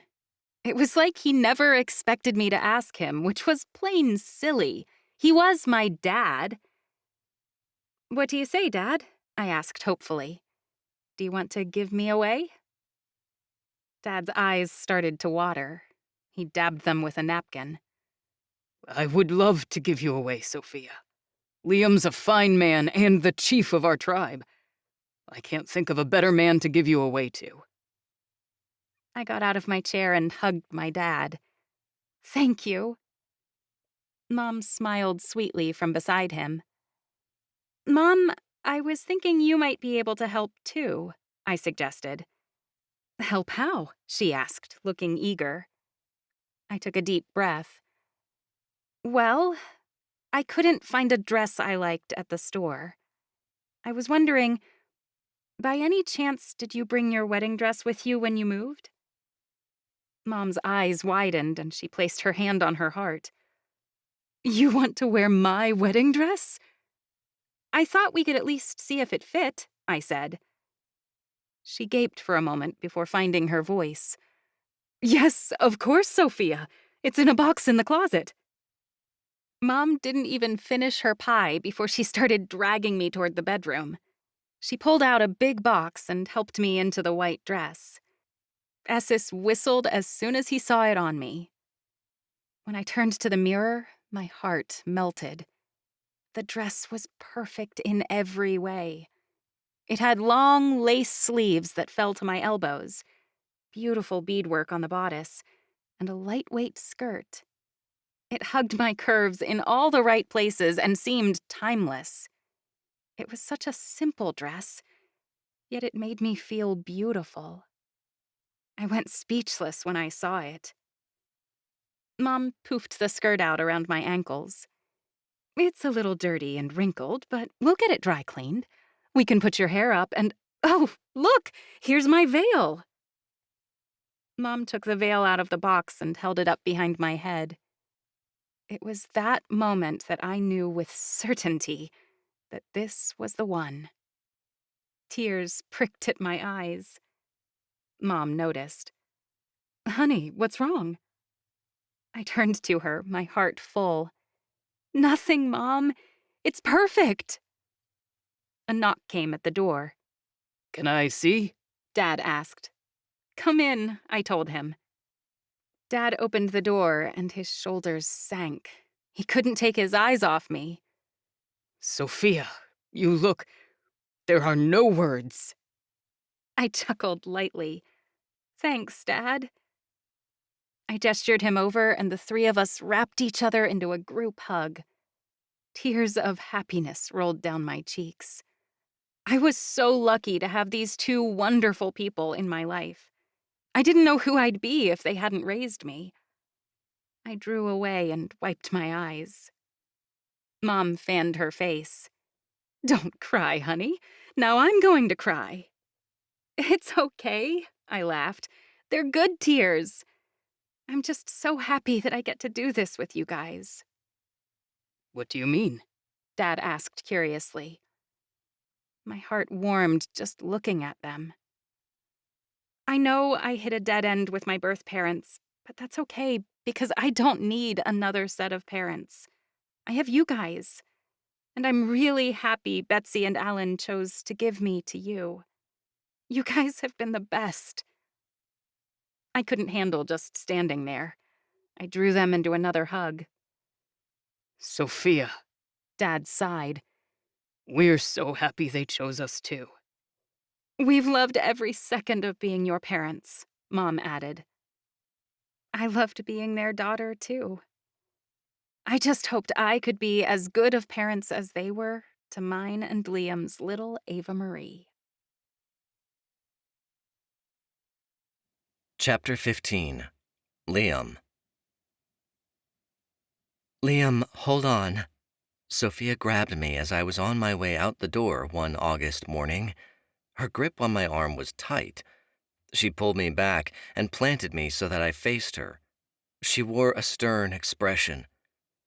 You've been working almost every day since you became chief, Sophia protested. You need a break before you crash and burn again. I hated that as she said that, I wavered on my feet. I'd had a long, late night at the office and had gotten up early this morning. Not to mention, I'd worked through a summer cold last week, which had only gotten better because Luana had spent all her magical energy healing me every day until I got better. There's stuff that's gotta get done. I can't just leave it, I argued.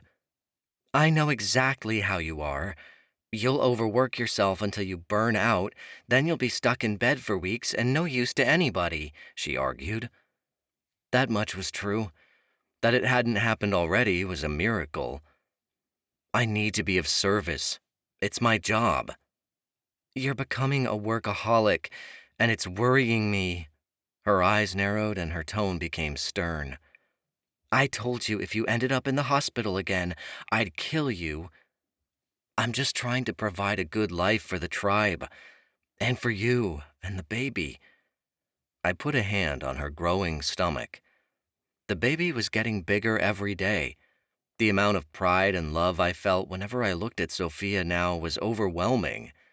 A warmth settled over me whenever I saw her and thought about all that was to come. We were going to be married in days now, and not soon after, our daughter would come into the world. It was so perfect, it felt like this couldn't be my life. I was desperately worried I was going to fuck it all up somehow. You can't help any of us if you're dead, she stated. Tribe matters can wait for one day. I slumped over. All right, fine. I'll take the day off. But you've got to let me go for now. I have an appointment with Perot.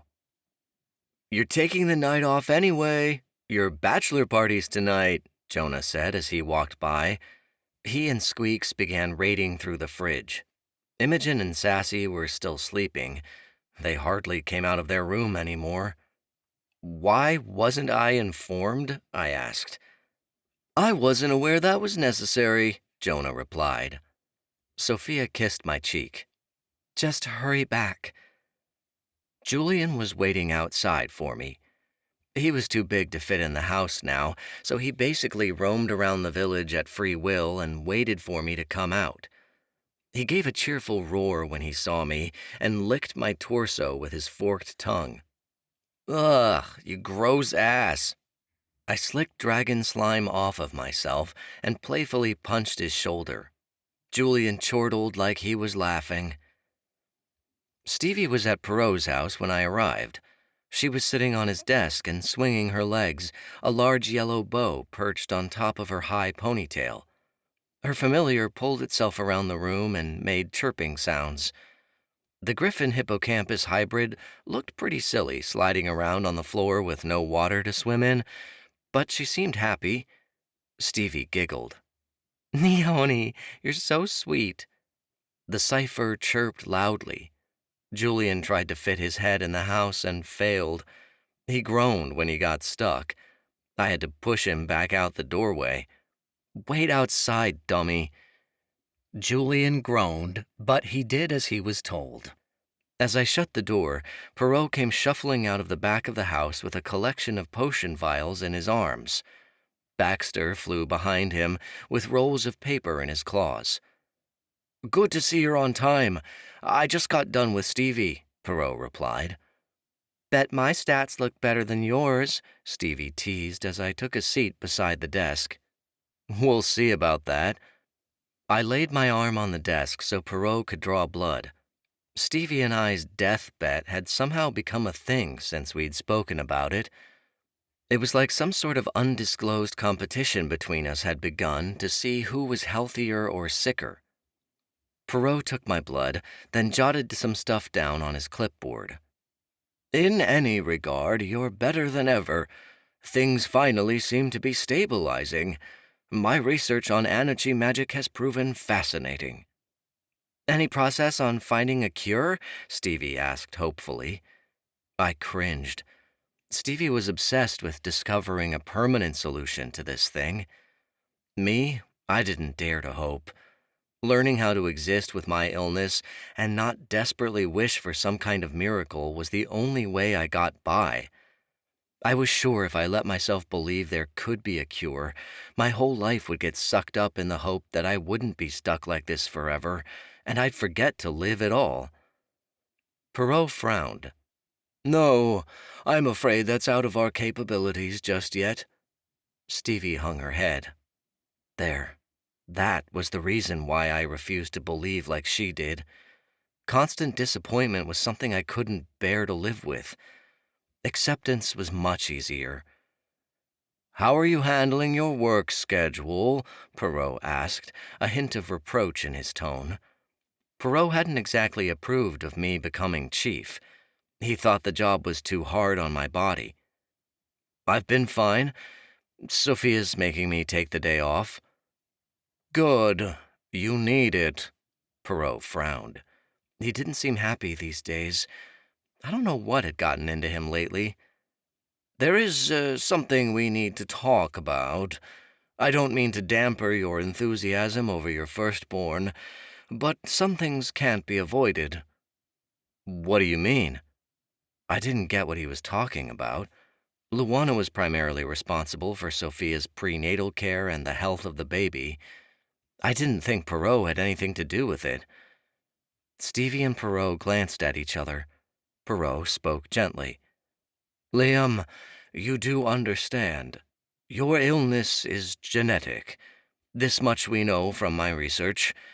There's a chance you've passed on your disease to your child. My blood prickled as it became ice, and I suddenly felt sick. My stomach sank into a pit so low I didn't even know it existed. It was like the world itself narrowed around me and became sharp and defined. My breath hitched as time froze, and slowly my mind comprehended the awful reality. This couldn't be happening. But it was. I was so worried that I'd screw up our perfect little life. I had fucked it up. I'd cursed a little girl to a life of pain. Perot saw that I was starting to hyperventilate. Breathe, Liam. It's not a sure thing. It felt like I was choking down air. Stevie got up to give me a glass of water. I sipped at it, and it shook in my hand. The cipher at my feet looked up in alarm. You didn't think it could happen? Stevie asked curiously. I shook my head. She took the glass of water from me before I could spill it all over the floor. That's why she hadn't been happy at the baby announcement. She knew what this was like. I've worked out the math, and the probability is 1 in 4. There's a 75% chance that your child is fine, Perot said firmly. That means there's a 25% chance she's not, I gasped.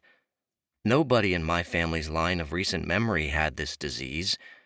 Somehow, some long-forgotten descendant of Anna Cedric had passed combined magical suppression syndrome down to me. How could Ava Marie be so lucky to escape this? I want you to know if she's ill, we'll deal with it. We have energy magic now, and more information than we did when you started showing symptoms. My research is getting better every day. She won't suffer as you did, Perot insisted. It didn't matter. I didn't want her to suffer at all. I leaned forward and put my head in my hands. The cipher licked my forehead while Stevie rubbed my back. It's just important to consider the possibility. We won't have a way to test her until she's older. She won't begin to show symptoms until she gains her magic. Most likely you'll have a healthy baby, Perot said. I can't deal with this. I got up and left. I practically ran out the door. Stevie called for me to come back, but Perot said nothing. If I gave my child my illness, I'd never forgive myself. I'd fucking hate myself forever for giving this shit to a child. No one should ever be subject to this. I wouldn't give this illness to my worst enemy, and I might have passed it on to my kid. The only thing I could think would be worse than suffering through this myself would be to see a child of mine go through it. It would be my darkest nightmare. Julian noticed I was fucked up the moment I walked out of the house. He made an alarmed noise and rushed toward me, shaking the ground. I rubbed his forehead when he collided with me. I just can't stop fucking things up, huh, Jules? I asked. My voice was thick. Liam! Stevie came rushing out of the house. Her cipher pulled herself behind her and bellowed. She breathed heavily when she stopped in front of me. Could you not run out like that? What would you do? I asked her. How would you handle getting news like that? I know. I can't imagine how you feel. Stevie shrugged helplessly. With me having it and the disease being in Ezra's bloodline, our chances are more like 1 in 2. That's why we're so careful. I hadn't thought about that. I felt sick inside. Stevie took a breath. Look, maybe things aren't as bad as you think. Oh, really? I asked sarcastically. How so? You don't even know if your daughter has it yet. You won't for years.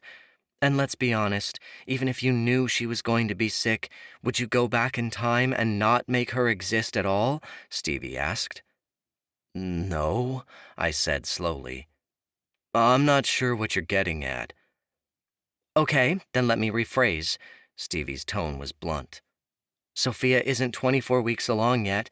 Let's assume we know your kid's gonna be sick.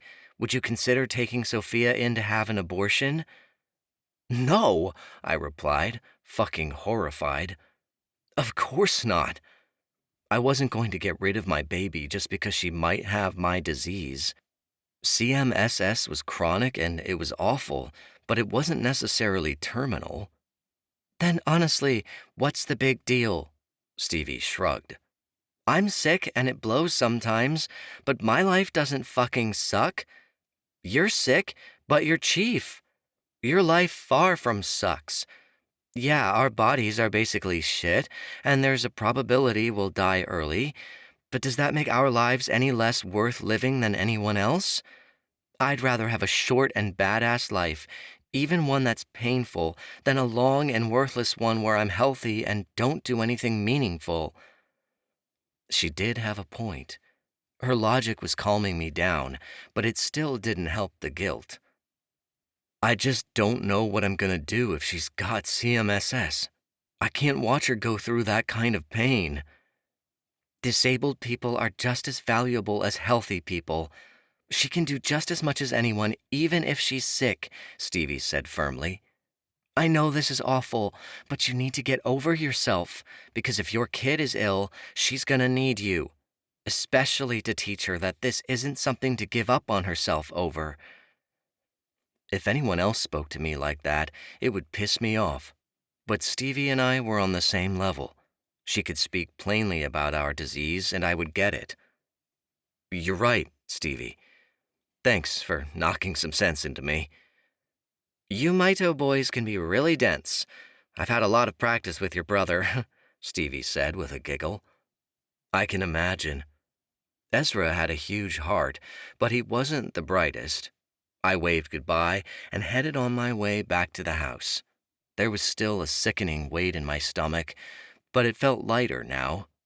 I just didn't want to break the news to Sophia.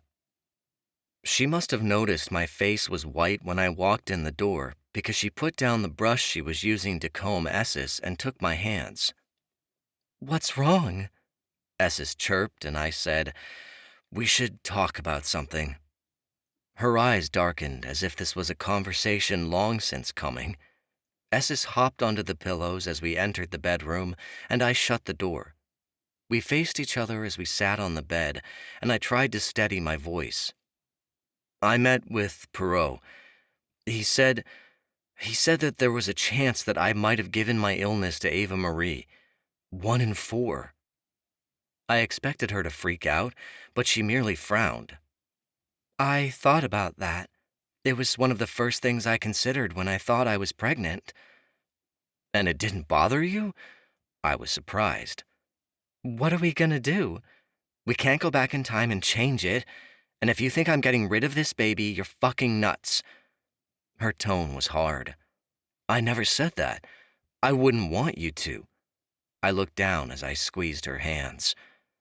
I worry that if she is sick, you're going to blame me.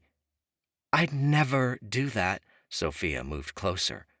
If Ava is sick, I'm gonna love her just as much as I love you, and probably even more. My throat got tight. I don't want her to be in pain. That doesn't make her any less worthy of life if she is, Sophia argued. Humans spend their whole life trying to avoid pain, but you know what, Liam? I think a bit of pain actually makes life better. We've all been through so much, but look where we are today because of it. I don't think we'd be where we are if you weren't sick, and that's a fact. I knew she was right. Even losing our home had turned out for the better. We'd found a new home, discovered the Anichi, and had hope now that the Hawkeye could be saved. It just sucks to think of her feeling like I feel. My shoulders slumped. I wanted to break down just thinking about it. If it comes, we'll handle it, Sophia said firmly. There's no point worrying about it until then. We're going to love her anyway. We already do. I hadn't met Ava Marie yet, but I already knew I adored her in a way I hadn't anyone else, not even Sophia. It was a special kind of feeling reserved only for her. Sophia started. She shifted on the bed a bit, and her eyes widened as Esses came running over. Do you want to feel her kick? What? I'd never done that before. She's moving now. Here. She took my hands and placed them on her stomach. Underneath my palms, I felt a firm pressure. Small prodding movements bumped against my fingers. Esses put his paws next to my hands so he could feel too. Tears rose. I had to choke them back. This made everything feel 10 times more real. The kicking increased in intensity against my hands, and I laughed. She's kicking the shit out of me. How do you think my ribs feel? The kid is always doing somersaults. She never quiets down. Sophia giggled. She's a little fighter, I murmured. Esses chittered, like he agreed with me. When Ava Marie gave a particularly strong kick, I almost reared back. Reality had suddenly set in with how alive this tiny baby was, and I was lucky enough to be a part of her. That's not death, Liam. Sophia smiled and stroked my hair. That's life.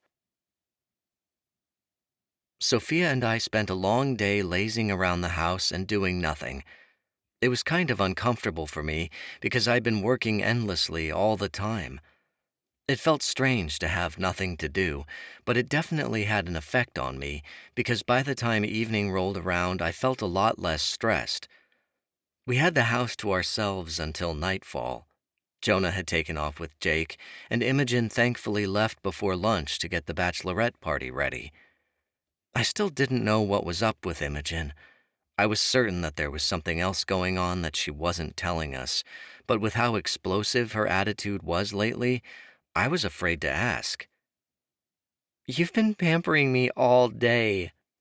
Sophia laughed as I tickled her feet after I just got done giving them a full massage. Isn't the point of taking a day off to relax? Good thing I relax by spoiling you. I smiled. That doesn't count. She rolled her eyes before they wandered to the fridge. I'm hungry again. I chuckled. She'd just had a snack an hour ago. Now that the morning sickness was more or less done, Sophia was constantly hungry. What do you want? Pickles, peanut butter, and bread, she responded. Esses clapped, like he agreed. I didn't know what she wanted them for, but best not to ask questions. Yes, dear. When I brought them to the table, Sophia spread the peanut butter on the bread before she put the pickles between 2 slices and took a bite. I cringed in revulsion as her face melted, like she'd just eaten the most amazing thing on earth. Ancestors, I'm going to gag. I tried not to watch her eat it. I swear, it tastes good, she insisted. Esses made his own nasty sandwich and devoured it. One thing I wasn't going to miss about Sophia being pregnant was her disgusting cravings. I'd caught her at midnight last week eating sugar cookies topped with garlic cheese spread. Don't get too crazy during the bachelorette party, I warned. You're carrying precious cargo. Sophia finished her first nasty sandwich and made another. I'm not sure what we're doing. Imogen said it was a surprise. She did say she was bringing a penis cake, though. I snorted. How original. Who's all coming? Imogen, Vanessa, Miranda, Lindsay, and Luana, she said. And I invited Stevie to come along, too. What about Amelia? I knew she was a bridesmaid. She and Trace are out doing something for the tribe tonight. I didn't ask what, she explained. The door burst open as if someone had kicked it down. Jonah, Jake, Ezra, Cade, and Bren strolled in like they owned the place.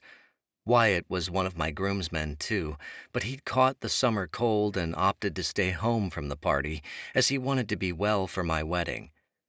Are you ready to have the most epic night of your life? Jonah challenged. I groaned and Sophia giggled. Let's just get this over with. I couldn't imagine what Jonah had planned for the bachelor party. Sophia waved goodbye, and Jonah led the way down a path I'd never been before. So what exactly are we doing? I asked as the village limits ended and we headed into the trees. The familiars, including Squeak, Sabor, Julian, Arabelle, Diami, and Kingston, all flew above us. You'll see, Jonah sang. He gave a silly grin to Jake, who nudged him along gently.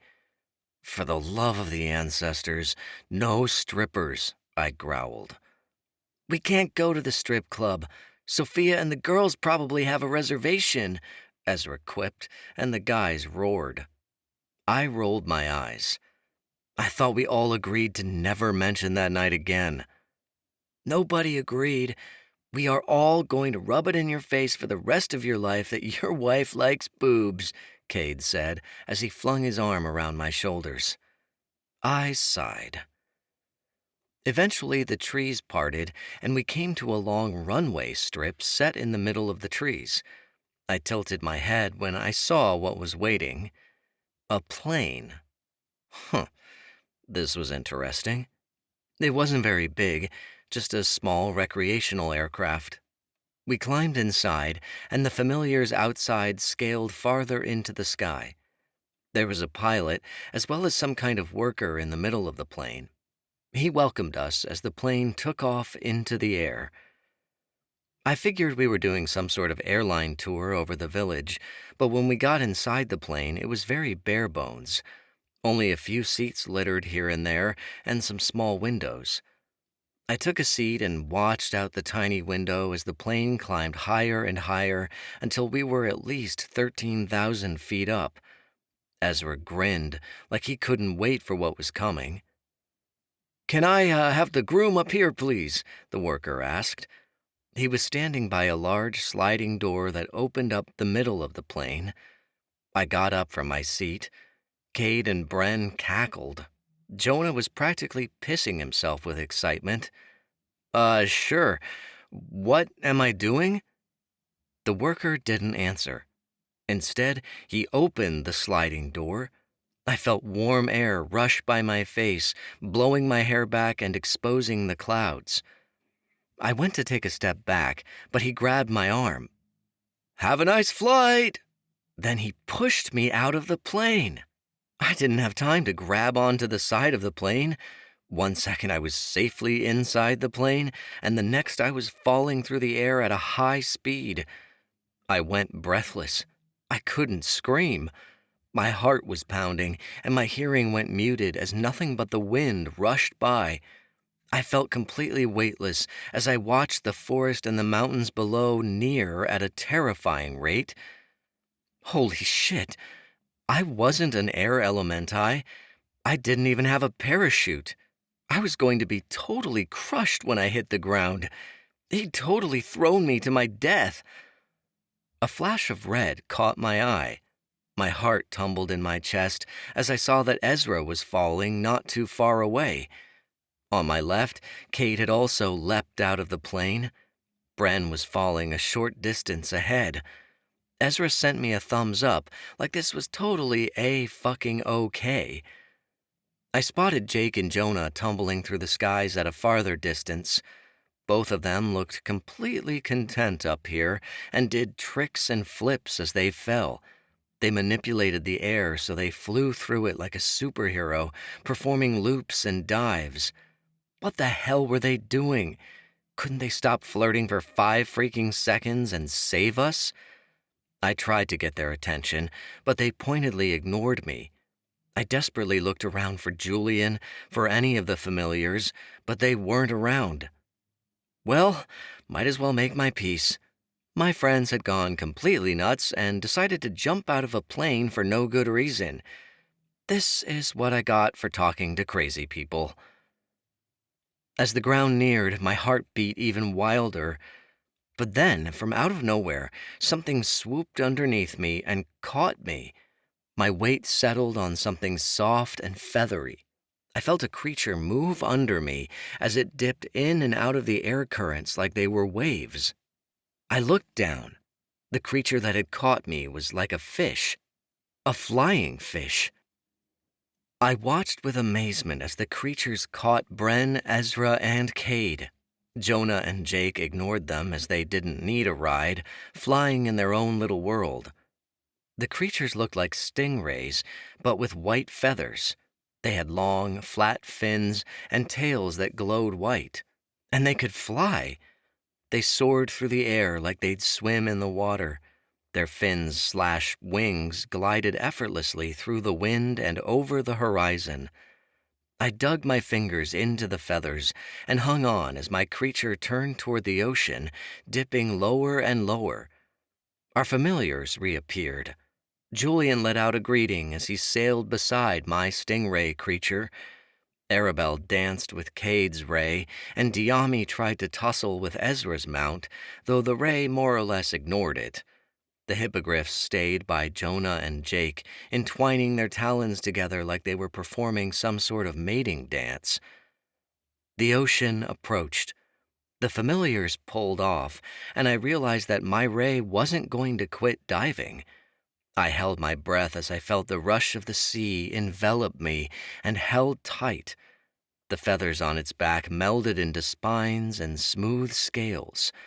The creature changed, continuing on its mission as it pulled me further underwater.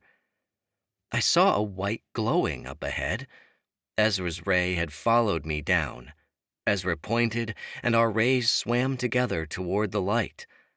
My eyes widened when I saw that there were all kinds of Anachi water creatures down here. The glowing was coming from white sea lions, which had antlers like deer, and orca whales that were white and fuzzy all over. A pod of dolphins swam by, but they were anything but ordinary.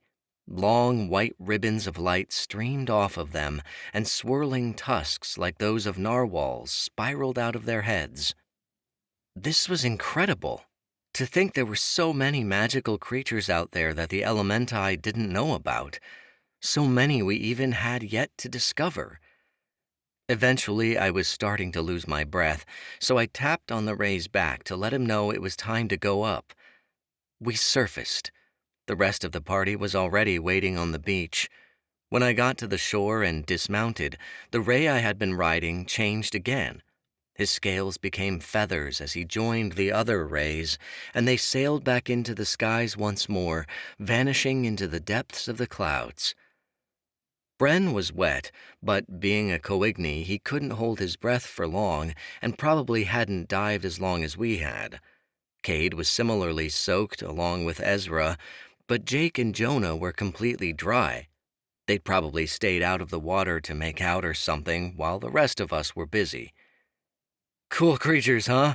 Bren asked as he shook water out of his ears. "I bet there's tons more down at the bottom.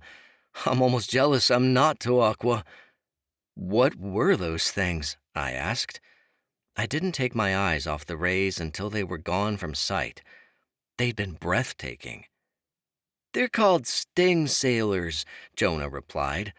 "They're Anichi Toaqua type creatures that can fly and swim. I paid for all of us to take the tour." "So, you thought it was okay to push me out of a plane without telling me it'd be okay?" I crossed my arms. "Shut up. I knew you'd love it," Jonah replied. "You don't feel alive unless your life is in danger somehow." He was right. "Okay, I can't be mad at you for that one. That was pretty wicked," I admitted. "Of course it was," Jonah replied confidently.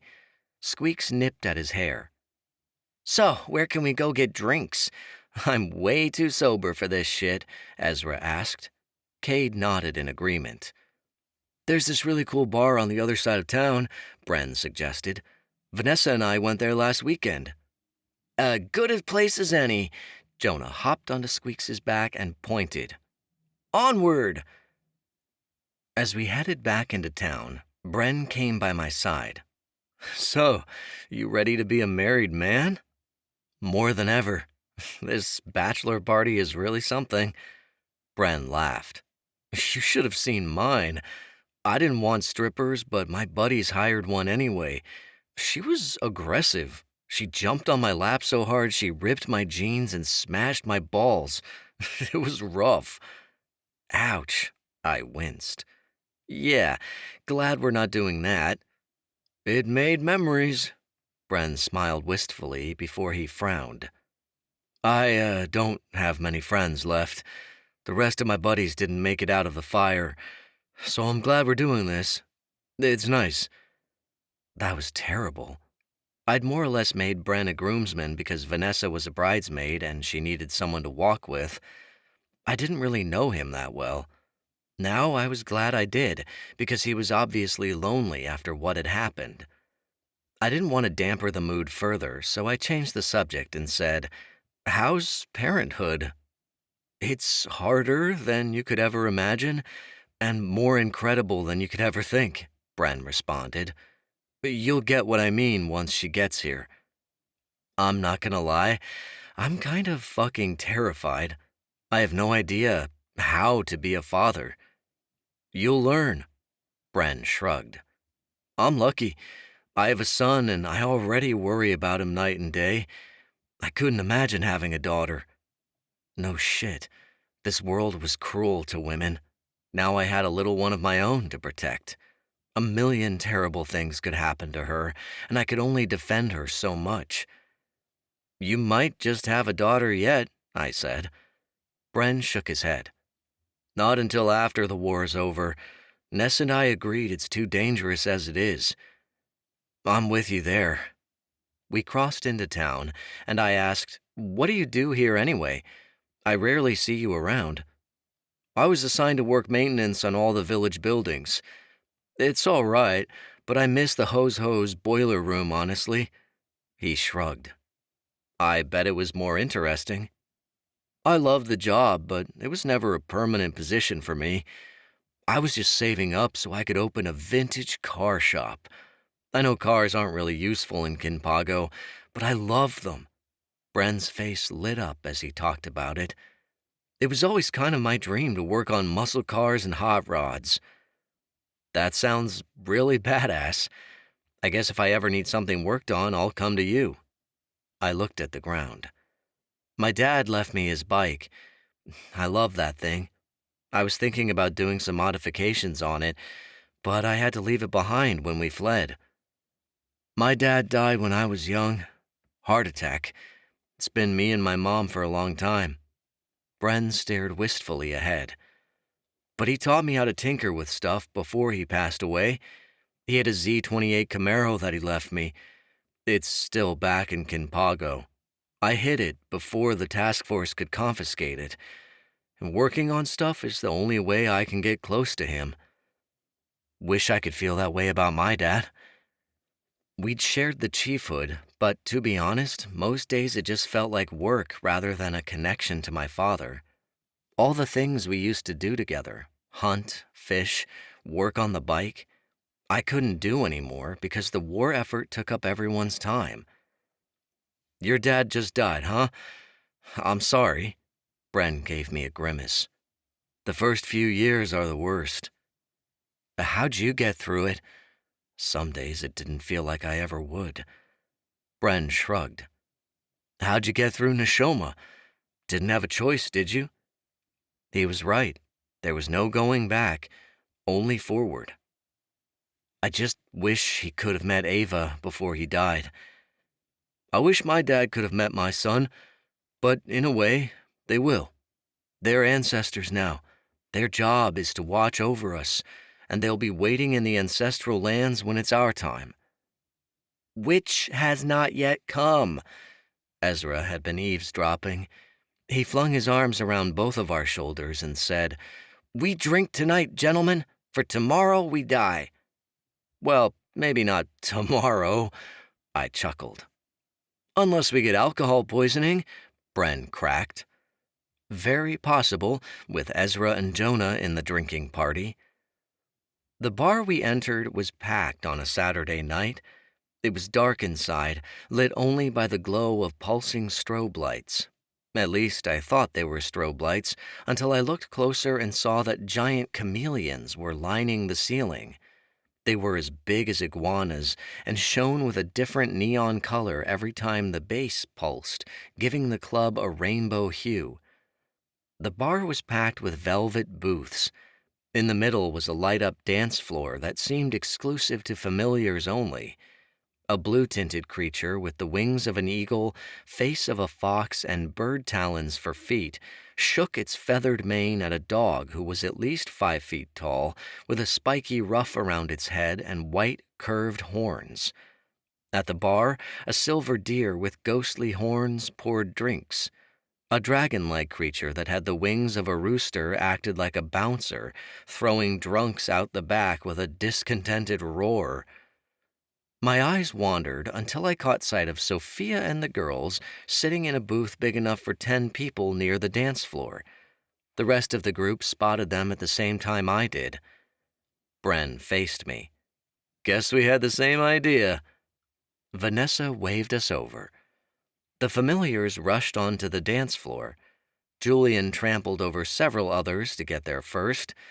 Nobody was hurt, but a wolf that had a coat that looked made of leaves grumbled as it got up to leave after Julian knocked him down. Squeaks was shaking her hindquarters as usual, while Sassy copied her by twirling her tail in the air. Essus was on top of Squeaks's head and trying to do the robot.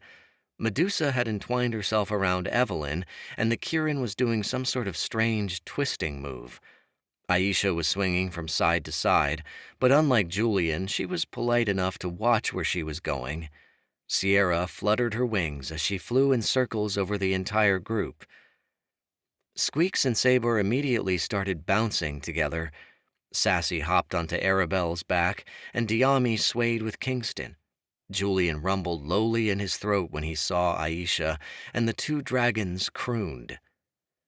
We didn't expect to see you guys here, Vanessa yelled over the music as we squeezed into the booth. We went sting sailing, Jonah replied. What did you guys do? We took Sophia to this amazing spa. It was total relaxation, Imogen gushed. I took a spot next to Sophia. Did you have fun? Lots. The spa was so cool. They had these miniature poodoo fawns that gave massages and monkeys with rainbow fur that painted your nails. The fawns were so tiny, they looked like piglet deer. She showed me her hand. She picked a light pink. I'm glad. As I looked around, I noticed that the bar was mostly run by the familiars. A white leopard with antennas that looked like butterflies distributed our menus, while some sort of dog reptile thing waddled by with a tray on its head. It was really ugly, a mix of a pug and a Komodo dragon, but also kind of cute with its bug eyes and tongue sticking out. I'd just ordered a beer, but Sophia had gotten this insane non-alcoholic beverage that was crazy to look at. It was in a daiquiri glass, but had sugar dusted over the top. It was a white and red swirling concoction that sparkled when you stirred it. Try it. Sophia handed it to me, and I took a sip. It tasted like strawberries and cream.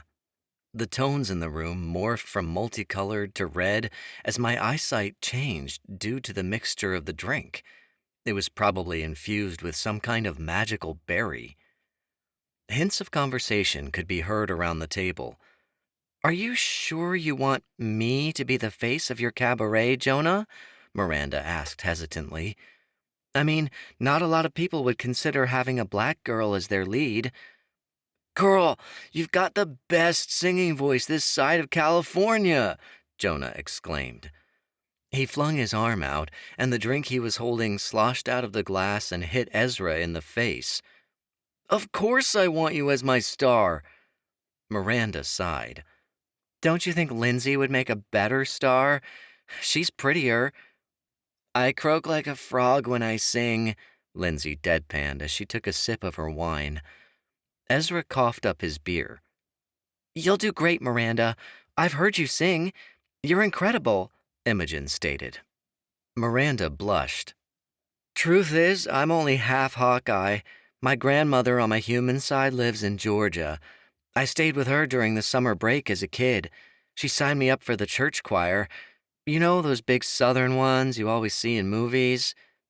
And it gave you pipes blessed by the ancestors themselves, Lindsay finished. You love to sing. You belong up on that stage. Miranda smiled bashfully and entwined her arm with Lindsay's. If you say so. As the night lingered on, people started pairing off in their designated couples. Miranda and Lindsay slipped off to the back room to do ancestors knew what, while Ezra and Stevie remained curled up in their own little world. Bren and Vanessa went home early as they needed to relieve the babysitter. Cade left too. It was almost a relief. The tension between him and Imogen was so thick you could cut it with a knife, and I'd been waiting for the both of them to go off like a ticking time bomb all night. Jonah and Jake were on the dance floor with the familiars. Jonah was totally eating up what Jake was laying out for him.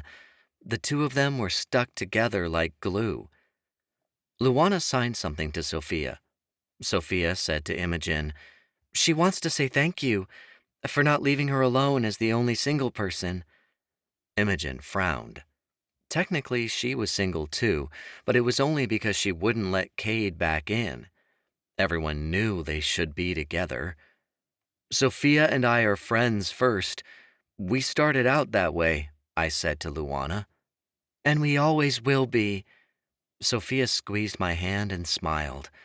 I gave her an affectionate look back. Do you want to be with someone? I asked Luana, signing the question.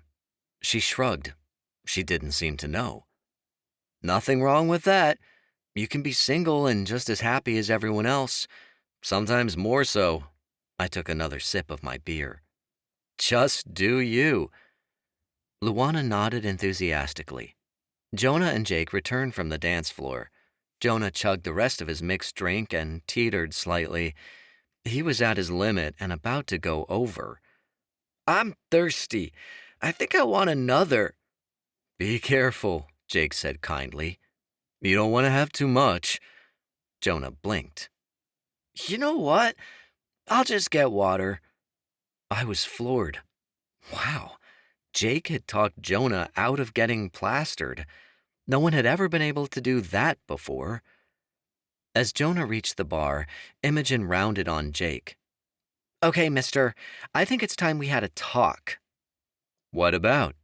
Jake's voice was calm and cool. He faced the four of us as if he had been expecting this. "What are your intentions with Jonah?" Imogen put her hands on her hips. "I think you should come clean." I cringed.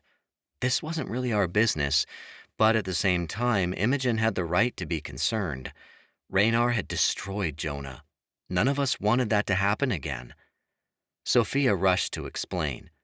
"Jonah's been through a lot," she said.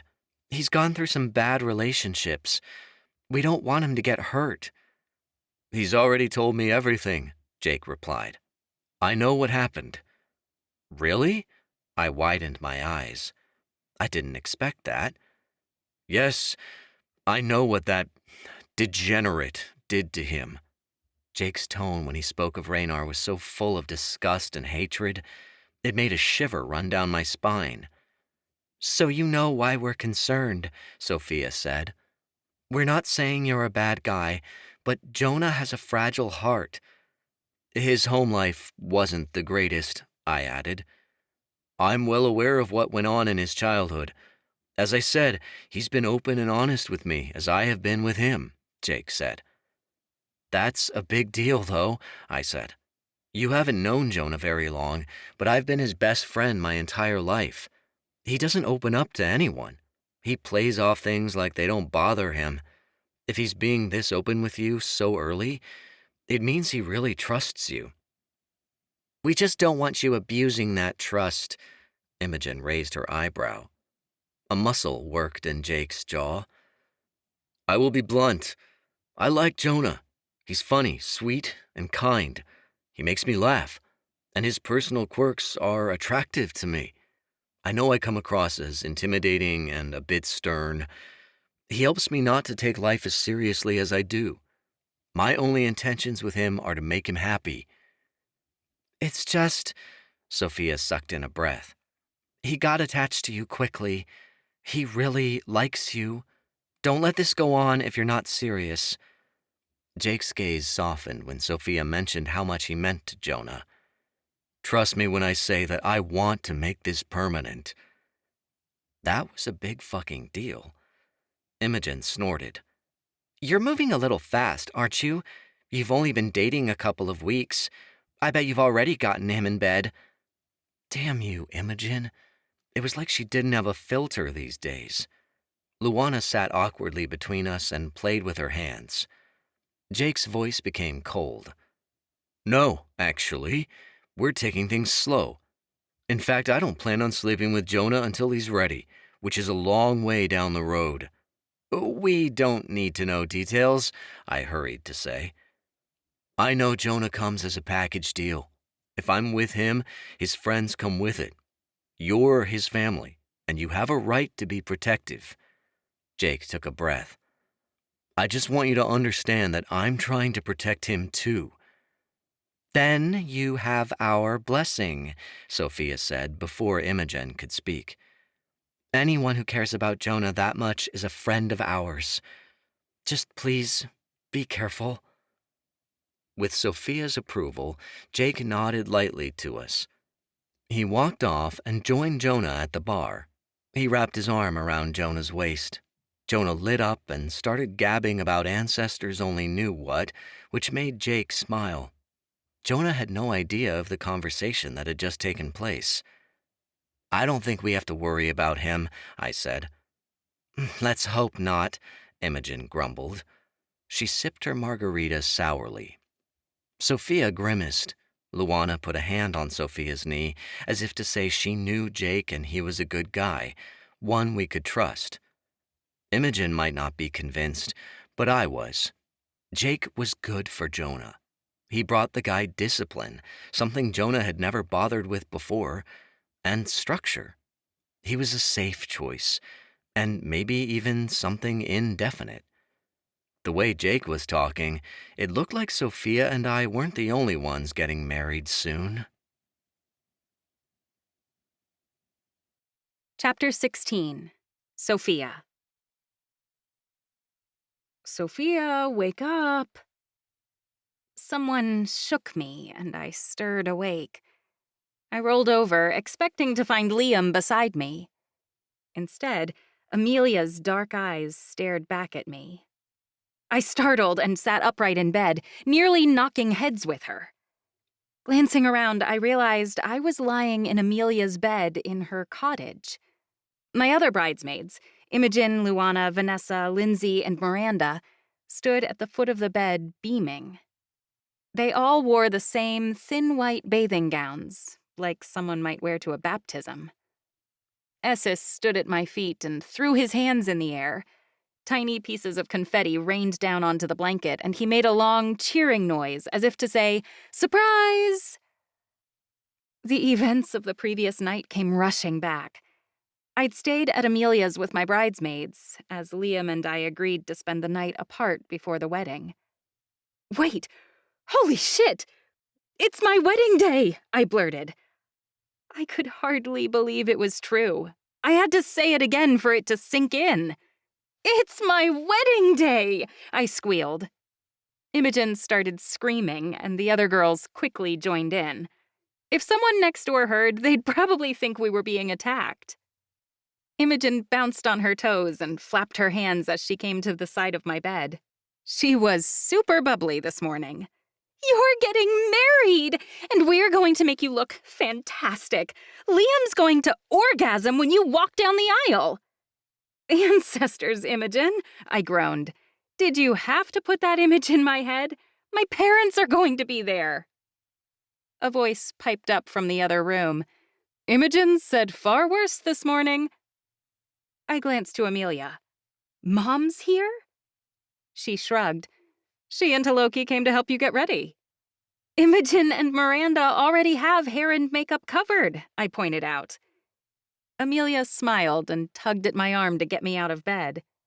"Everyone needs to be with you this morning. It's tradition." I crawled out of bed and stood beside Amelia. Vanessa held out a plush white robe. "Strip down and put this on." I took it from her and looked down at the robe. "Oh, is this the same thing we did at your wedding?" Vanessa smiled brightly. "Sure is. You're okay with that, right?" "Yeah," I said quickly. "You're all like family to me. I'm not shy." Amelia leaned in and kissed me on the cheek. "We're ready when you are." She started for the door and everyone followed. Imogen winked at me, then closed the door behind her. The only one who stayed was Esses. My heart pounded in exhilaration as I stripped off my pajamas and pulled on the fluffy white robe. It was really soft on my skin and felt nice. I still couldn't believe I was getting married today. I took a few moments to stare down at my engagement ring. It hadn't sunk in. "Well, Esses," I said, beaming, "by the end of the day, I'm going to be Mrs. Sophia Mito." Esses clapped his paws and cheered for me. A knock came at the door. "What's taking so long?" Imogen called. "Did your water break?" I rolled my eyes as I opened the door. "Very funny." Imogen chuckled. "I am hilarious." Haloki laughed from where she sat next to my mom at Amelia's kitchen table. They wore the same white dresses as the bridesmaids. "All you girls have such a bright, beautiful friendship." Haloki stood and came over to me, holding her arms out before pulling me into a hug. "It is the best way to start your wedding day." I drew away from her and turned to my bridesmaids.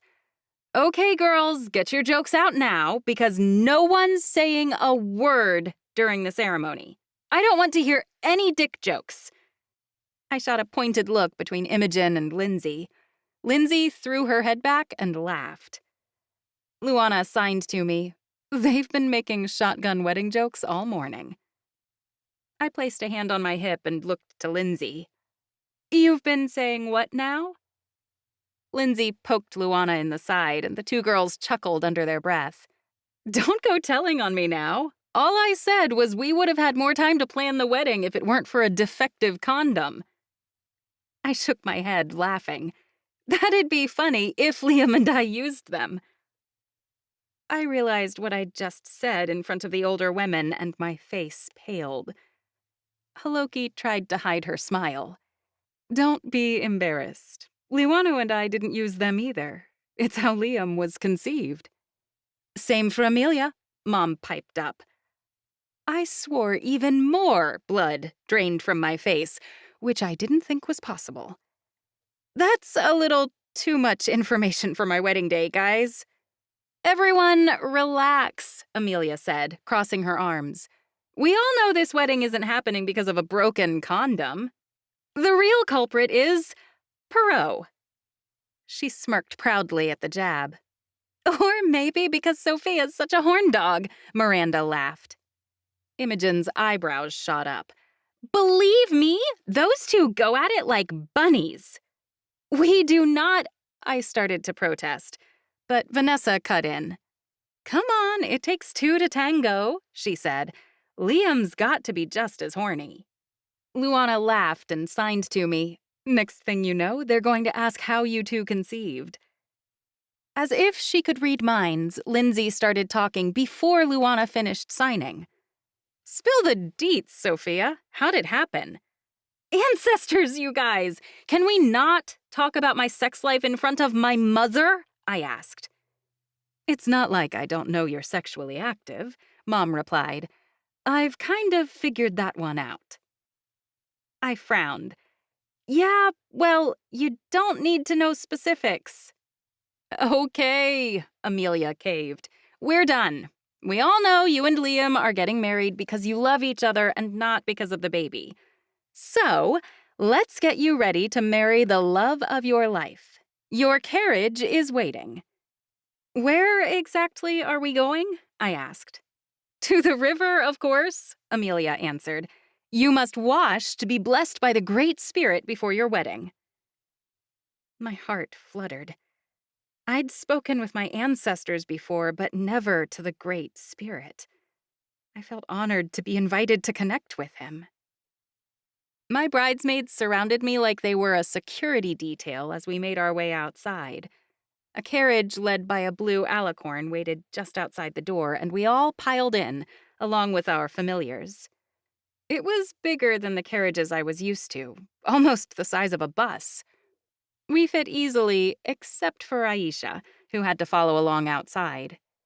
The carriage led us through town and into the woods until we came to a stop at the river. As I stepped out of the carriage behind my sister, I saw that the area she'd picked was very secluded.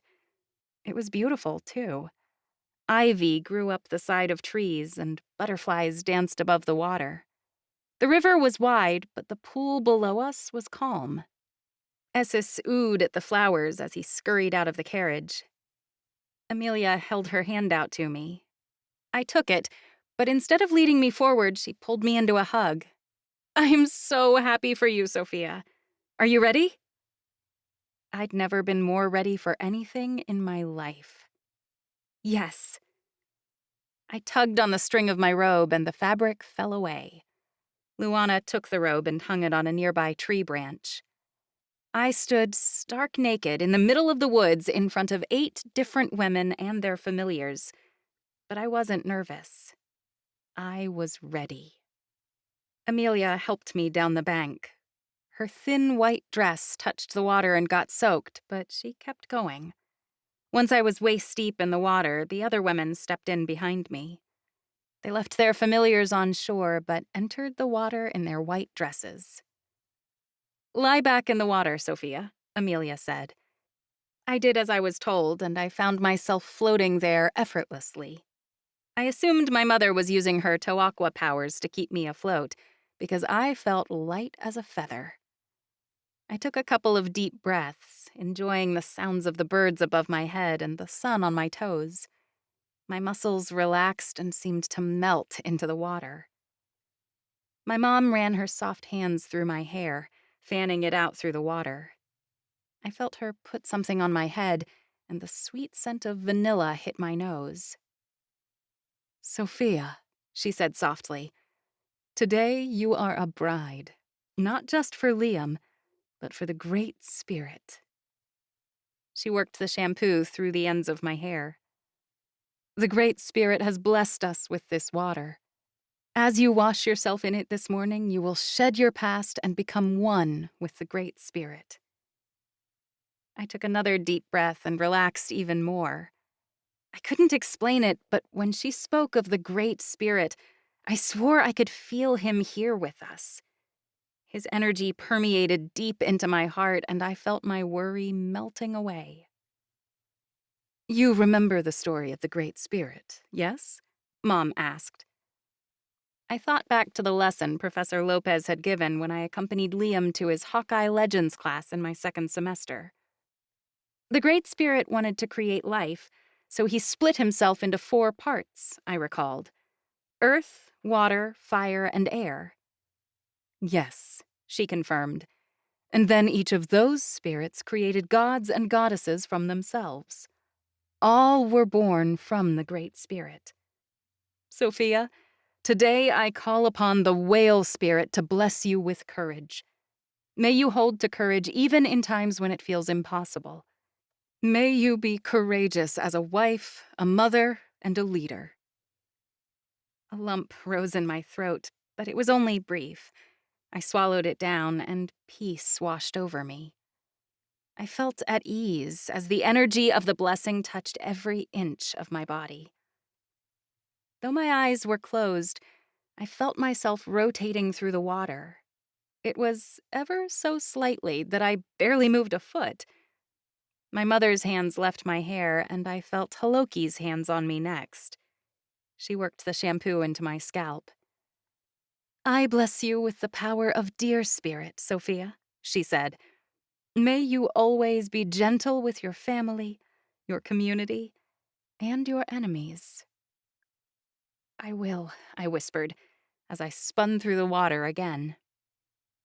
Another set of hands landed on my head, and Amelia spoke from above me. "I bless you with the power of Lion Spirit, the god of strength. Remember your strength in whatever you do, Sophia, because it is never far away." Imogen was next. She began massaging the shampoo into my hair, and I could hear her sobbing from above me. Her voice cracked when she spoke. "I call upon the Elephant Spirit, the goddess of creativity. May you go through life creatively. Dance, sing, and enjoy yourself." Tears began to well in my eyes as I continued to move through the water to my next bridesmaid.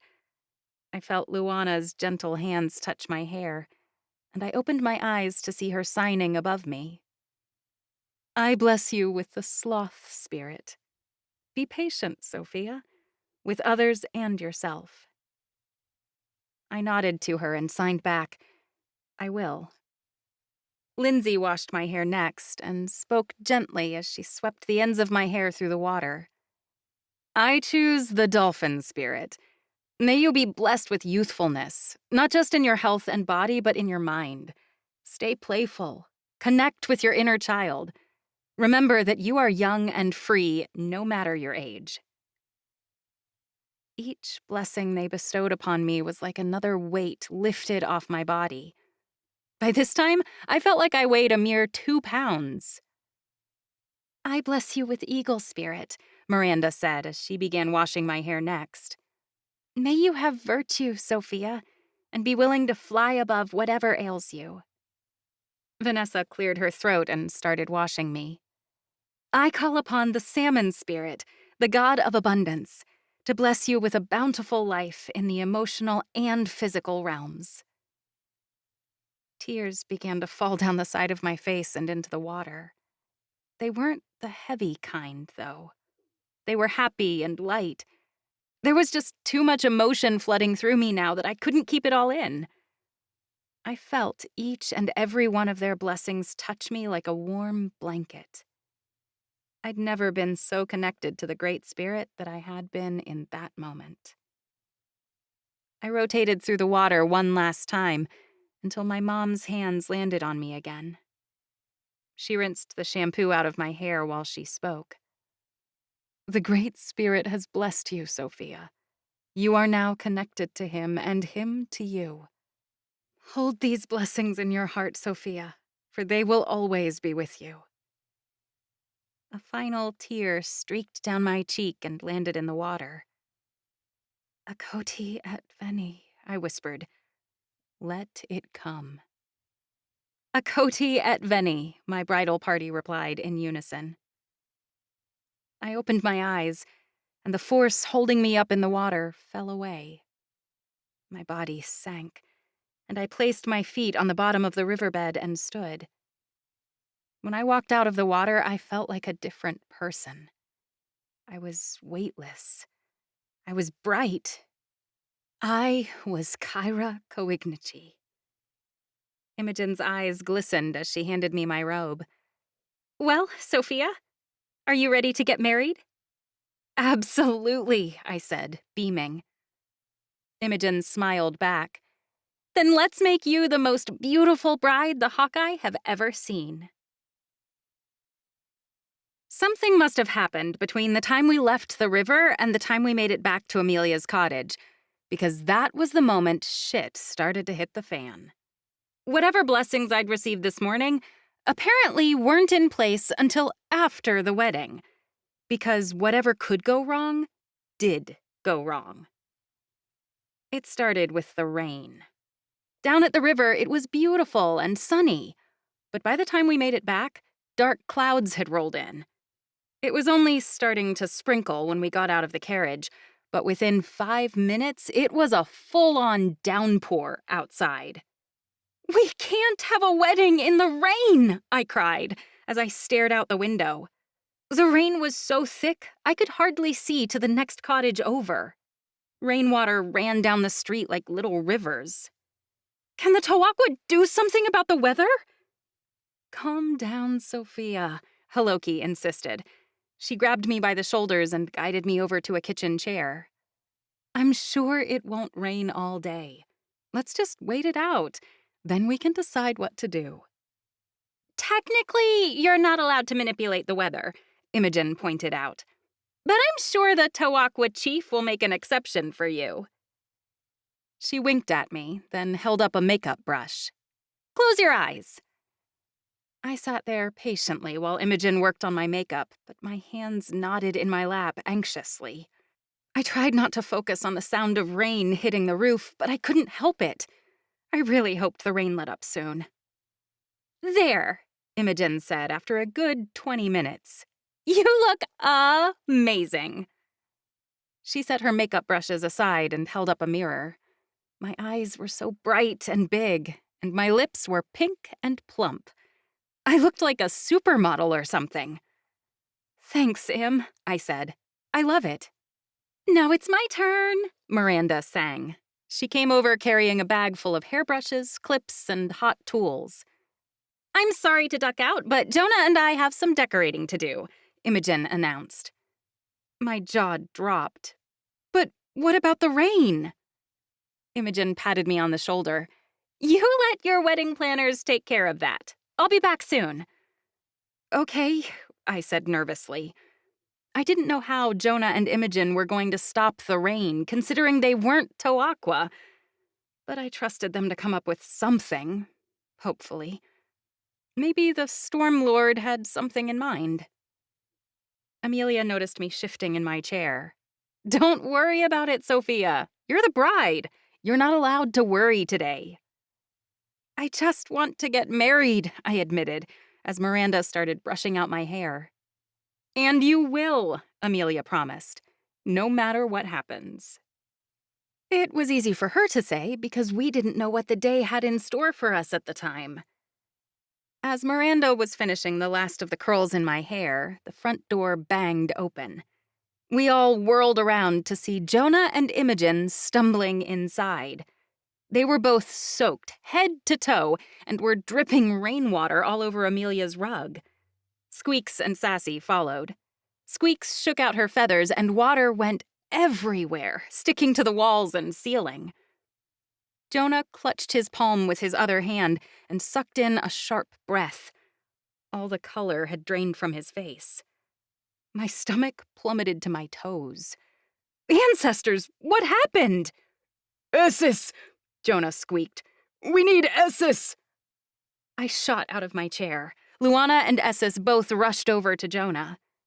Luana reached for his hand and he let her take it. As he pulled the pressure off his palm, blood started to drip everywhere. Amelia gasped and ran toward the bathroom to get towels. Haloki rushed over and helped clean up the blood with her powers, then gathered all the other water on the floor and pushed it out the door. "Imogen, what happened?" I demanded again. My heart pounded with worry. Imogen turned to me and frowned. "You're not going to like it." Jonah breathed a sigh of relief as Luana used her healing powers on him. Much better. Can someone get me a coffee or something? He stepped forward and plopped onto the couch, almost squishing Lindsay and Medusa. I placed my hand on my hip and tapped my toe. "How long are you going to keep us waiting?" Imogen bit her lower lip. "Well, see, the venue, it's flooded." My heart dropped. "What?" I squealed. "Jonah climbed some rocks to see if we could hold the ceremony on higher ground, but he slipped," Imogen admitted. I whirled toward Jonah, fuming. "Why didn't you fly? You remember you can fly, right?" Jonah gave me a sour look. The rocks didn't look too high. I didn't know they'd jump out and try to impale me. I sighed. "I'm glad you're okay, but did you guys figure anything out for the venue?" Well, we didn't get very far, Jonah said. Vanessa hurried to my side and grabbed my shoulders. "Everything's fine. Jonah's healed, and they'll figure out the venue. What you need right now is a massage." "A massage?" I balked. "We don't have a wedding venue. I'm supposed to be getting married in a few hours. I need to figure this out." "No, you don't," my mother cut in. "We'll get it figured out, Sophia.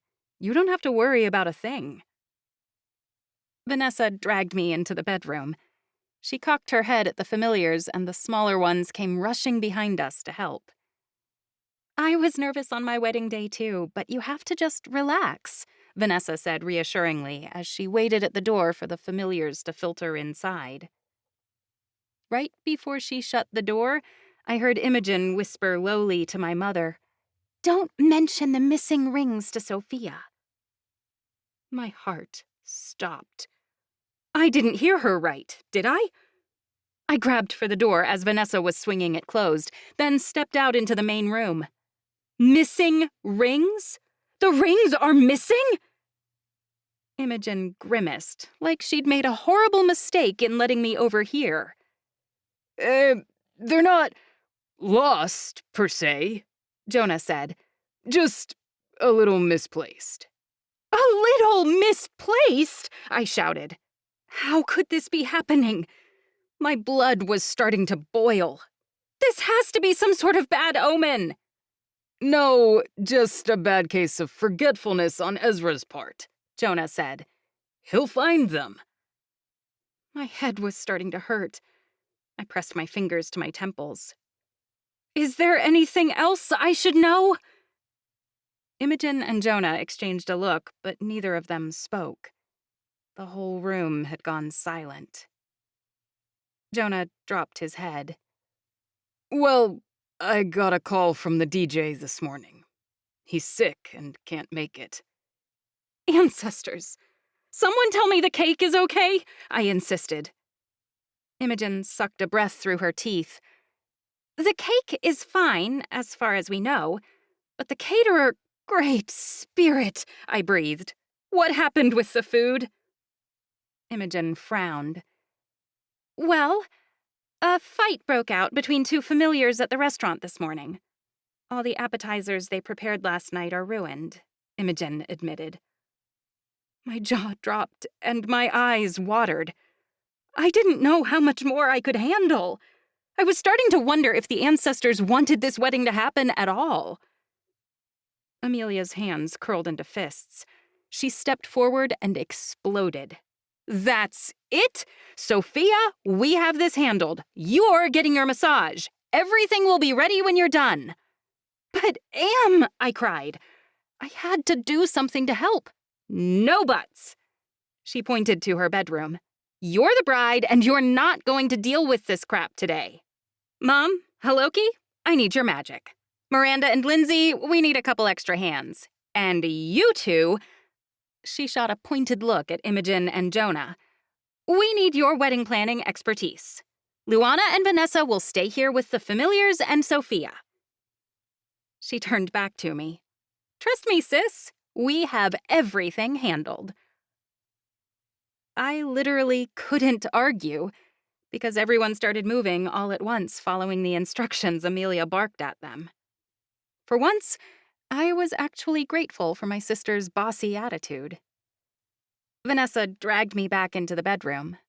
"Lie down and relax," she demanded, pointing to the bed. I groaned. "Is there really nothing I can do to help?" "There is," Vanessa said. "You can chill out." I basically didn't have a choice. "Everything will be okay," Luana signed to me. I lay on my back on the bed, being careful not to tousle my hair. Vanessa, Luana, and the familiars surrounded me. My bridesmaids each took one of my hands and started massaging them. Medusa rolled over my legs. Her soft basilisk scales felt good on my skin, and her weight was just the right pressure to massage my muscles. Essis stood by my head and rubbed my temples, while Sierra blew soft puffs of air into my face with her wings. Kiwi rolled the curve of his beak along my feet, and Sassy kneaded her paws on my shoulders, along with my mother's familiar, Oliver. I took a deep breath in through my nose and out through my mouth, then repeated it over and over. I was starting to relax, but my mind raced, worrying about the wedding. Would everything get done in time? What if the ancestors didn't want us to get married today? Did Liam still want to get married today?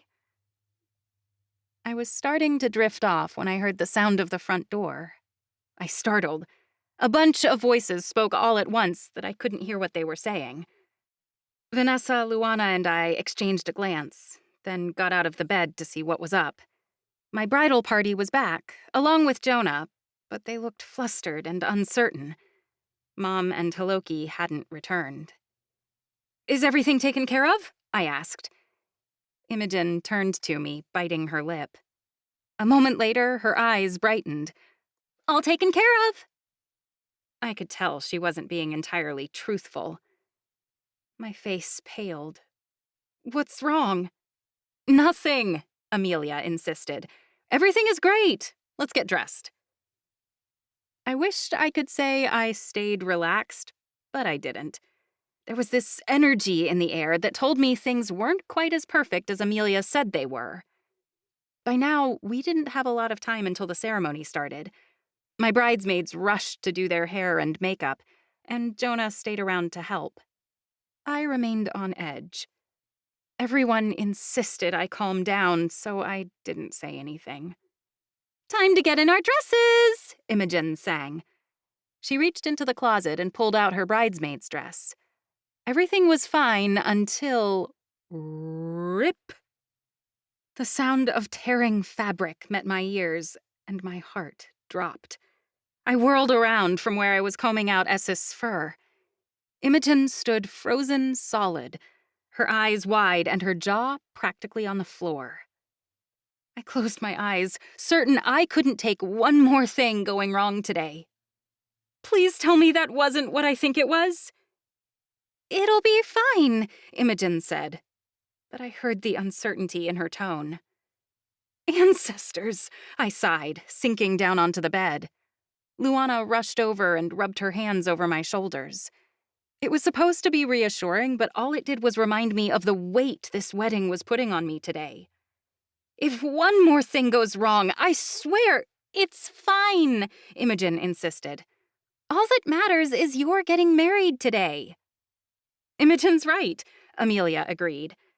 She hurried to Imogen's side and lifted the hem of her skirt. I couldn't see the damage from here because Imogen was standing in front of the dress, obviously trying to hide it. But I did see Amelia's face. She looked utterly hopeless. "Mom brought her sewing kit," Amelia said quickly. She grabbed the dress and leapt into action again. "Lindsay, Miranda, help Sophia into her dress, will you?"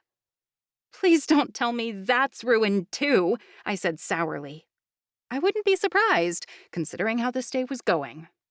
No, it's perfect," Miranda said, as she pulled the dress out of the closet. "Let's get our beautiful bride dressed," Lindsay said, grabbing my hand and helping me stand. Putting on my wedding dress should have been one of the happiest parts of the day, but it just made me feel sick. Everything had gone wrong this morning.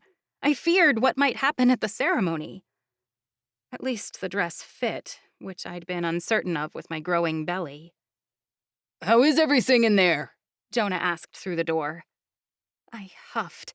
"It's all wrong!" Slowly, Jonah opened the door. His features brightened when he saw me in my dress. "Oh my gosh, Sophia, what are you talking about? It's perfect." "No, it's not," I insisted. Tears pricked at my eyes. Though Essus gazed up at me in admiration, all I felt was a sinking in my gut. My bridesmaids surrounded me, except Imogen and Amelia, since they were trying to fix Imogen's dress in the living room. I felt like there were too many people around me, like I was suffocating. "What's wrong with it?" Jonah asked, stepping into the room. "I don't know," I admitted. It all felt like too much. Luana signed to me. "You just need to add your veil and jewelry, then it will be perfect." I frowned, uncertain. "Okay." Miranda helped put the veil in my hair, and Vanessa handed over a beautiful silver and turquoise necklace. I took the spirit totem off and set it with the rest of my things, then put on the necklace. "Now for the shoes," Lindsay announced, holding out a beautiful pair of white flats. "Sit down. You should feel like Cinderella today." I sat on the bed. Lindsay lifted the hem of my dress and took my foot. She started to slip the shoe on. "A perfect fit," she cut off. "Are you fucking kidding me?" I wailed. Lindsay tried to force the shoe onto my foot, but it wouldn't slip over the end of my heel. Her eyebrows scrunched together as she tried again to force it on. "It's not going to work," I cried. This was the last fucking straw. I lost it. Tears started to stream down my face. I was sure it was ruining my makeup, but screw that. It wasn't like this wedding could get any worse. Jonah's face paled, and he knelt down to grab the shoe out of Lindsay's hand. "This can't be right. These shoes were perfect when we picked them out." He tried shoving them onto my feet, but all it did was crush my toes. "These can't be the right ones."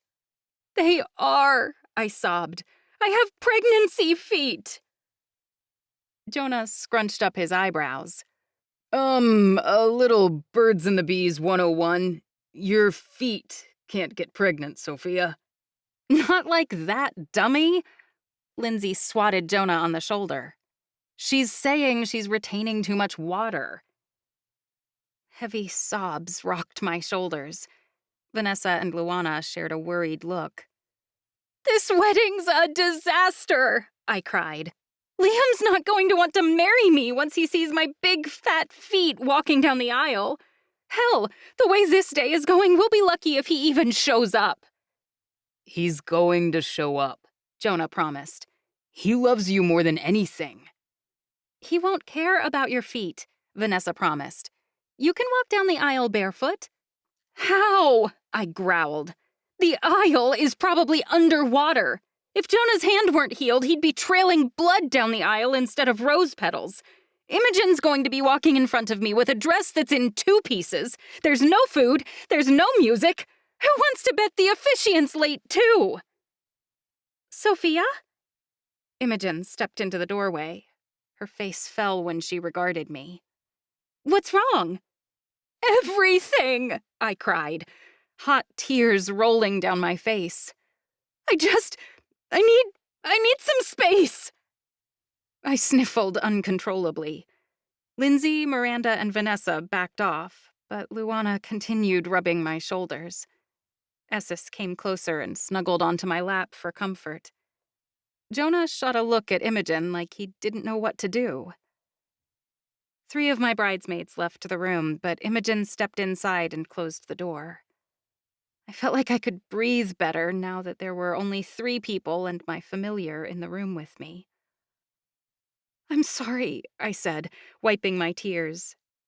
"You have nothing to be sorry for," Imogen said reassuringly. She sat beside me on the bed and took my hand in hers. "You have every right to feel frustrated. This morning has been a shit show." Another sob rocked my chest. "I don't mean to be a bridezilla." Jonah set the useless shoes aside and stood. He placed a hand on his hip. Trust me, sweetheart, you are far from bridezilla territory. "But my shoes don't fit," I wailed. Your shoes don't matter. Jonah knelt at my side and stared up at me, forcing me to look back at him. You listen to me, Sophia. Everything you're worried about, none of it matters. To hell with the venue. Who needs food and music at a reception anyway? "It wouldn't be a reception without it," I mumbled. Yes, it will, Jonah said firmly. He reached up and took my face in his hands. Look at me, Sophia. My best friend and precious bride. There's only one thing that matters today. You hear me? You are marrying the love of your life.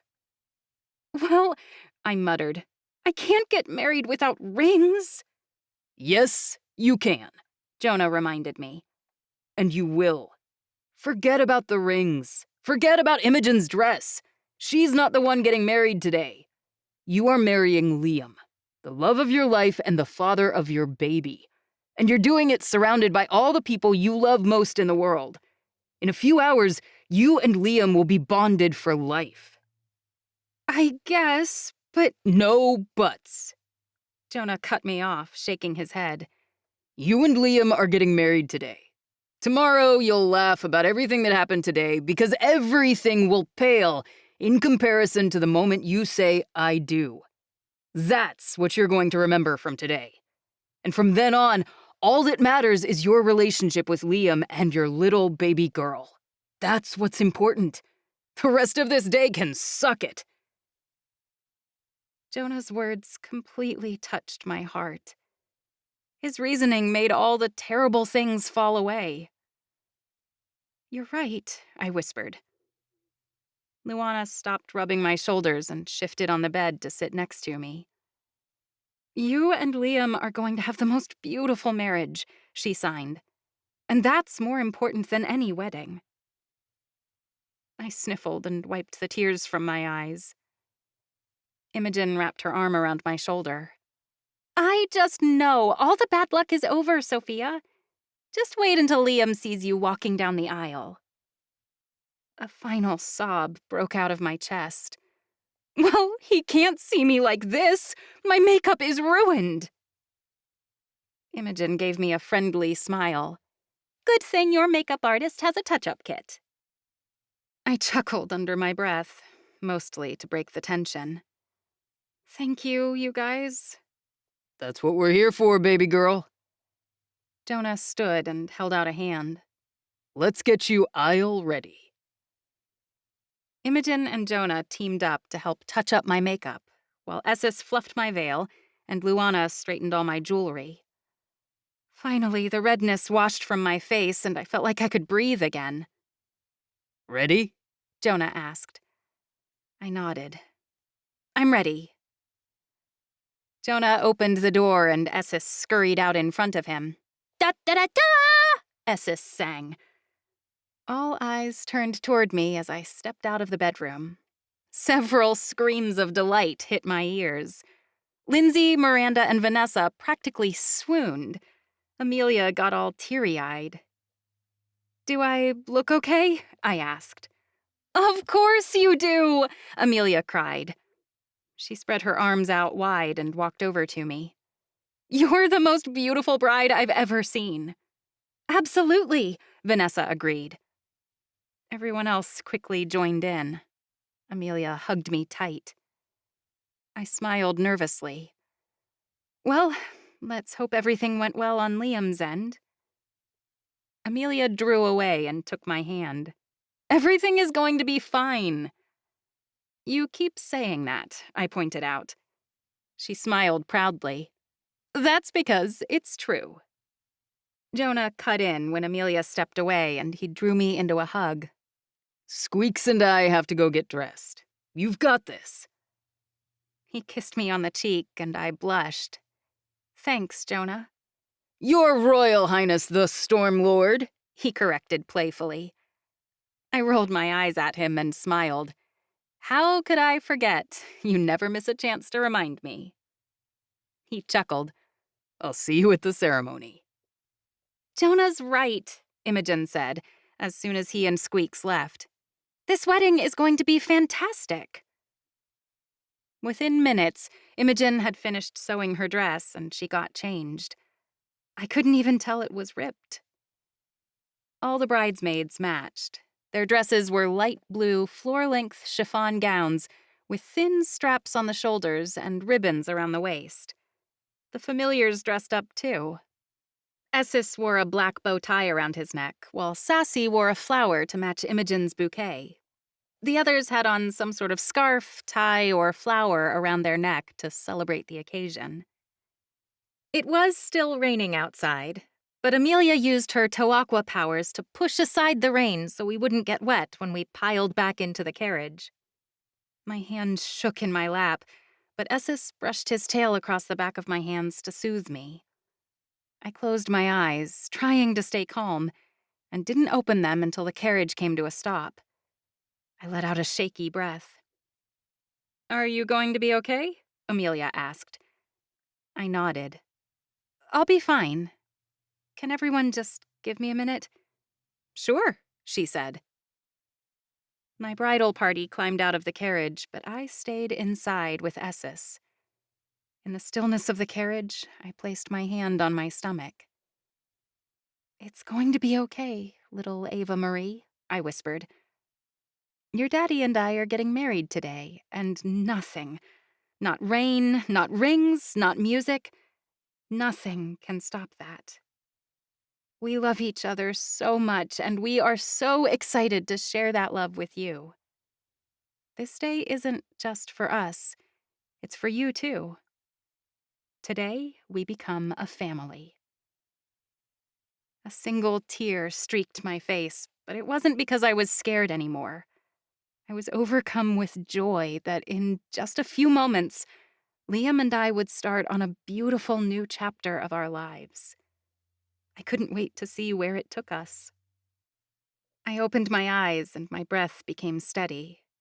Essis sat on the seat next to me and stared up with big, hopeful eyes. I nodded to him. It's time, buddy.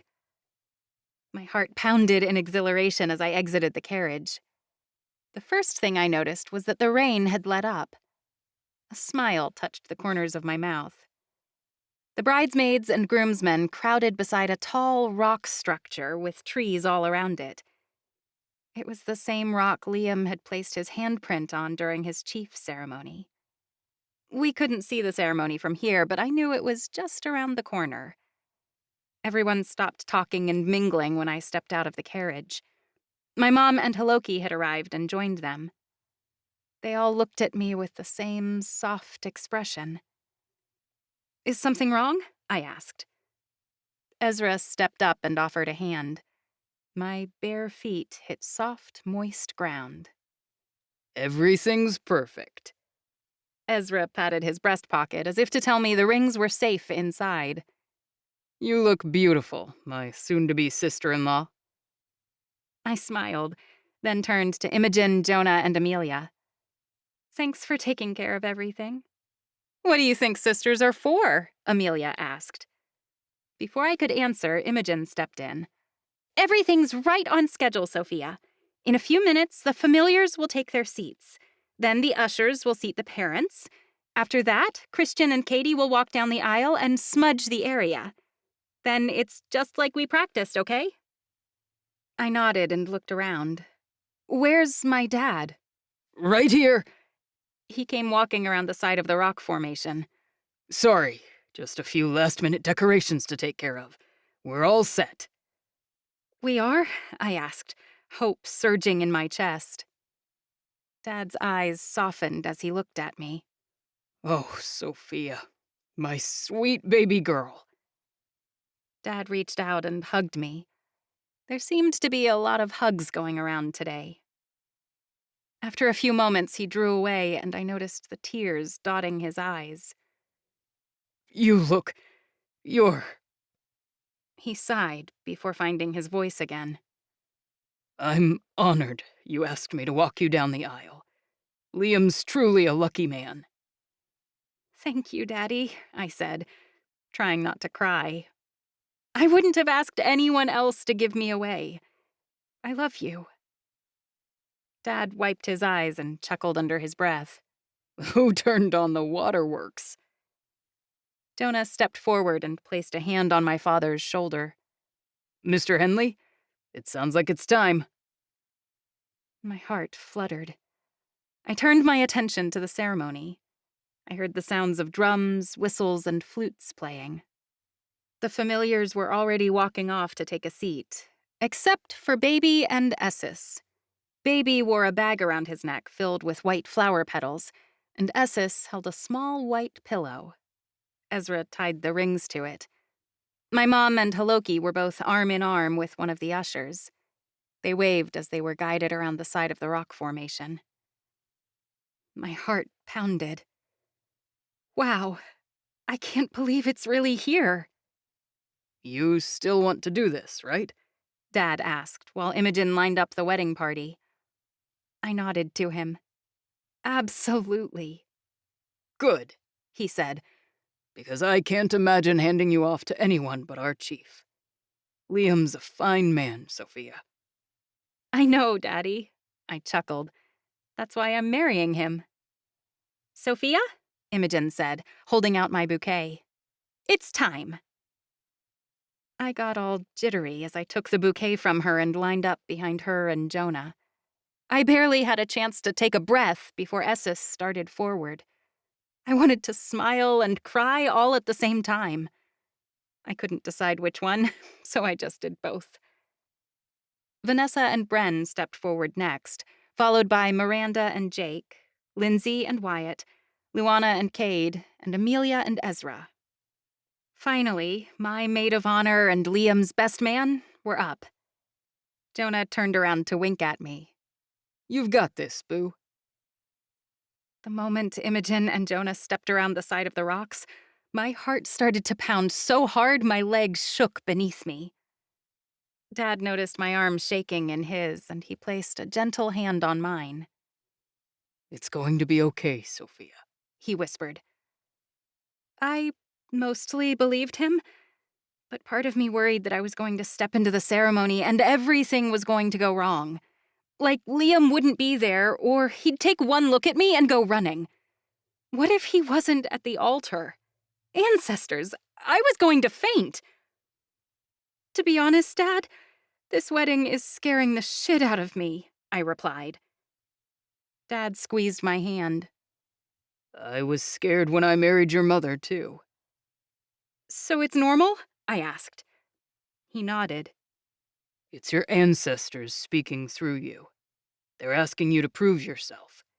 They're saying if you go through with this, even though you're afraid, you and Liam can get through anything. Okay, I said breathlessly. Then let's do it. I forced my legs to move under me, and we stepped out from around the rocks. The ceremony came into view, and I was nearly knocked off my feet. It was everything I dreamed, and more. Rows of white chairs had been set up in a clearing next to the river, the same clearing where Liam had been named chief.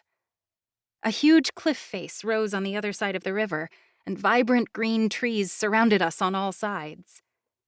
There were no physical decorations, but I couldn't have asked for anything better. Elementi from every house had come together to create the most beautiful scene I'd ever seen. Beautiful green vines had grown out of the forest floor and lined the aisle.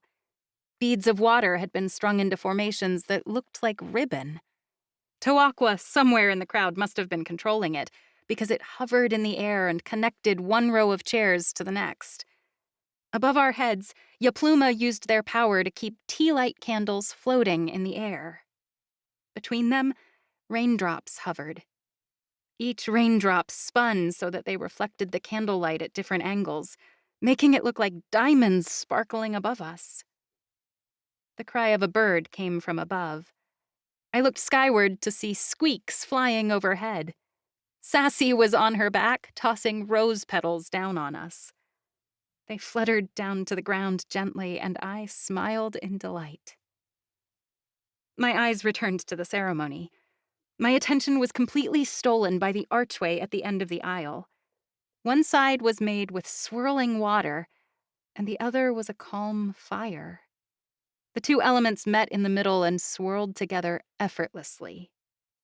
I don't know how the Tawakwa and Kawigni controlling it had managed, but it was perfect. As if fire and water weren't as different as they seemed.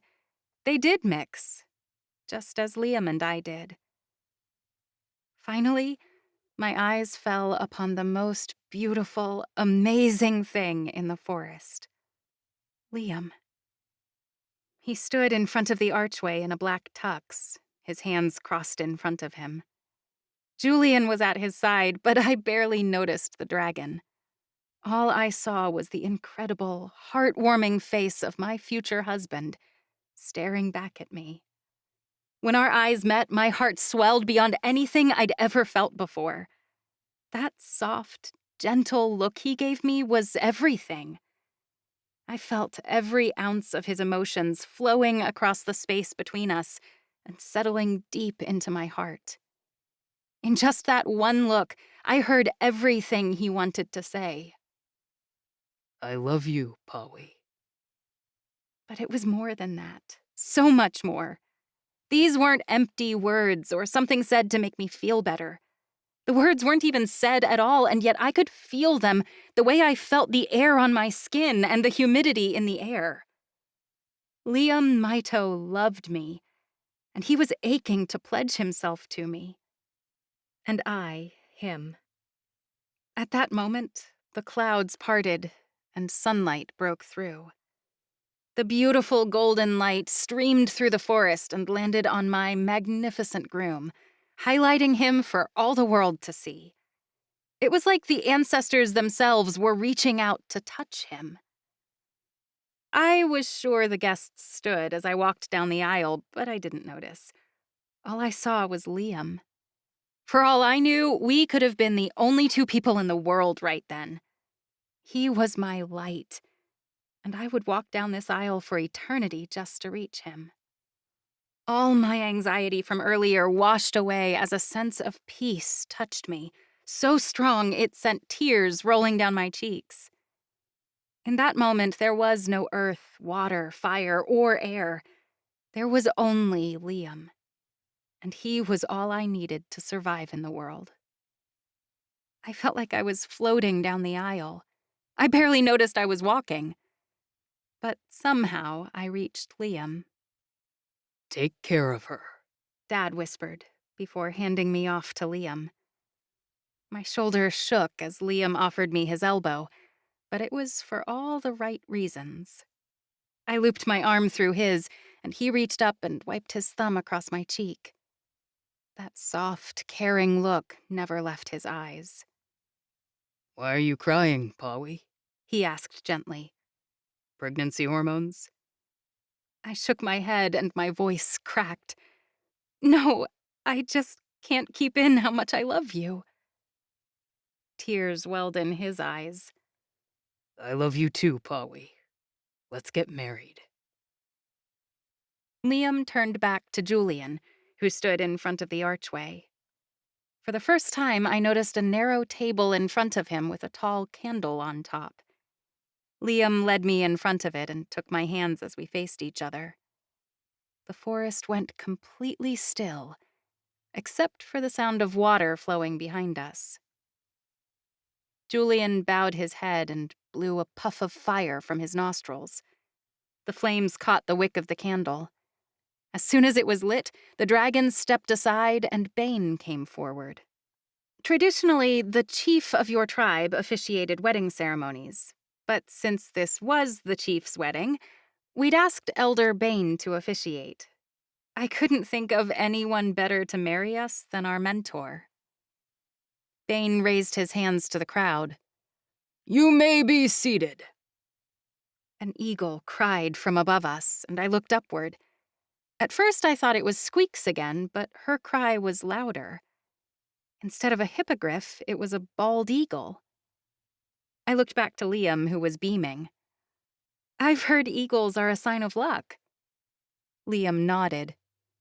They are, but it's more than that. It's a sign that my grandpa made it to our ceremony.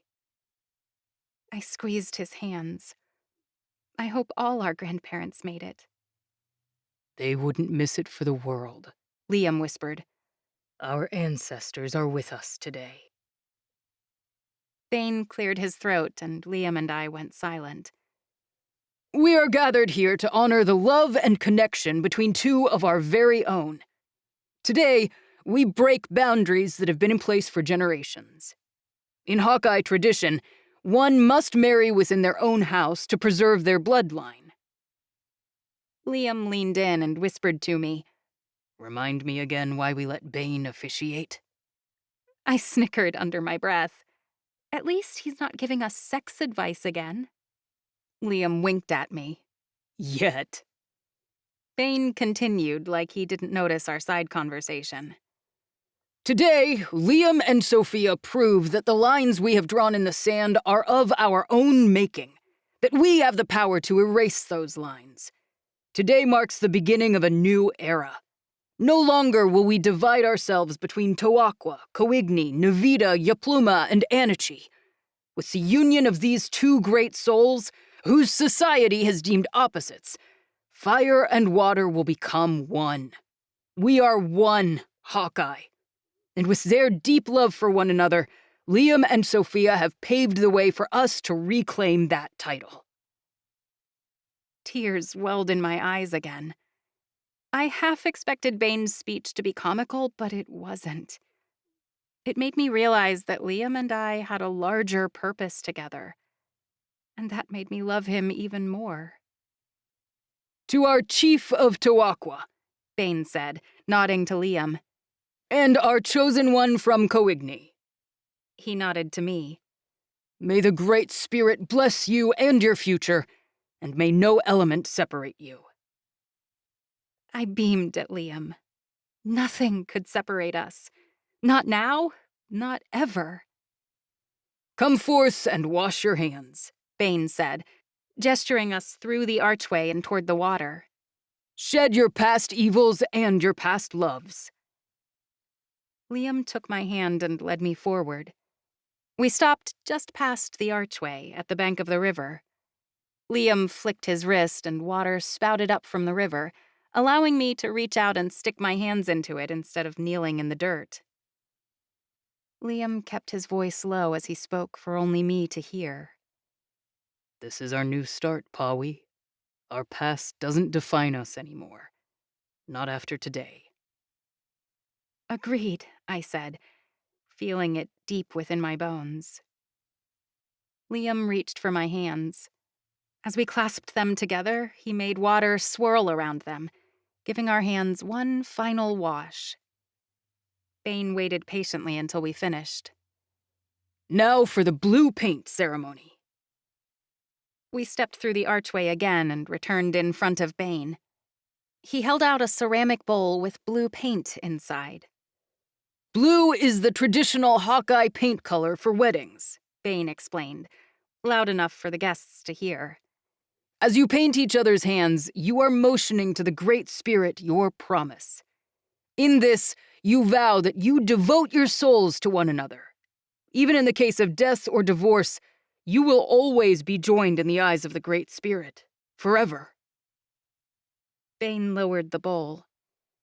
Do you, Liam Maito, pledge yourself to Sophia Henley, to have and to hold, in sickness and in health, For now and all eternity. Liam couldn't take his eyes off me. Even when he dipped his fingers into the paint and began to paint the backs of my hands with blue hearts, he didn't look away from me. I do, he stated. My heart fluttered so fiercely I thought it might burst. And do you, Sophia Henley, pledge yourself to Liam Mito, to have and to hold, in sickness and in health, for now and all eternity? I pressed my thumb into the blue paint and wiped it across the back of Liam's hands. My heart pitter-pattered in my chest. I do. Bane set the paint aside and picked up an ancient-looking Hawkeye vase. May the tea of the ancestors bless you. He held it out to us, and Liam took it first. As each of us took a sip from the vase, Bane raised his voice and explained the ritual to the guests. In this traditional Tawakwa wedding ceremony, it is said that if a couple drinks their tea without spilling, they will live a long and happy marriage. I finished my sip and held the vase back to Liam, smiling. Well, no one spilled. That's good news. He beamed like he couldn't contain his happiness. There's no other option for us than a happy, healthy marriage. And now, Bane said, the couple has elected to exchange their vows in a traditional Coigny fashion. If you will take your candle and light your fire. Liam and I both reached for the candle Julian had lit, and Bane stepped aside. Next to us lay a pile of dry sticks. Together, we carried over our candle and lowered it to the kindling. The fire lit, and we handed off the candle to Imogen. Liam rounded the fire, and he held his hands over top of it toward me. I took his hands in mine, and we each crossed one foot over the other like we'd practiced at the rehearsal. We rotated counterclockwise as Liam began his vows. He never once took his eyes off me when he spoke. Pawi, I vow to protect you from the rain. There's no storm that can come our way that we can't weather as one. As Liam finished, we switched directions and began in a clockwise rotation around the fire. Liam, I said softly, my heart swelling as I stared into his eyes. I vow to defend you from the fire. No inferno can burn away our love. We switched direction again. Liam's hand shook in mine. The strength of the ocean flows through me, and I vow to share that with you every day from this moment on. Tears welled in my eyes. I started to choke up, but I pushed past it. The flames that burn within me are no longer mine, but ours to share. Liam blinked his tears away. I will calm any waves that threaten you, and comfort you in times of need. Each time one of us spoke, we switched direction. The fire beneath us kept us warm, bringing us even closer together. I will keep you warm during the darkest nights and become a safe haven for your heart, I promised. Liam smiled. I will honor you like the river honors the sea. I will respect you with the gentle care it takes to sustain a flame. Liam let out a wavering breath. I will be loyal to you above all others, as the tide is loyal to the moon. I couldn't stop the flood of tears rolling down my face. I'm devoted to you, as my spirit is devoted to the ancestors. I love you, Liam. And I love you, Sophia, he said softly. Liam stepped around the fire and pulled me into his arms. Neither of us could stop crying tears of joy. Now for the rings, Bane announced. Essus scurried forward and held the pillow in his hands as high into the air as he could. He nearly toppled over with how bulky it was. It was bigger than him. Thanks, buddy. Liam wiped his eyes and bent to untie the rings. He took them in his hands and handed me his. After a moment of hesitation, we both looked to Bane, and he nodded. Liam took my hand and positioned my ring over my left ring finger. Let this ring always remind you, fire and water mix perfectly. My tears flowed faster as he slid the ring onto my finger. I choked back a sob as I took his left hand. I love you to the ancestral lands and back, Liam, I told him. When you look at this ring, remember that it has no beginning and no end. That's my love for you. I slipped the ring on his hand. You may now kiss the... Bane didn't get a chance to finish. Liam had already wrapped his hand around my waist and dragged me forward. His lips swooped down to mine, and he kissed me so passionately that it felt as if the world had dropped beneath my feet. And then it did. Liam spun me around as he kissed me. The whole crowd cheered, and my heart sang with joy. I laughed as he spun me around. He beamed back at me as he set me down. How does it feel to be my wife? Same way it feels to be my husband, I replied playfully. There are no words. Bane came forward holding out a blanket. My blanket, I quickly realized. It was the one Liam had made for me, that Haloki had saved from Kinpago. I shot Liam a glance. What's this? We didn't go over it at the rehearsal. He took my hand and smiled. I wanted it to be a surprise. It's tradition. Bane draped the blanket across mine and Liam's shoulders, wrapping it around the two of us. Liam leaned over and whispered to me. The blanket honors us and symbolizes our new life together. I beamed. I love it. Face the crowd, Bane whispered. Liam and I turned to our guests, who were cheering gleefully. I couldn't stop smiling. Until something deep within the forest caught my eye. For a moment, I swore I saw a flash of red hair and the soft blonde coat of a lioness. But I must have been seeing things, because that only meant one thing. Madame Doya and Naomi had come to see my wedding. My heart rate spiked for a moment, before I reminded myself it was impossible. Doya didn't even know where to find Hoka Vale. I must have been seeing things. I had to be. Bane's voice distracted me. I now present to you Mr. and Mrs. Mito! Chapter 17. Liam. The wedding procession was loud as we left the riverside and began the walk down the winding dirt path to the reception. The drums and flutes increased in intensity as Hawkeye danced ahead of us with their familiars, creating a loud wedding procession. I kept Sophia tucked closely to my side as the whoops and cheers rang out. Sophia seemed a little troubled. Her eyebrows were knitted together like she was thinking. I nudged her. What's up? It's nothing. I just thought... She shook her head and said, I'm sure I'm imagining things. It does feel like a dream, doesn't it? I asked. You and I, married. A soft smile graced her lips. Yes, I can't believe that I'm your wife. We're finally starting our family. She put a hand on her stomach and laughed. Though it was like hell trying to get down that aisle, let me tell you. Jonah told me you were acting very pregnant, I said with a laugh. Can't blame you. Everything went to shit at the wrong moment. It all worked out for the best. How did you spend your morning? Yelling at Ezra about losing the rings, I said. Then we tried to get the flood water out of the venue, but it wasn't going to work. We eventually found the rings just in time. Stevie had them because she knew Ezra would misplace them. The guests began filing into a clearing up ahead. Before the party got started, I pulled Sophia aside into the trees so we could have a private moment. Esses followed after us. I have something to give you. She giggled.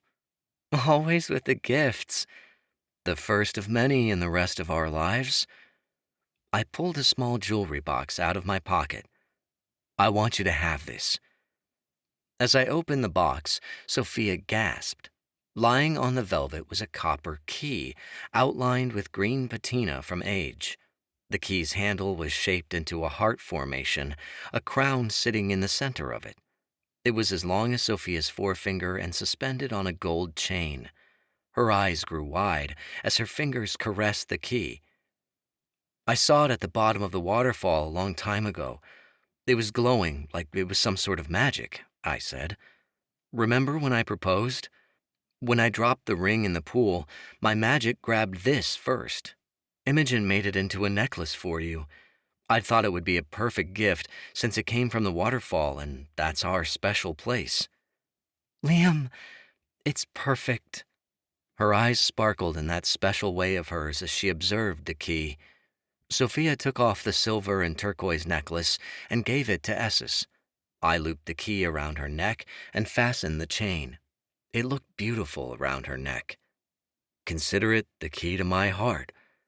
I took her hands in mine and squeezed them. You'll have it, always. Hey, where's the bride and groom? Ezra's voice broke through the trees. Can't start without 'em. You would if you could, I grumbled as I took Sophia's hand and we left the trees. Esses handed the silver necklace off to Imogen as we came back onto the forest path. Ezra wiggled his eyebrows. Couldn't wait until the honeymoon? Shut up, asshole. That wasn't what we were doing. I shoved him, and he snickered. I've got to hurry up and announce you. Since the DJ is out, I'm subbing, he said. Prepare for this reception to get filthy.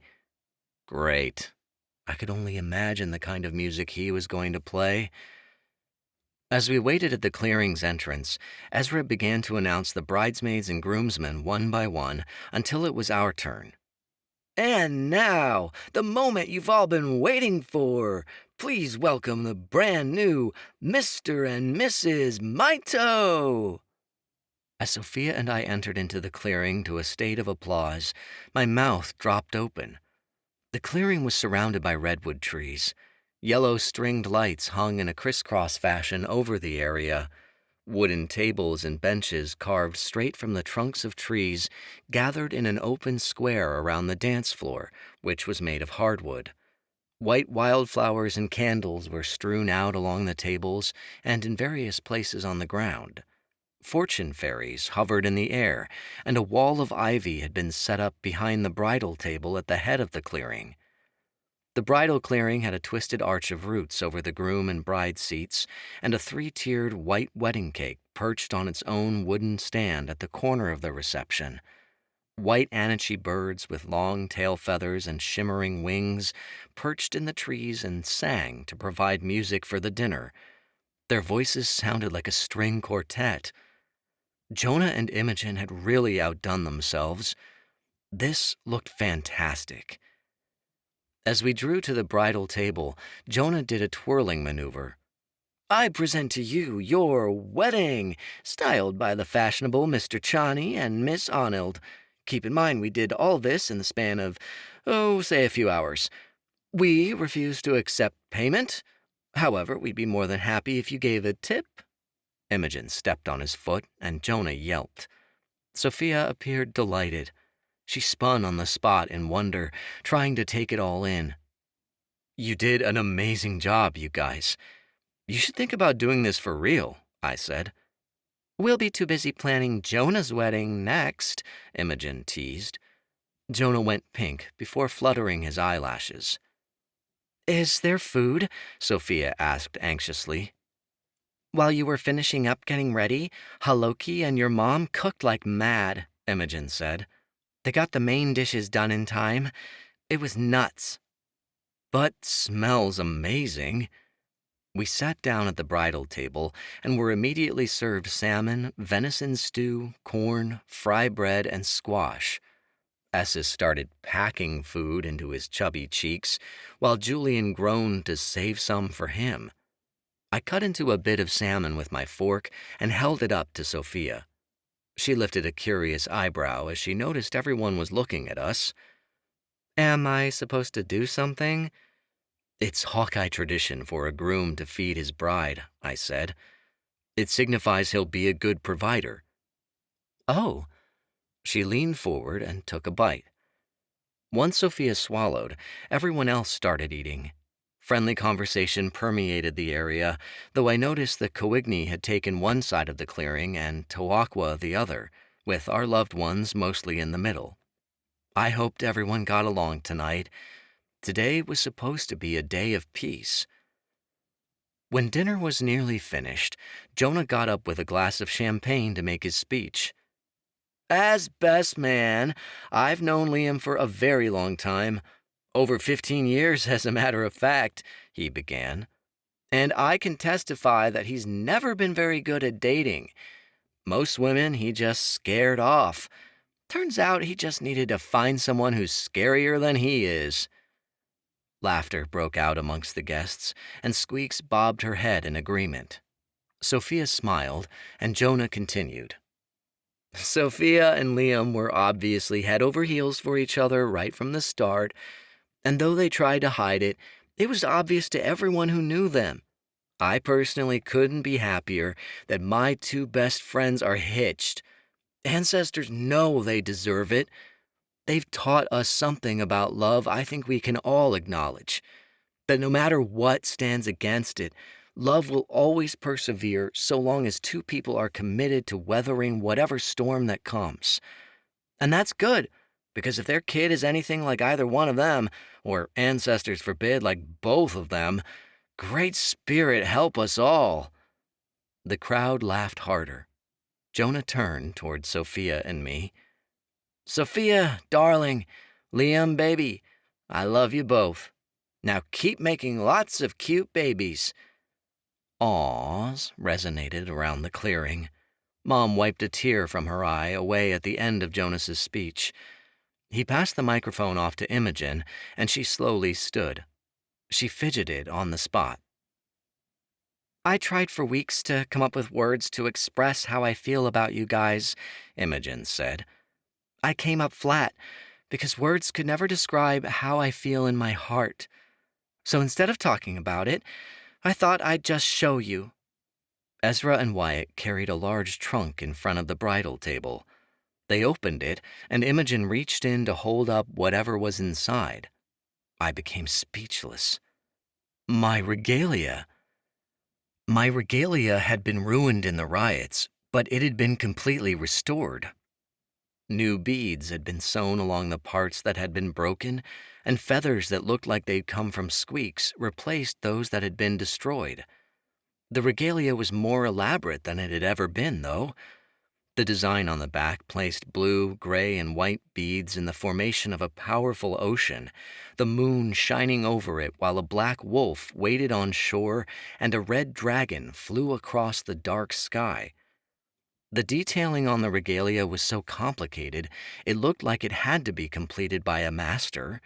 I hadn't thought my regalia was possible to repair, but Imogen had worked her magic.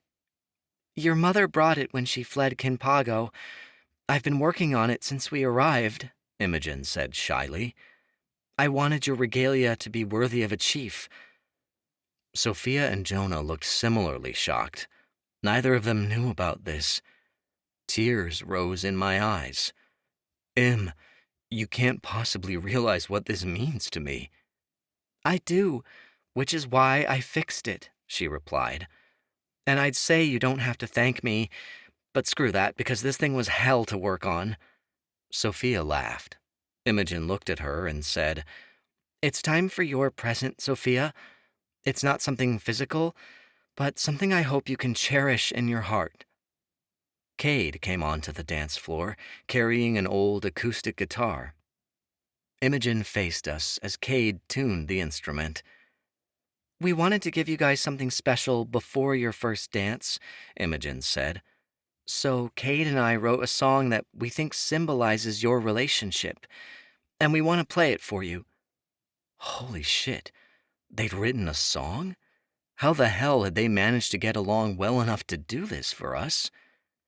Cade started playing a smooth beat, and Imogen began to sing. All of her words were in Hawkeye, and her voice swelled around the clearing as everyone looked on in awe at her voice. I'd rarely heard Imogen sing, but it appeared to be one of her many talents, as her powerful voice swelled over the clearing and made the familiars hum along.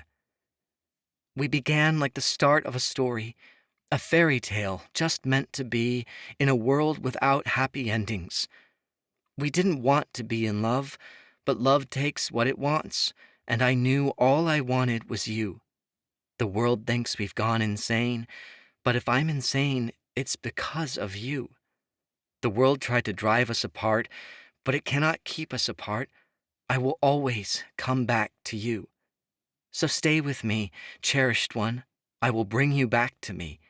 I will take care of you, cherished one, and I will keep you safe. Stay with me, cherished one. Let our story continue forever. I love you, cherished one, and I will always be beside you. Sophia didn't know what had been said, but with music you didn't have to understand. You just had to feel. She knew the meaning, even though she didn't know much Hawkeye. She curled inward on my lap and looked at me while Imogen sang, as if I was the only thing she'd ever wanted in life and more. As Imogen finished the song, thunderous applause broke out from the guests. She blushed and took Cade's hand to do a curtsy. Imogen had really gone all out with this wedding. It really showed how much she cared about us. Cade's eyes had never left her the entire song. By the way he was looking at her now, I knew he felt the same way about her as I did about Sophia. Imogen deserved to be as happy as Sophia and I were. I prayed to the ancestors she'd be brave enough to open up and give Cade another chance. Jonah was furious. His hips swaggered as he stomped up to Imogen, poking her in the chest. "You bitch!" He put a sassy hand on his hip. "Why didn't you tell me you could sing like that? I'd have put you in the cabaret as more than a dancer." Imogen shook her head. "I'd rather do the costumes. Besides, Miranda's doing most of the songs, and she never gets a chance to be in the spotlight." Jonah threw his head back and rolled his eyes in an extra dramatic way. "Okay, I get it. I'm not mad at you or whatever. Ezra, let's party!" Ezra gave a thumbs up at Jonah's command and immediately started blasting dirty music from the speakers.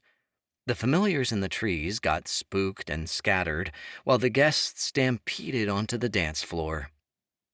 Julian's head shot up as his favorite song roared over the speakers. Tongue lolling out of his mouth, Julian romped toward the dance floor like an oversized, deadly puppy. His jumps from one place to the other caused mini earthquakes. People struggled to keep their balance and screamed as they saw the charging creature. "Dragon incoming!" Jonah bellowed, and everyone scattered. Julian knocked over several tables and benches before he skidded across the dance floor, which was smaller than he was. I lifted Sophia off my lap and headed toward Julian. He cowered when he saw me coming, which I'm sure looked ridiculous, as he was 20 feet long and I was barely 6 feet tall. "Jules, you're not tiny anymore. You need to learn your big ass can hurt people," I scolded. Julian's eyes welled over and his lip trembled. He gave a rather pathetic whimper as a plea for me to forgive him. I rolled my eyes and scratched the area behind his horns. "You're such a baby." When the guests were sure they weren't going to get trampled by a dragon, they slowly made their way back onto the dance floor. Ezra changed the song into soft music. I took Sophia by the hand and led her to the center so we could have our first dance. As the song played, I spun Sophia around and held her close. All eyes were on us, but the feeling that encapsulated me made it feel like Sophia and I were the only two people in the world. She looked more beautiful than she ever had in white. If I thanked the ancestors 1,000,000 times for sending her into my arms, it wouldn't be enough. "Reminds you of the first time we danced at the elemental ball, doesn't it?" I asked. Sophia nodded and blinked away tears. "Soph, are you okay?" I immediately became concerned. Was something wrong? It's nothing, Sophia forced out. I just never thought I could be so happy. Get used to it, I told her. Our lives are going to get a lot more incredible from here on out. I placed a hand on her growing stomach, and Sophia relaxed into me. I knew this was supposed to be the happiest day of our lives, but I already knew that as amazing as this wedding day was, it wasn't going to compare to the birth of my daughter. I almost wish she was here already so she could experience this day with us. Immediately after the song was over, Ezra switched the slow dance over to hardcore EDM. This was what everyone had been waiting for as the crowd swelled around us and pressed in as Ezra turned the music up. Jonah immediately took the opportunity to impress everyone. He did a breakdance in the middle of the floor while people cheered before taking Jake's hand and dragging him into the circle. Jake danced rather stiffly. He wasn't very good at it, but when Jonah began grinding against him, he loosened up a little.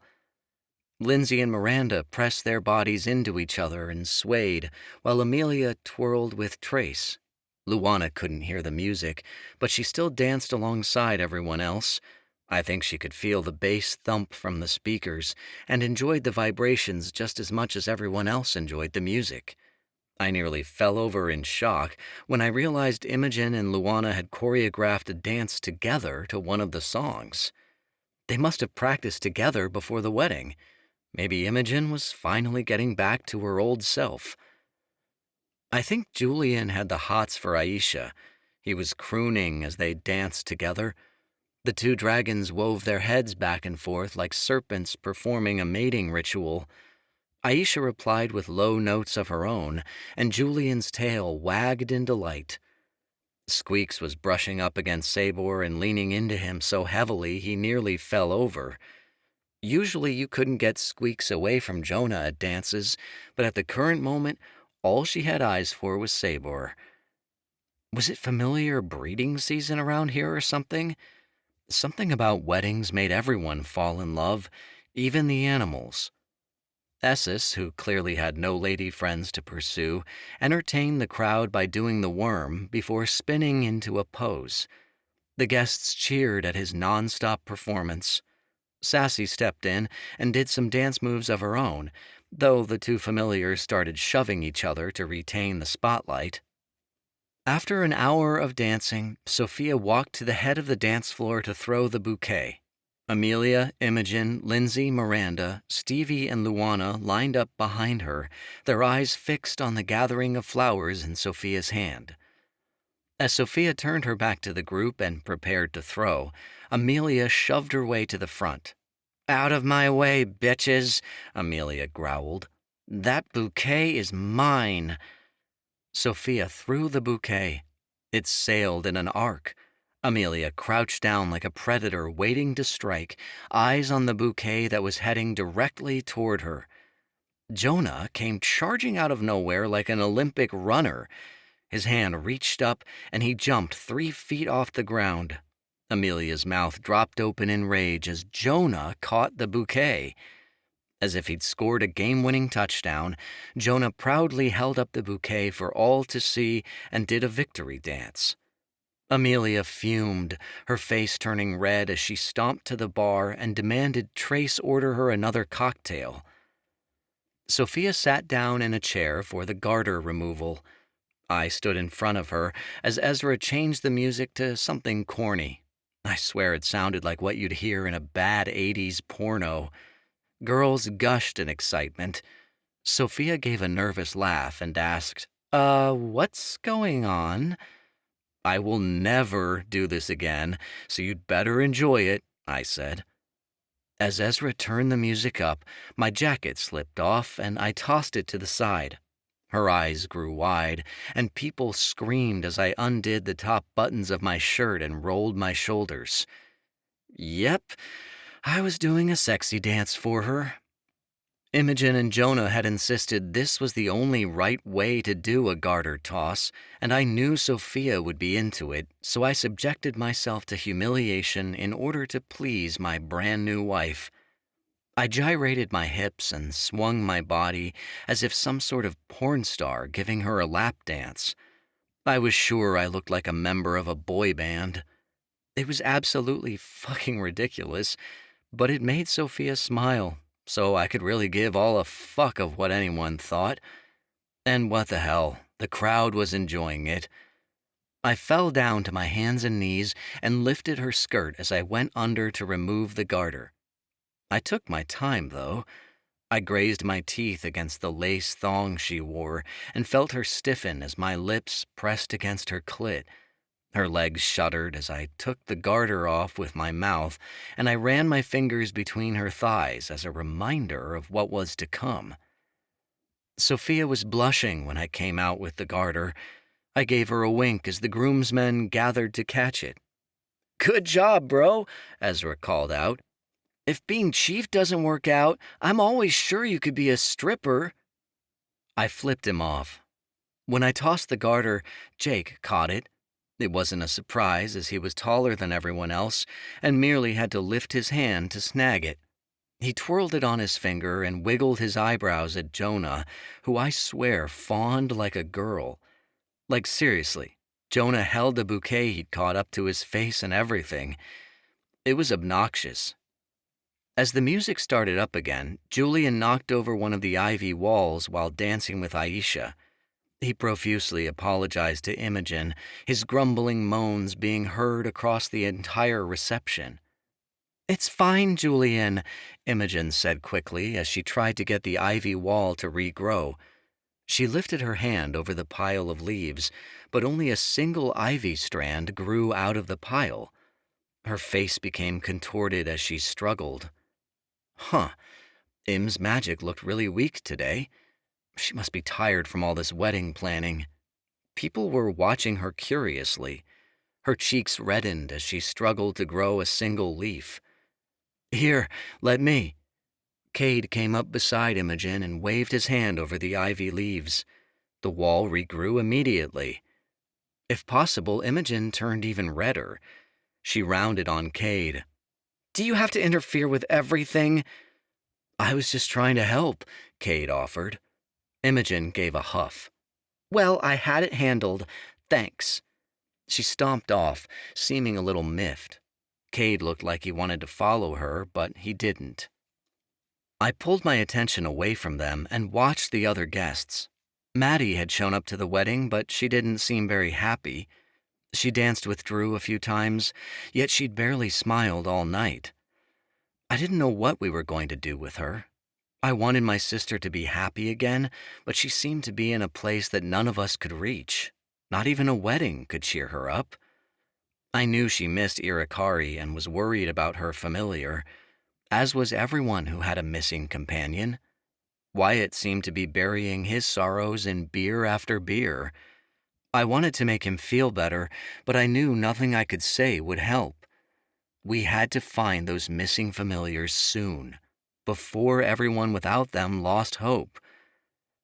As the next song faded into another slow dance, I pulled Sophia close. There were a lot of couples entwined on the dance floor. Jonah was wrapped in Jake's arms, and Ezra and Stevie were currently making out by the speakers. Lindsay and Miranda, along with Vanessa and Bren, looked cozy. Everyone seemed happy, thank the ancestors. I just hoped it lasted for the rest of... "For the last fucking time, Cade, I don't want to dance with you." Fuck me. Imogen stood at the edge of the dance floor, her hands balled into fists. Cade appeared miserable. Imogen's eyes were locked on him, but her face was blazing red. Cade's voice was flat as he replied, "I just thought it would be nice."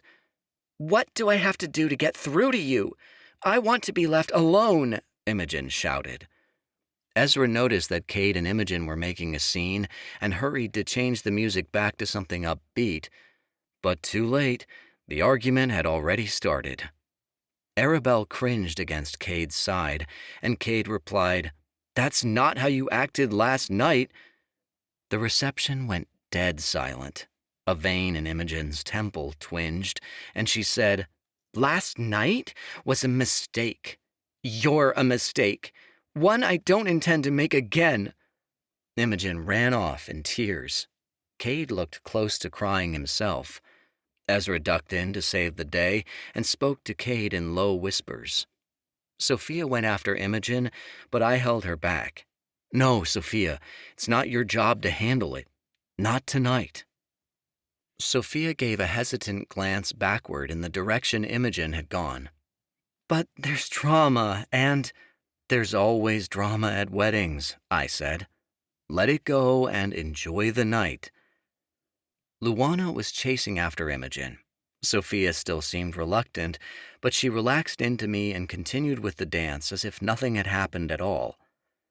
Jonah's attention was focused fully on Jake, though it was obvious he'd seen the fight too. While they were dancing, someone came up and whispered something in Jake's ear. He frowned and pulled away from Jonah. "Something up?" I asked. Jake's expression was stern. "I've been told black ivy dealers have invaded your wedding." "Oh no," Sophia frowned. I shared her sentiment. The last thing we wanted was people getting high on nightshade at our reception. Jake shook his head. "Not to worry. I'll find them and ensure they leave the premises." Jake strode off. Jonah sighed in defeat and rolled his eyes. "Stupid fucking drug dealers stealing away my man. Don't they know Jake never takes any time off? He deserves one night to himself." "One night obsessing over you mean?" I corrected.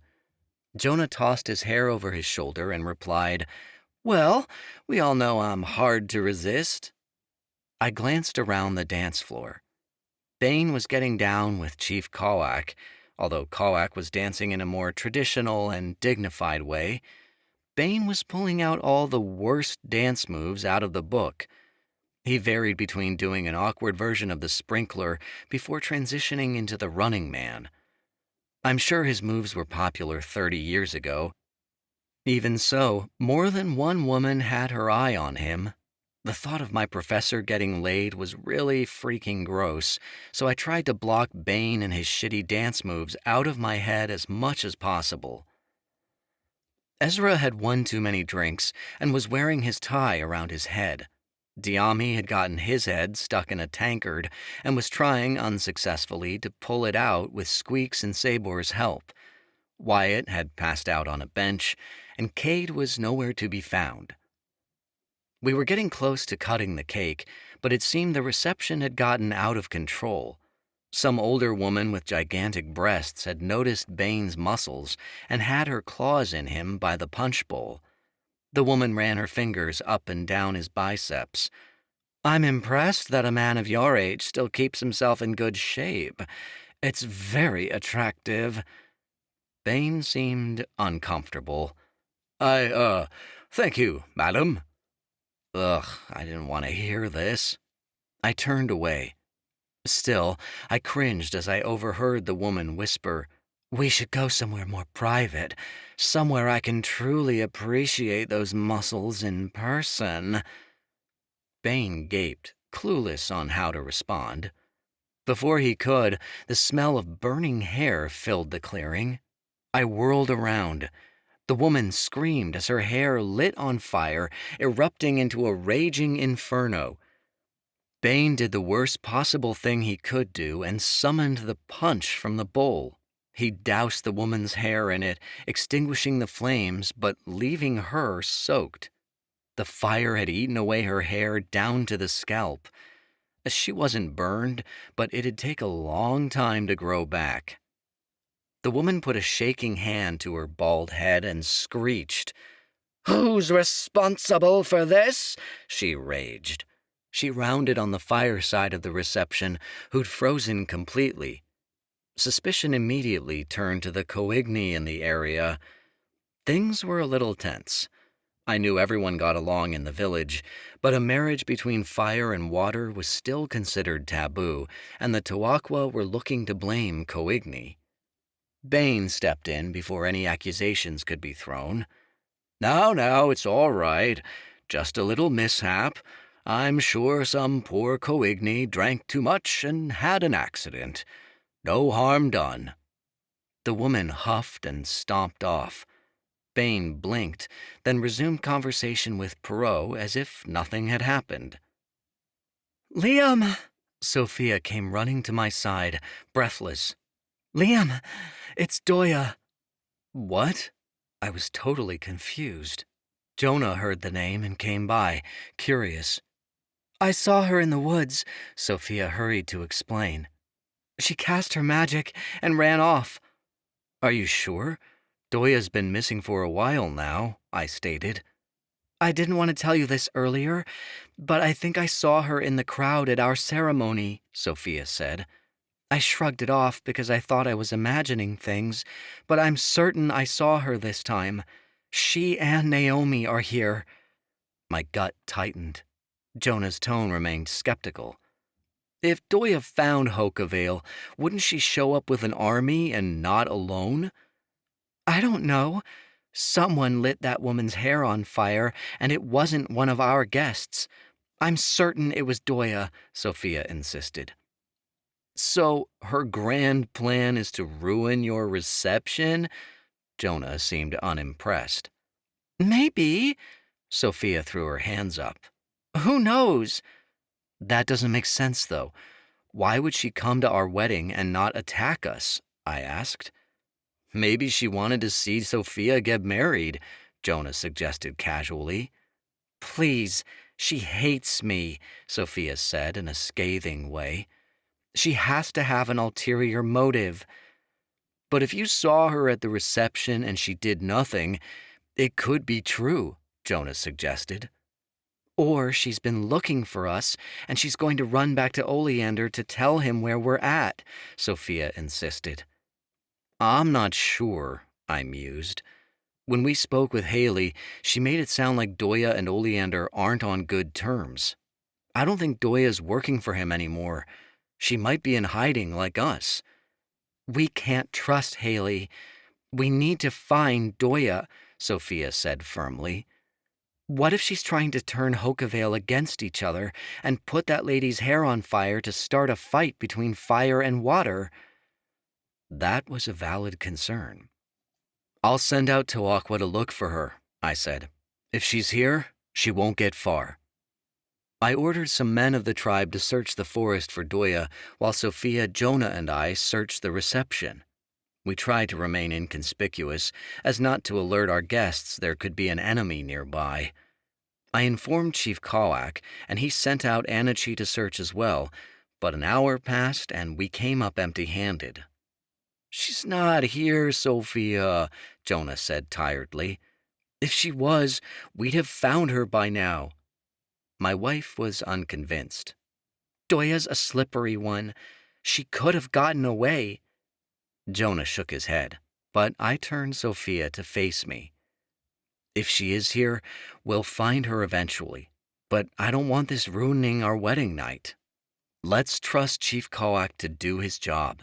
He's been keeping the village safe for years and won't let anything happen on his watch. Sophia bit her lip, but she knew there was nothing else we could do. It was at that moment when Imogen reappeared. A bright smile spread across her face. Her pupils were dilated and her face red. She bounced into the circle and squeezed Jonah. Hey, guys, she said in a chipper tone. What did I miss? Her mood seemed to be better. I bet she'd been at the bar all this time and must have had one too many drinks. Not much, Sophia said offhandedly. I didn't think she wanted to make Imogen upset again by telling her Doya was hanging around. Imogen gave a girlish giggle. What are we standing around for? Let's make this a wedding to remember. Imogen dragged Sophia back onto the dance floor. Jonah seemed a little perturbed, but slowly joined them. As they danced, Sophia asked, I know this is none of my business, but did something happen between you and Cade last night before you spent the night at Amelia's? Imogen didn't flinch. I went over there and we messed around. We didn't have sex or anything, she stated, but it was a mistake. I'm over it. I didn't believe her, but it wasn't like I could tell her otherwise.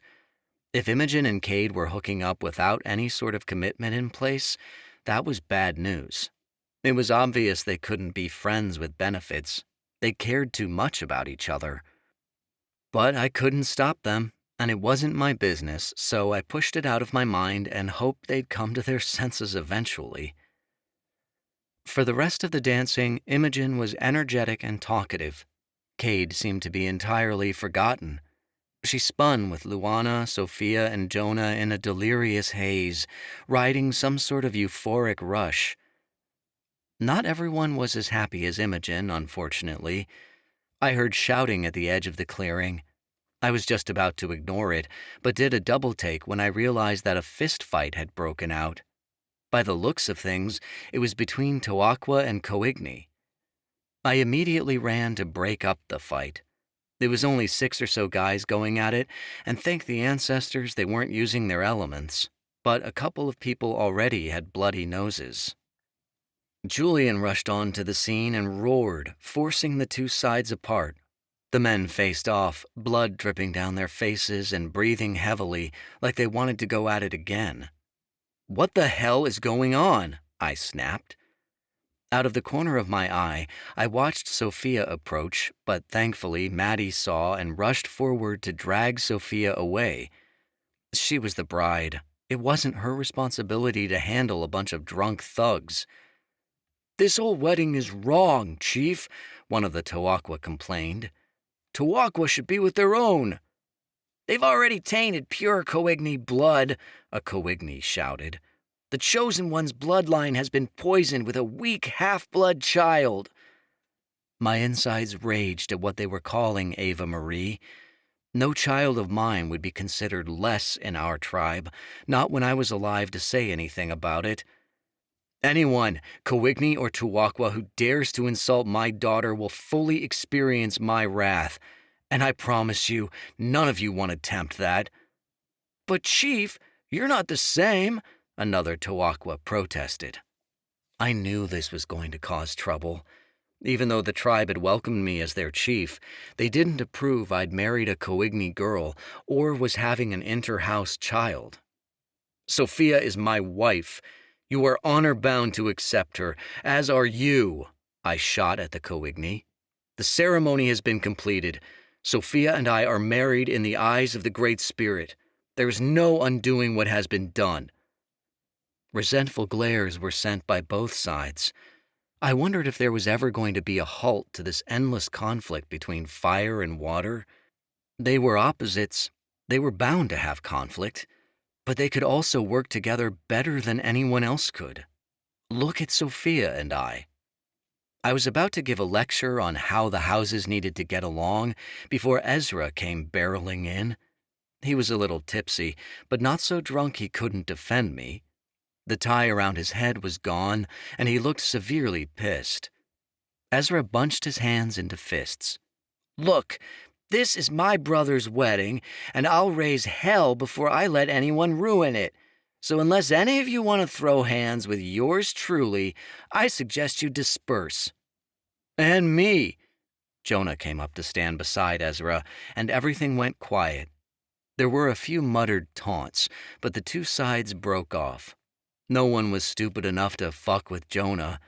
He could pick up a fully grown man and snap him like a twig with his bare hands. The brawlers went back to their designated tables, though shifty eyes and harsh words continued to be swapped. "I should handle this," I began. "I'm chief. I have to make sure these people get along." "Dude, you're the groom. This is your wedding," Jonah said. "Let me and Ez handle it. Go enjoy yourself." I didn't want to walk away, but he had a point. This was our night. Somebody else could deal with the bullshit. Sophia's eyes were downcast as I joined her and Maddie on the other side of the reception. Her voice was angry as she said, "Even after everything we've been through, they still don't accept us." "So prove them wrong. You always have," Maddie said. "When the tribes see that both of you are united and are better leaders for your houses than any other have been, they'll be forced to eat their words." Maddie spoke as if she already knew. And maybe she did. I put an arm around Sophia and said, "Do you think we should cut the cake?" My words were cut off by a splattering sound. Sophia gasped. Squeaks had backed up into the cake table while flirting with Sabor, and her hindquarters had sent the cake flying. It landed upside down, smashed into a pile on the ground. And too late. Had a feeling that would happen eventually. "Squeaks!" Jonah moaned. Squeaks ducked her head under her wing as if to say she was sorry. Esses came up, chittering and shaking his fist. He scooped up a section of the smashed cake and tossed it at Squeaks, hitting her in the beak. Sabor didn't like that. He took a chunk of the cake off the ground with his beak and dropped it right over Esses's head, covering him in frosting. Sassy wasn't pleased that Esses was drowning in cake. She changed into a kitsune and used her vines to throw more cake back at Sabor, but it missed and hit Julian, smacking him right in the nose. That started a war. Julian scooped up part of the cake with his tail and tossed it, chuckling as it hit Aisha. Soon every familiar in the place was tossing cake back and forth, except for Diami, who was eagerly swallowing down any piece that was thrown his way. "Should we do the last dance and head off?" Sophia suggested as we ducked the cake that was flying everywhere. "Might be a good idea." I signaled Ezra to play the last song. As the familiars finished up the last of their cake fight, Diami had eaten it all, so there was no more to throw. Sophia and I centered on the dance floor. The guests of the reception gathered around us in a circle. The guests linked arms and sang a traditional Hawkeye wedding farewell as the waxing moon shone overhead. Years ago, I'd never have thought this was possible. Yet dreams really did become reality, for here Sophia and I stood, bound for life, never feeling more loved than when the people in our lives celebrated our romance. So many had said and would continue to say that fire and water didn't mix. But we did. And what was more, Sophia and I belonged together. Our love would show the world what words never could. Our relationship was strong enough to conquer whatever stood in its way. As the song ended, Sophia wiped away tears. The reception was over, but our night was just getting started. Now for the fun part. I poked Sophia in the side and she giggled. "While those two lovebirds are consummating their marriage, after party at the Falcon's Nest. Drinks on me," Jonah yelled. "Can he afford that?" Sophia asked as we walked toward Julian. I made a sarcastic noise. "Probably not. Prepare to be giving him loans for the rest of your life." "Let him have his fun. We'll only have one wedding." Sophia giggled. "Damn right. I'll be dead before I give you up." I squeezed her tightly and kissed her neck. She let out a little noise of delight and called to Esses. Julian stood proudly at the center of the clearing, a just married sign hanging around his neck. I wiped cake off his wing before lifting Sophia onto Julian's back. I'd never ridden Julian before, but he was big enough to fly on now, and I thought our first flight would be perfect on the night of our wedding. Esses jumped onto Sophia's lap, and I swung myself on behind her. Julian spread his wings. Our loved ones waved goodbye as Julian rose into the air, and I clung Sophia tightly to me so she wouldn't fall off. It only took Julian a few powerful strides to rise over the treetops. As we looked down below, the lights of Hoka Vale glowed like fireflies underneath the branches of redwoods, gleaming against the side of the mountains. Billions of stars littered the black night around us, covering us in a dark blanket like velvet. The inky blackness of the sea stretched beyond, and I could feel the power of the moon as her magic wrapped around us. I'd never realized how strong of a dragon Julian was. He sailed over the air with ease, only having to adjust his wings a few times to find the right current. Every time he beat his wings, he soared higher, and soon we were feeling weightless as Julian dipped in and out of clouds, creating a peaceful atmosphere against the silent night. Esses climbed up Julian's neck and perched on his head, looking down as the wind brushed back his white fur. The exhilaration felt in that moment was mystical, but not more than the fact that Sophia and I were finally alone. I ran my fingers over her breasts as we flew, and she pressed against me, rubbing her ass against the growing bulge in my pants. As Julian descended, a cabin came into view. It was placed on a hill in the mountainside, a small lake circling the left side. The cabin was painted white, surrounded by redwoods. The cabin was Chief Kawak's personal vacation home, but he had offered it to us on our wedding night, as Sophia and I wouldn't get a honeymoon. Julian landed outside of the cabin. I helped Sophia off his back, while Esses eagerly ran toward the lake. He jumped in, doing a cannonball. Esses couldn't really swim, but Julian lifted him out and set him back on land before he could sink. Julian and Esses became preoccupied with having a night swim in the pool outside the cabin. I took Sophia's hand and led her onto the porch. Inside, the cabin was spacious and open. The sliding glass window was open, exposing the cabin to the cool air outside, the sound of the waves crashing against the shore resonating inside the cabin. A breeze blew through the window, bringing in the smell of the sea. There was a jacuzzi inside next to a king-sized bed with white linens. White rose petals were scattered around the cabin along with candles that hadn't yet been lit.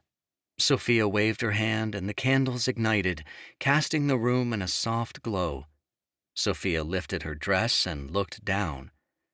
I don't want to get the floor all muddy. My feet are so dirty. I gave a low laugh. Here, let me. I got a bowl from the bathroom and filled it with water while Sophia sat down at the kitchen table. I grabbed soap, then got on my knees as I placed Sophia's feet into the bowl. I washed the mud off of her gently with soap, working slowly as she held the dress out of my way. The intimate moment closed in around us. I thought that I wanted my whole life to be like this, serving Sophia. Intimacy wasn't about sex, but about being vulnerable and trusting the person you exposed everything to would keep the secret parts of you safe. Sophia knew the innermost parts of me that I'd never show to anyone, and because she'd treasured them, I'd live and breathe for this woman. As her feet became clean, I ran my lips up her legs, kissing her inner thighs and trailing my wet fingers over her skin. Sophia's breathing became intense as I teased her, and though she shifted uncomfortably in her seat, I continued my slow tantalization, drawing out each moment for as long as it could possibly endure. When I placed a hickey near the area where her thigh met her core, she gave a loud moan. "Had enough, Mrs. Mito?" I murmured. Damn, that was hot. I'd never get tired of calling her that. She was mine now, in a way she never had been before. "Get this damn dress off of me," she breathed. I was very sure we'd be awake until dawn. Chapter 18. Sophia. The weeks following our wedding were unlike anything I'd ever dreamed. The end of August faded into September, which faded into October. For those few short months, I almost forgot there was a war going on outside our home. All my attention was on my husband and the growing baby inside of me. Oftentimes, I'd place a hand over my heart, where the key Liam had given me lay next to the spirit totem, and I would thank the ancestors for the beauty and peace they blessed me with every day. The greatest blessing of all, our sweet baby girl, Ava Marie. Day by day, she grew bigger and bigger. Our precious girl made her presence known on every occasion, doing flips and kicking my sides like she already had plans to become an acrobat. One morning, Liam and I woke, and my bladder was screaming at me. Ava Marie had taken a particular disliking to it. I tried to sit up in bed, but I just couldn't. I scrunched my brow and flexed my abs, trying to pull myself upright, but my body wouldn't move. Pawi? Liam asked after he'd pulled on his shirt. What are you doing? I started laughing. I'm trying to sit up.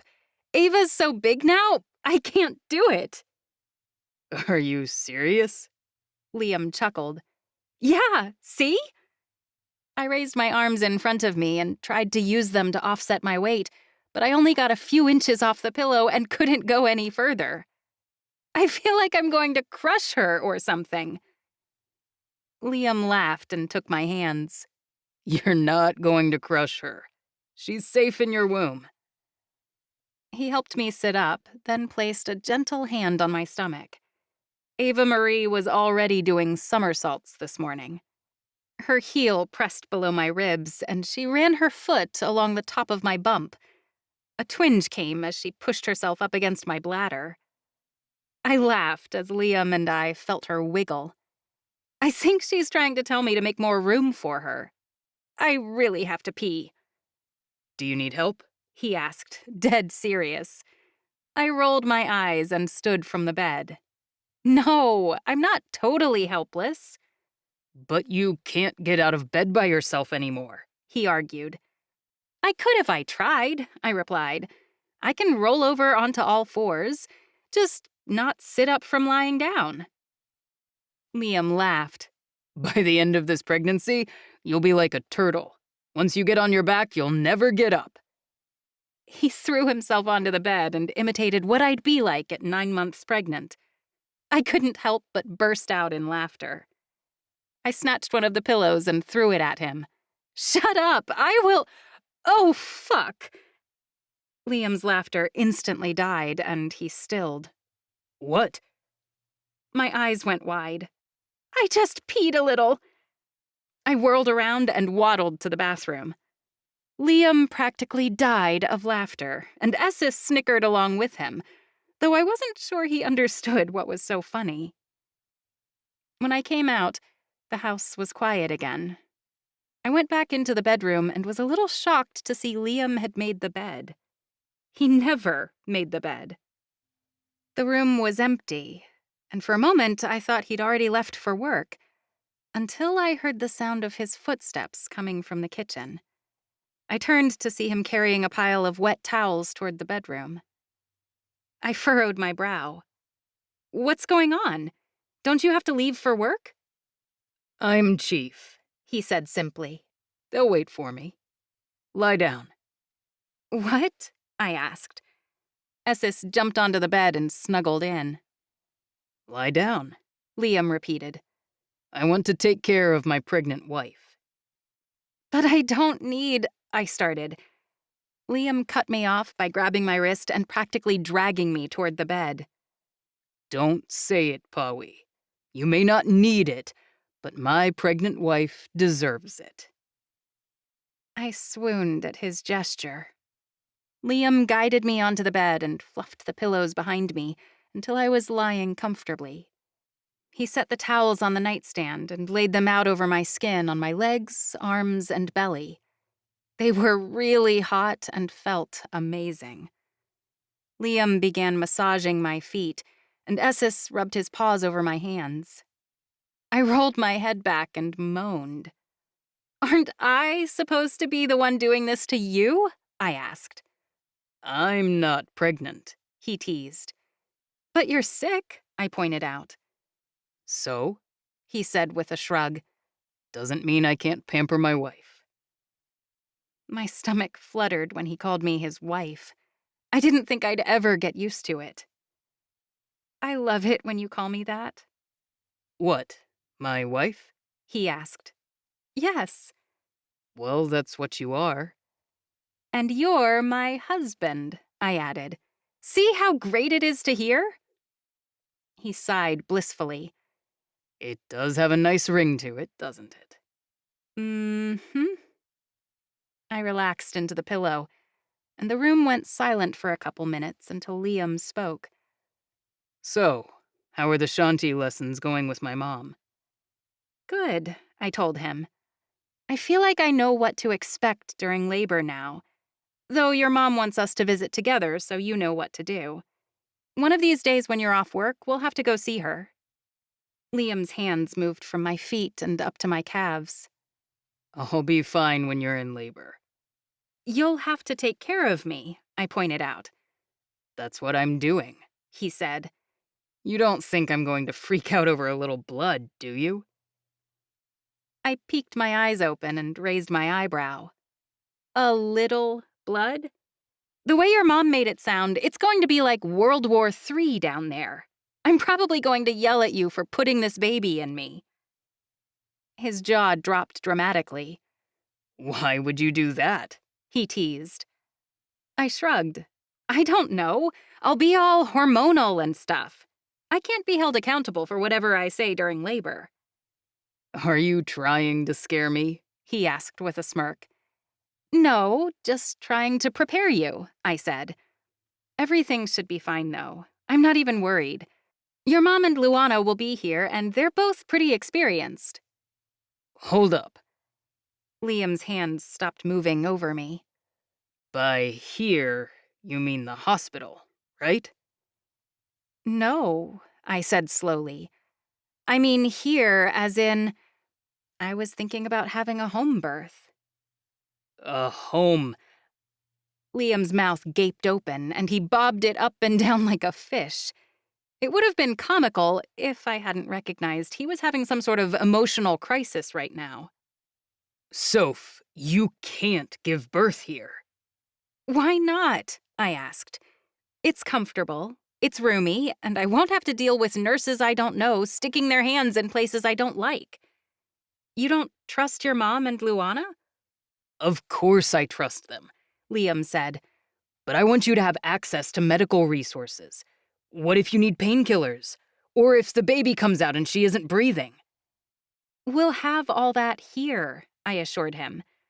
Luana's been training at the hospital when she's not with me, remember? We can get all that stuff. But what about the doctors? He argued. I want all the best staff and equipment in Hokavale readily available to you. Luana is the best Hokavale has, I reminded him. I want to labor comfortably. It will only stress me out to give birth in a place I've never been with people I've never met. Then we'll tour the hospital, he argued. We'll meet your doctors. But I don't want new doctors, I told him. I want your mom and Luana. They're the best midwives out there, and you know it. Liam sighed. Yeah, I guess. But I don't like the idea of you giving birth at home. You should be at the hospital where they can get you whatever you need. I cocked an eyebrow. Says the guy who wouldn't go to the hospital when he had pneumonia. Liam ducked his head. He couldn't argue with that one. I reached over and placed my hand on his. Don't worry. You have a few more weeks to warm up to the idea. Liam leaned over and brushed my hair away from my face, then gently kissed the top of my head. We'll see what happens. Translation, he wasn't changing his mind. But neither was I. And guess who was pushing this baby out? I guess we will, I said. I could hear Julian's wings flapping outside. He was obviously getting anxious that Liam hadn't come out to greet him yet. You should probably get to work, I suggested. I have a training session with Luana soon. Do I have to? He groaned playfully. I shrugged. Only if you want to stay chief. Liam smirked. They couldn't get rid of me if they tried. True. I'll see you tonight. Liam pecked me on the lips. I'll see you, Pawi. Love you. I love you, too. Liam helped me out of bed before leaving the room. I showered, got ready for the day, and left to meet up with Luana. I found her in our usual cave, sitting cross-legged atop a pillow. Her eyes were closed, and she took deep breaths while Sierra fanned her face. My footsteps must have sent subtle vibrations through the floor because she noticed my approach. She opened her eyes. "Hello," Luana greeted brightly. "Do you want to join me?" "Absolutely," I replied. I took a pillow down from the shelf and sat across from her. Essis perched himself next to me and closed his eyes. Sierra settled on Luana's shoulder. I always felt at ease in this cave. All my training sessions with Luana had taught me that this cave was a safe, sacred place. The lighting from the candles around us was relaxing, and I loved listening to the sound of the water trickle down the side of the rock. I took a deep breath in through my nose and out through my mouth. We sat there for a long time, though it didn't seem that long at all. We always started our sessions with meditation, and it had helped me clear the clutter in my mind over these past few months. It took a while to get into it, but with practice and understanding, I found it more peaceful than anything. Finally, Luana tapped my knee, and I opened my eyes. "Do you feel that energy around us?" she signed. "Yes," I replied. Though the cave was calm and still, I noticed energy everywhere. It was one of the things Luana had been teaching me in my lessons, to sit and observe and feel the energy of the Great Spirit flowing through every object within reach. I could feel Essis' energy beside me and the strong connection we shared. I felt my own magic buzzing inside of me. If I focused closely on Luana, I could feel the heat coming off her body, and I felt the beat of Sierra's wings. Energy moved through the cave floor, connecting us to the city outside. "Which energy do you feel the strongest?" she asked. "My own," I said. "I feel my magic." She nodded proudly. "How much do you have to give?" "I'm not sure I understand," I admitted. "I could never use it all up. I'll always have more." She smiled, then reached behind herself to grab something. She placed whatever it was between us.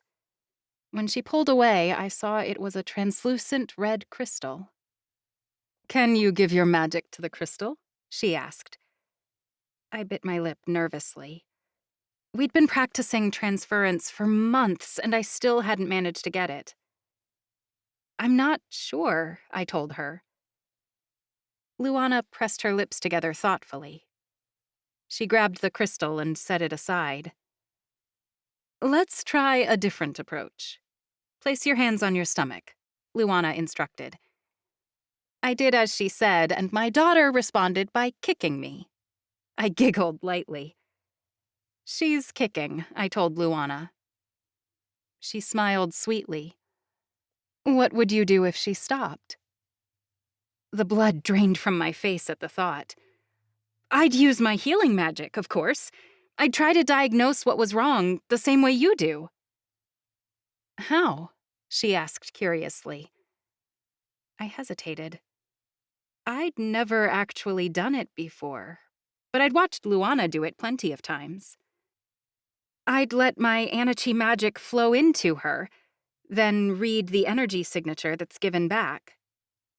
"Exactly," Luana agreed proudly. "Everything we do is an energy transfer, Sophia. When you eat food, it nourishes your body with energy. That energy travels through your bloodstream and to your baby. She grows out of the energy you give her. She responds with a kick, and that energy fills your heart, right?" "Absolutely." "Everything we do is either giving energy or taking it," Luana explained. "But the beauty of energy is that it can be shared, for both good and for bad." "I'm not sure I follow," I admitted. Luana shifted on her pillow to get more comfortable. "When your daughter kicks you and you respond with joy, you chose to receive that energy. Every energy transfer, every interaction, is a choice. You either choose to give your energy or to receive it. So you're saying transference is a choice? I asked. Not merely strength or talent. It is both, Luana clarified. You cannot lift a rock without the strength to do so. But if you nourish your body with energy and exercise your strength, you can carry that rock up a mountain. I think I see where you're going with this, I signed. You'll never get the rock to the top of the mountain if you don't choose to pick it up first. Luana smiled proudly. Exactly. I know you have the strength, Sophia. You have exercised your soul and are ready for this. All you have to do is choose to let go of the resistance that's blocking you. A few months ago, I might have snapped at her. Resistance? What resistance? But she was right. I could feel my energy resist when I tried to channel my magic into a crystal. My first thought was that I doubted myself, but that didn't feel right. My magic was powerful. I didn't say that to be cocky. It was just true. I was capable of things the average elementai wasn't, like conjuring lightning. So why couldn't I figure out how to do transference? Because I'm scared, I realized. It wasn't until I asked myself the question that it suddenly hit me. I loved my magic. It was a part of me, and I was a part of it. But sometimes, it honestly scared me. I was already stronger than others, and mastering transference would only make me more powerful. I think I know where my resistance is coming from, I told Luana. Tell me about it, she offered kindly. I'm happy where I am, I admitted. I'm powerful, but I'm not too powerful, you know? I think I'm scared of pushing my boundaries and finding out just how powerful I am. I don't want to hurt anybody. You won't, Luana promised. The more you learn about your power, the more you can control it. You must align your heart with your mind and accept the full extent of the power the ancestors have blessed you with. Is that selfish? I questioned. To hoard all this power? Luana shook her head. The more power you accept, the more you can give, and the more you can help people. That makes sense, I told her. If I had more power, I'd be able to heal. Exactly, Luana replied. Once you figure out transference, healing should be easy. Like I said, it's all a transfer of energy. Then I'll try again, I suggested. Luana smiled and handed over the crystal. The room went silent as I closed my eyes. I started by paying close attention to the vibrations and energy around me, then slowly turned my focus inward. First, I noticed the energy that Ava Marie gave off, with her moving limbs and the magic that flowed through her. Then I turned my attention to my heart, where my magical energy concentrated. I visualized it flowing down my arms. When I felt the energy reach my fingertips, I felt an invisible force pulling back, resisting. It's okay, I said in my mind. My magic isn't going to hurt anyone. I want to help. I choose to release my magic, and I bless it with the goodness that's in my heart and in my daughter's. This magic is no longer mine. It now belongs to this crystal. Luana and I had gone over mantras like this so many times before, but it wasn't until that moment that I felt it deep within my heart. I loosened my grip on the crystal and I let go of my magic.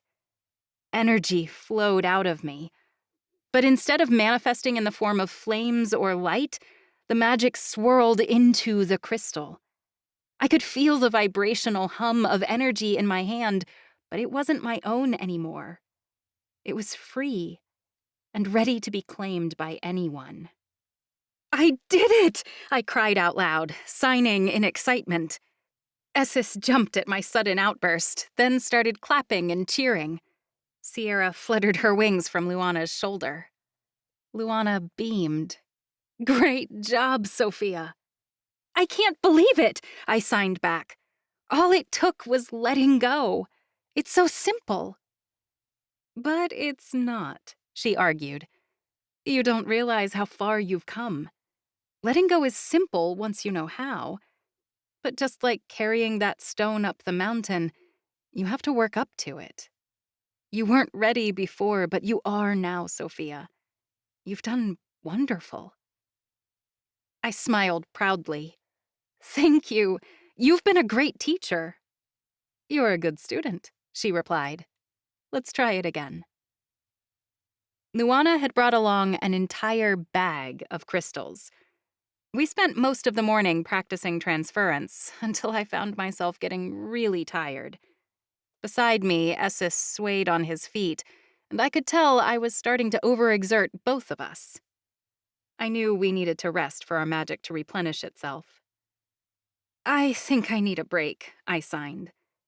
I wondered when you might say that, Luana replied. You've done amazing today, Sophia.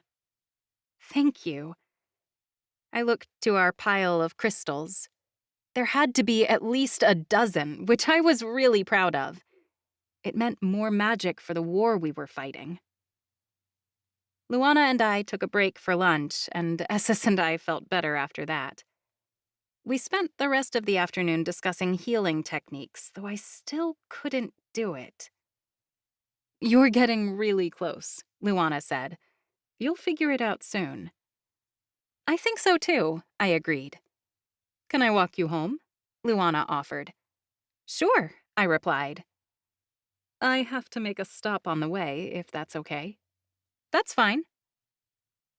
Luana didn't say where she had to go, but I noticed about halfway there that we were headed toward the falcon's nest.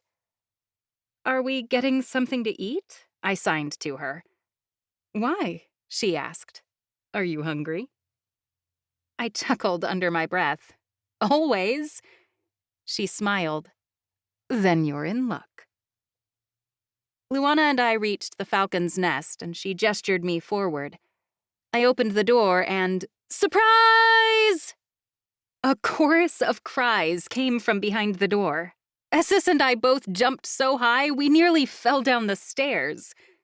My jaw dropped as I stepped into the restaurant to see my friends and family crowded around the nearest tables.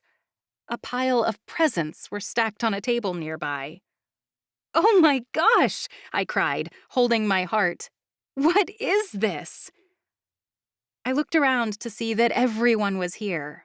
My parents, Amelia, Liam's mom and his siblings, Imogen and Jonah, and the rest of our family and friends. Even Maddie and Drew were there, though Maddie looked really tired. Liam stood from the nearest chair. He beamed proudly and said, It's your surprise baby shower. What? I gaped as he led me over to an empty chair. I didn't know I got a baby shower. Imogen snickered. That would ruin the surprise, wouldn't it? My heart warmed at the gesture. Thank you, everyone. I turned to Luana and signed. That was really sneaky. I had no idea. She chuckled. I'm pretty good at keeping my lips sealed. I burst into laughter as Luana took a seat beside Imogen. Imogen shot her a glance, but she didn't say anything or rudely ask what I was laughing about like she did sometimes. I barely had a chance to breathe before everyone started chatting. Congratulations, Sophia, Mom cried as she came over to give me a hug. I hugged her back tightly. You guys didn't have to do this? Yes, we did, Dad argued as he followed behind Mom. My eyes fell on the cake. It had pink frosting that looked like bubbles, with a cake topper made to look like a shower head sticking out of it and a tiny baby doll on top. You guys! I sighed happily. I love it! A baby shower cake? Trace and I made it, Amelia said proudly. Thank you, everyone, I said. My voice cracked a little, but I tried not to let the hormones get to me. I was just really happy to have them all here to celebrate our baby. Liam leaned over toward me. Are you hungry, Pawi? Do you have to ask? I teased. No, though I have to request your craving of the day. Pickles and mayonnaise? I blushed pink. I was thinking a hot dog with ranch on top. Coming right up. As Liam got up to get me a plate of food, Jonah leaned forward. He dragged Jake with him, since Jake's arm was around his shoulder. Tell me, Sophia, Jonah said. Would you have been upset about a cabaret show for your baby shower? My eyebrows shot up and I chuckled. Tell me you didn't plan a dress rehearsal for today, I joked. I wanted to, Jonah cried, but Lindsay and Miranda talked me out of it. They said they're not ready. Miranda tossed her dark curls over her shoulder. It was the only way to convince him. Apparently, a cabaret is not appropriate entertainment for a baby shower wasn't a good enough excuse. Wait, I said. What kind of entertainment did you come up with? I glanced around. I noticed for the first time that a bunch of familiars were missing from people's sides. My parents' familiars were close by, as was Bren's chimera and Cade's alabrije. I assumed the dragons were outside somewhere. Sassy, Medusa, Evelyn, and Squeaks were nowhere to be seen. Where are the familiars? I asked, before anyone had a chance to answer my last question. Essus put his index finger to his lips, as if to say it was a secret. I shot him a pointed look. Essus, do you know something you're not telling me? Essus put his little paws over his mouth, and his shoulders shook in laughter. Jonah cocked his head toward the back of the restaurant. Why don't you go get them, buddy? Essus' eyes lit up, and he jumped out of my lap. Jonah got up and followed behind Essus. Just then, Liam returned with a plate of food and set it in front of me. Where's Essus going? I asked. What's going on? Liam smirked as he sat, then ripped one of his dinner rolls in half and started eating it. Of course, that would be the only thing on his plate. You're just going to have to wait and see. I tried to follow Essus with my eyes, but he was so small that he quickly got lost in the sea of bodies. About a minute later, I heard the sound of hooves and paws coming from the back, and the whole restaurant got really quiet. Suddenly, Jonah's upbeat music boomed from the speakers, and the parade of familiars began. I burst out laughing as Squeaks strutted through the doorway, wearing a rainbow-colored clown wig. She bobbed her head to the music and tried to spin in circles, but after knocking an empty chair over and swatting Bren's drink out of his hand with her tail, she stuck to walking in a straight line. Baby waddled out behind her wearing a top hat. Medusa slithered into the room next. She wore a flashy purple dress that was more or less a big sock that covered the serpent's entire body. Sassy danced into the room wearing a tutu and a huge bow, and Evelyn followed behind her. The Kirin wore striped pants on her hind legs and had a fabric puffball attached to the end of her antler. Finally, Essus twirled into the room. He shook his butt, then tried to do the moonwalk before planting on his face. He was barely down a second before hopping back up and saving his fall with a sick dance move I could only guess Jonah taught him. I couldn't stop laughing when I saw what Essus was dressed in. He had on a polka-dotted vest and a red clown nose. Ladies and gentlemen, Jonah announced over the music. I present to you the latest entertainment sensation that's sweeping through Hokavale. The fierce, the almighty, Familiar 6! People started clapping, before Jonah quickly added, in a rushed voice, Now available for hire. This content is intended for children. Parties for 18 plus can find the good stuff down the street. Jake roared with laughter, and Liam almost choked on his food. My stomach hurt from laughing so hard, and it only got worse as the familiars continued dancing to the music. I was pretty sure it was meant to be graceful, but it came off looking like comedy inspired by a Charlie Chaplin film. By the end of it, Sassy must have had a bruised paw where Squeaks had stepped on it. Evelyn's pants had torn down the back, and Squeak's wig had flown off and smacked Cade in the face. "Ancestors, you guys!" I cried as the familiars returned to the back to take off their costumes. I was still trying to control my laughter. That was hilarious. It was the perfect baby shower entertainment. Don't thank me, Jonah said as he returned to his seat. It was all Squeak's idea. Aw, she wants to be like you, I said. Jonah puffed his chest out. Well, she's got a long way to go. Jonah, you're so humble, Imogen cracked. It's a gift, Jonah sighed.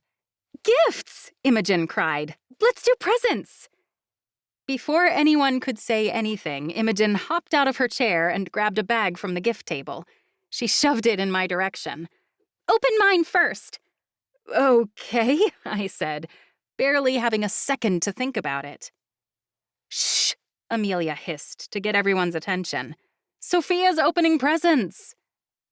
The room got really quiet, and all eyes turned to me. I reached inside Imogen's bag and pulled out a wad of tissue paper, then peeked inside. My heart fell when I saw what was inside. I pulled out a small, twisted tree in a green pot. It would have been beautiful, except all the leaves were brown and falling off. Im? What's this? I asked, holding it up. The blood drained from Imogen's face. What? It's not supposed to look like that! Imogen snatched it out of my hands and twisted it around to look at it from every angle. I don't know what happened. I chose the perfect bonsai tree for Ava Marie's nursery, so she'd think of me when she saw it. This is all wrong. Where have you been keeping it? I asked. Maybe it's not getting enough sunlight or it's too cold. I know how to take care of plants, Imogen snapped. Trace shrugged. Just use your magic and fix it. Imogen sneered at him. Easy for you to say. Cade eyed Imogen from where he sat beside Trace.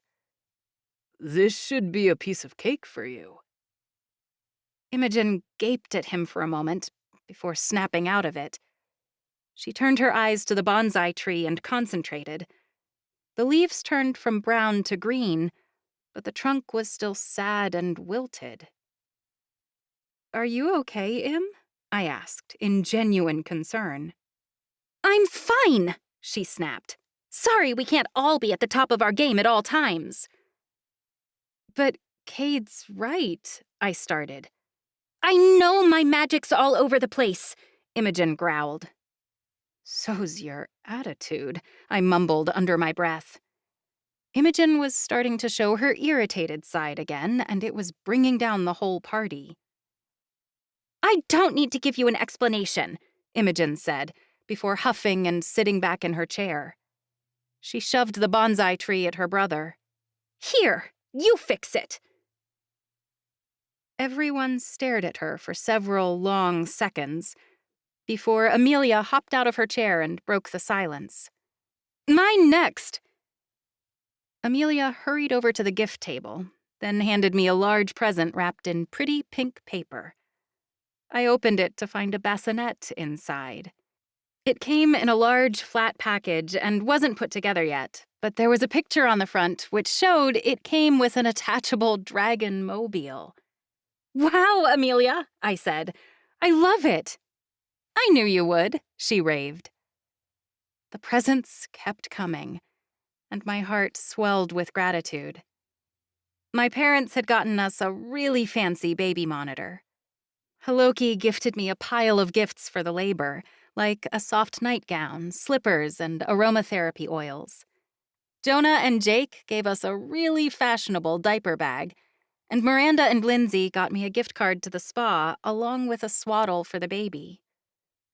By the end of the night, we had everything we could possibly need for our newborn. "Did you get everything you wanted?" Luana asked while we were cleaning up. "That and more," I replied with a smile. But my smile quickly faded. Something had been bothering me the entire party. "There's just one thing missing." She tilted her head in curiosity. "What's that?" I glanced around, but no one was watching us. "I'd like Ava Marie to know her real grandparents.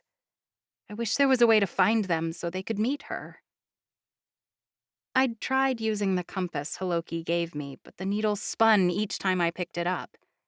Either it was broken, or the ancestors were trying to tell me something because it never pointed in a single direction. Liam seemed to think it meant whatever I was searching for could not be found. Or that perhaps it didn't work because I was no longer lost. I thought it felt more like the compass was telling me to wait. For what, I wasn't sure. Luana's gaze dropped. "I'm sorry. I've looked in the Anichi Hall of Records, but our charts are incomplete. Most of our records were destroyed in the war, so our genealogy only goes back 100 years or so. You're nowhere in the documents." "Have you tried looking for unnamed girls or missing children?" I questioned. My name wouldn't necessarily be Sophia in the records. "I considered that and still couldn't find anything," she admitted. "I'm sorry. I looked down every possible avenue and I didn't find anything." "Thanks for trying," I told her. I frowned, but my disappointment ran deeper than that. I was hurt. Devastated, actually. The truth was, I'd come to terms with never meeting my birth parents, as painful as that was to accept. I'd long given up hope of ever finding my real mother and father. I didn't even know if they were alive or dead, and I had to live with that. But I didn't know if I could accept that Ava Marie would never know her own heritage. She'd never know my parents, her grandparents. If I could give my daughter anything, I'd want to tell her where she came from. But I didn't even know where I came from. And I didn't think I ever would.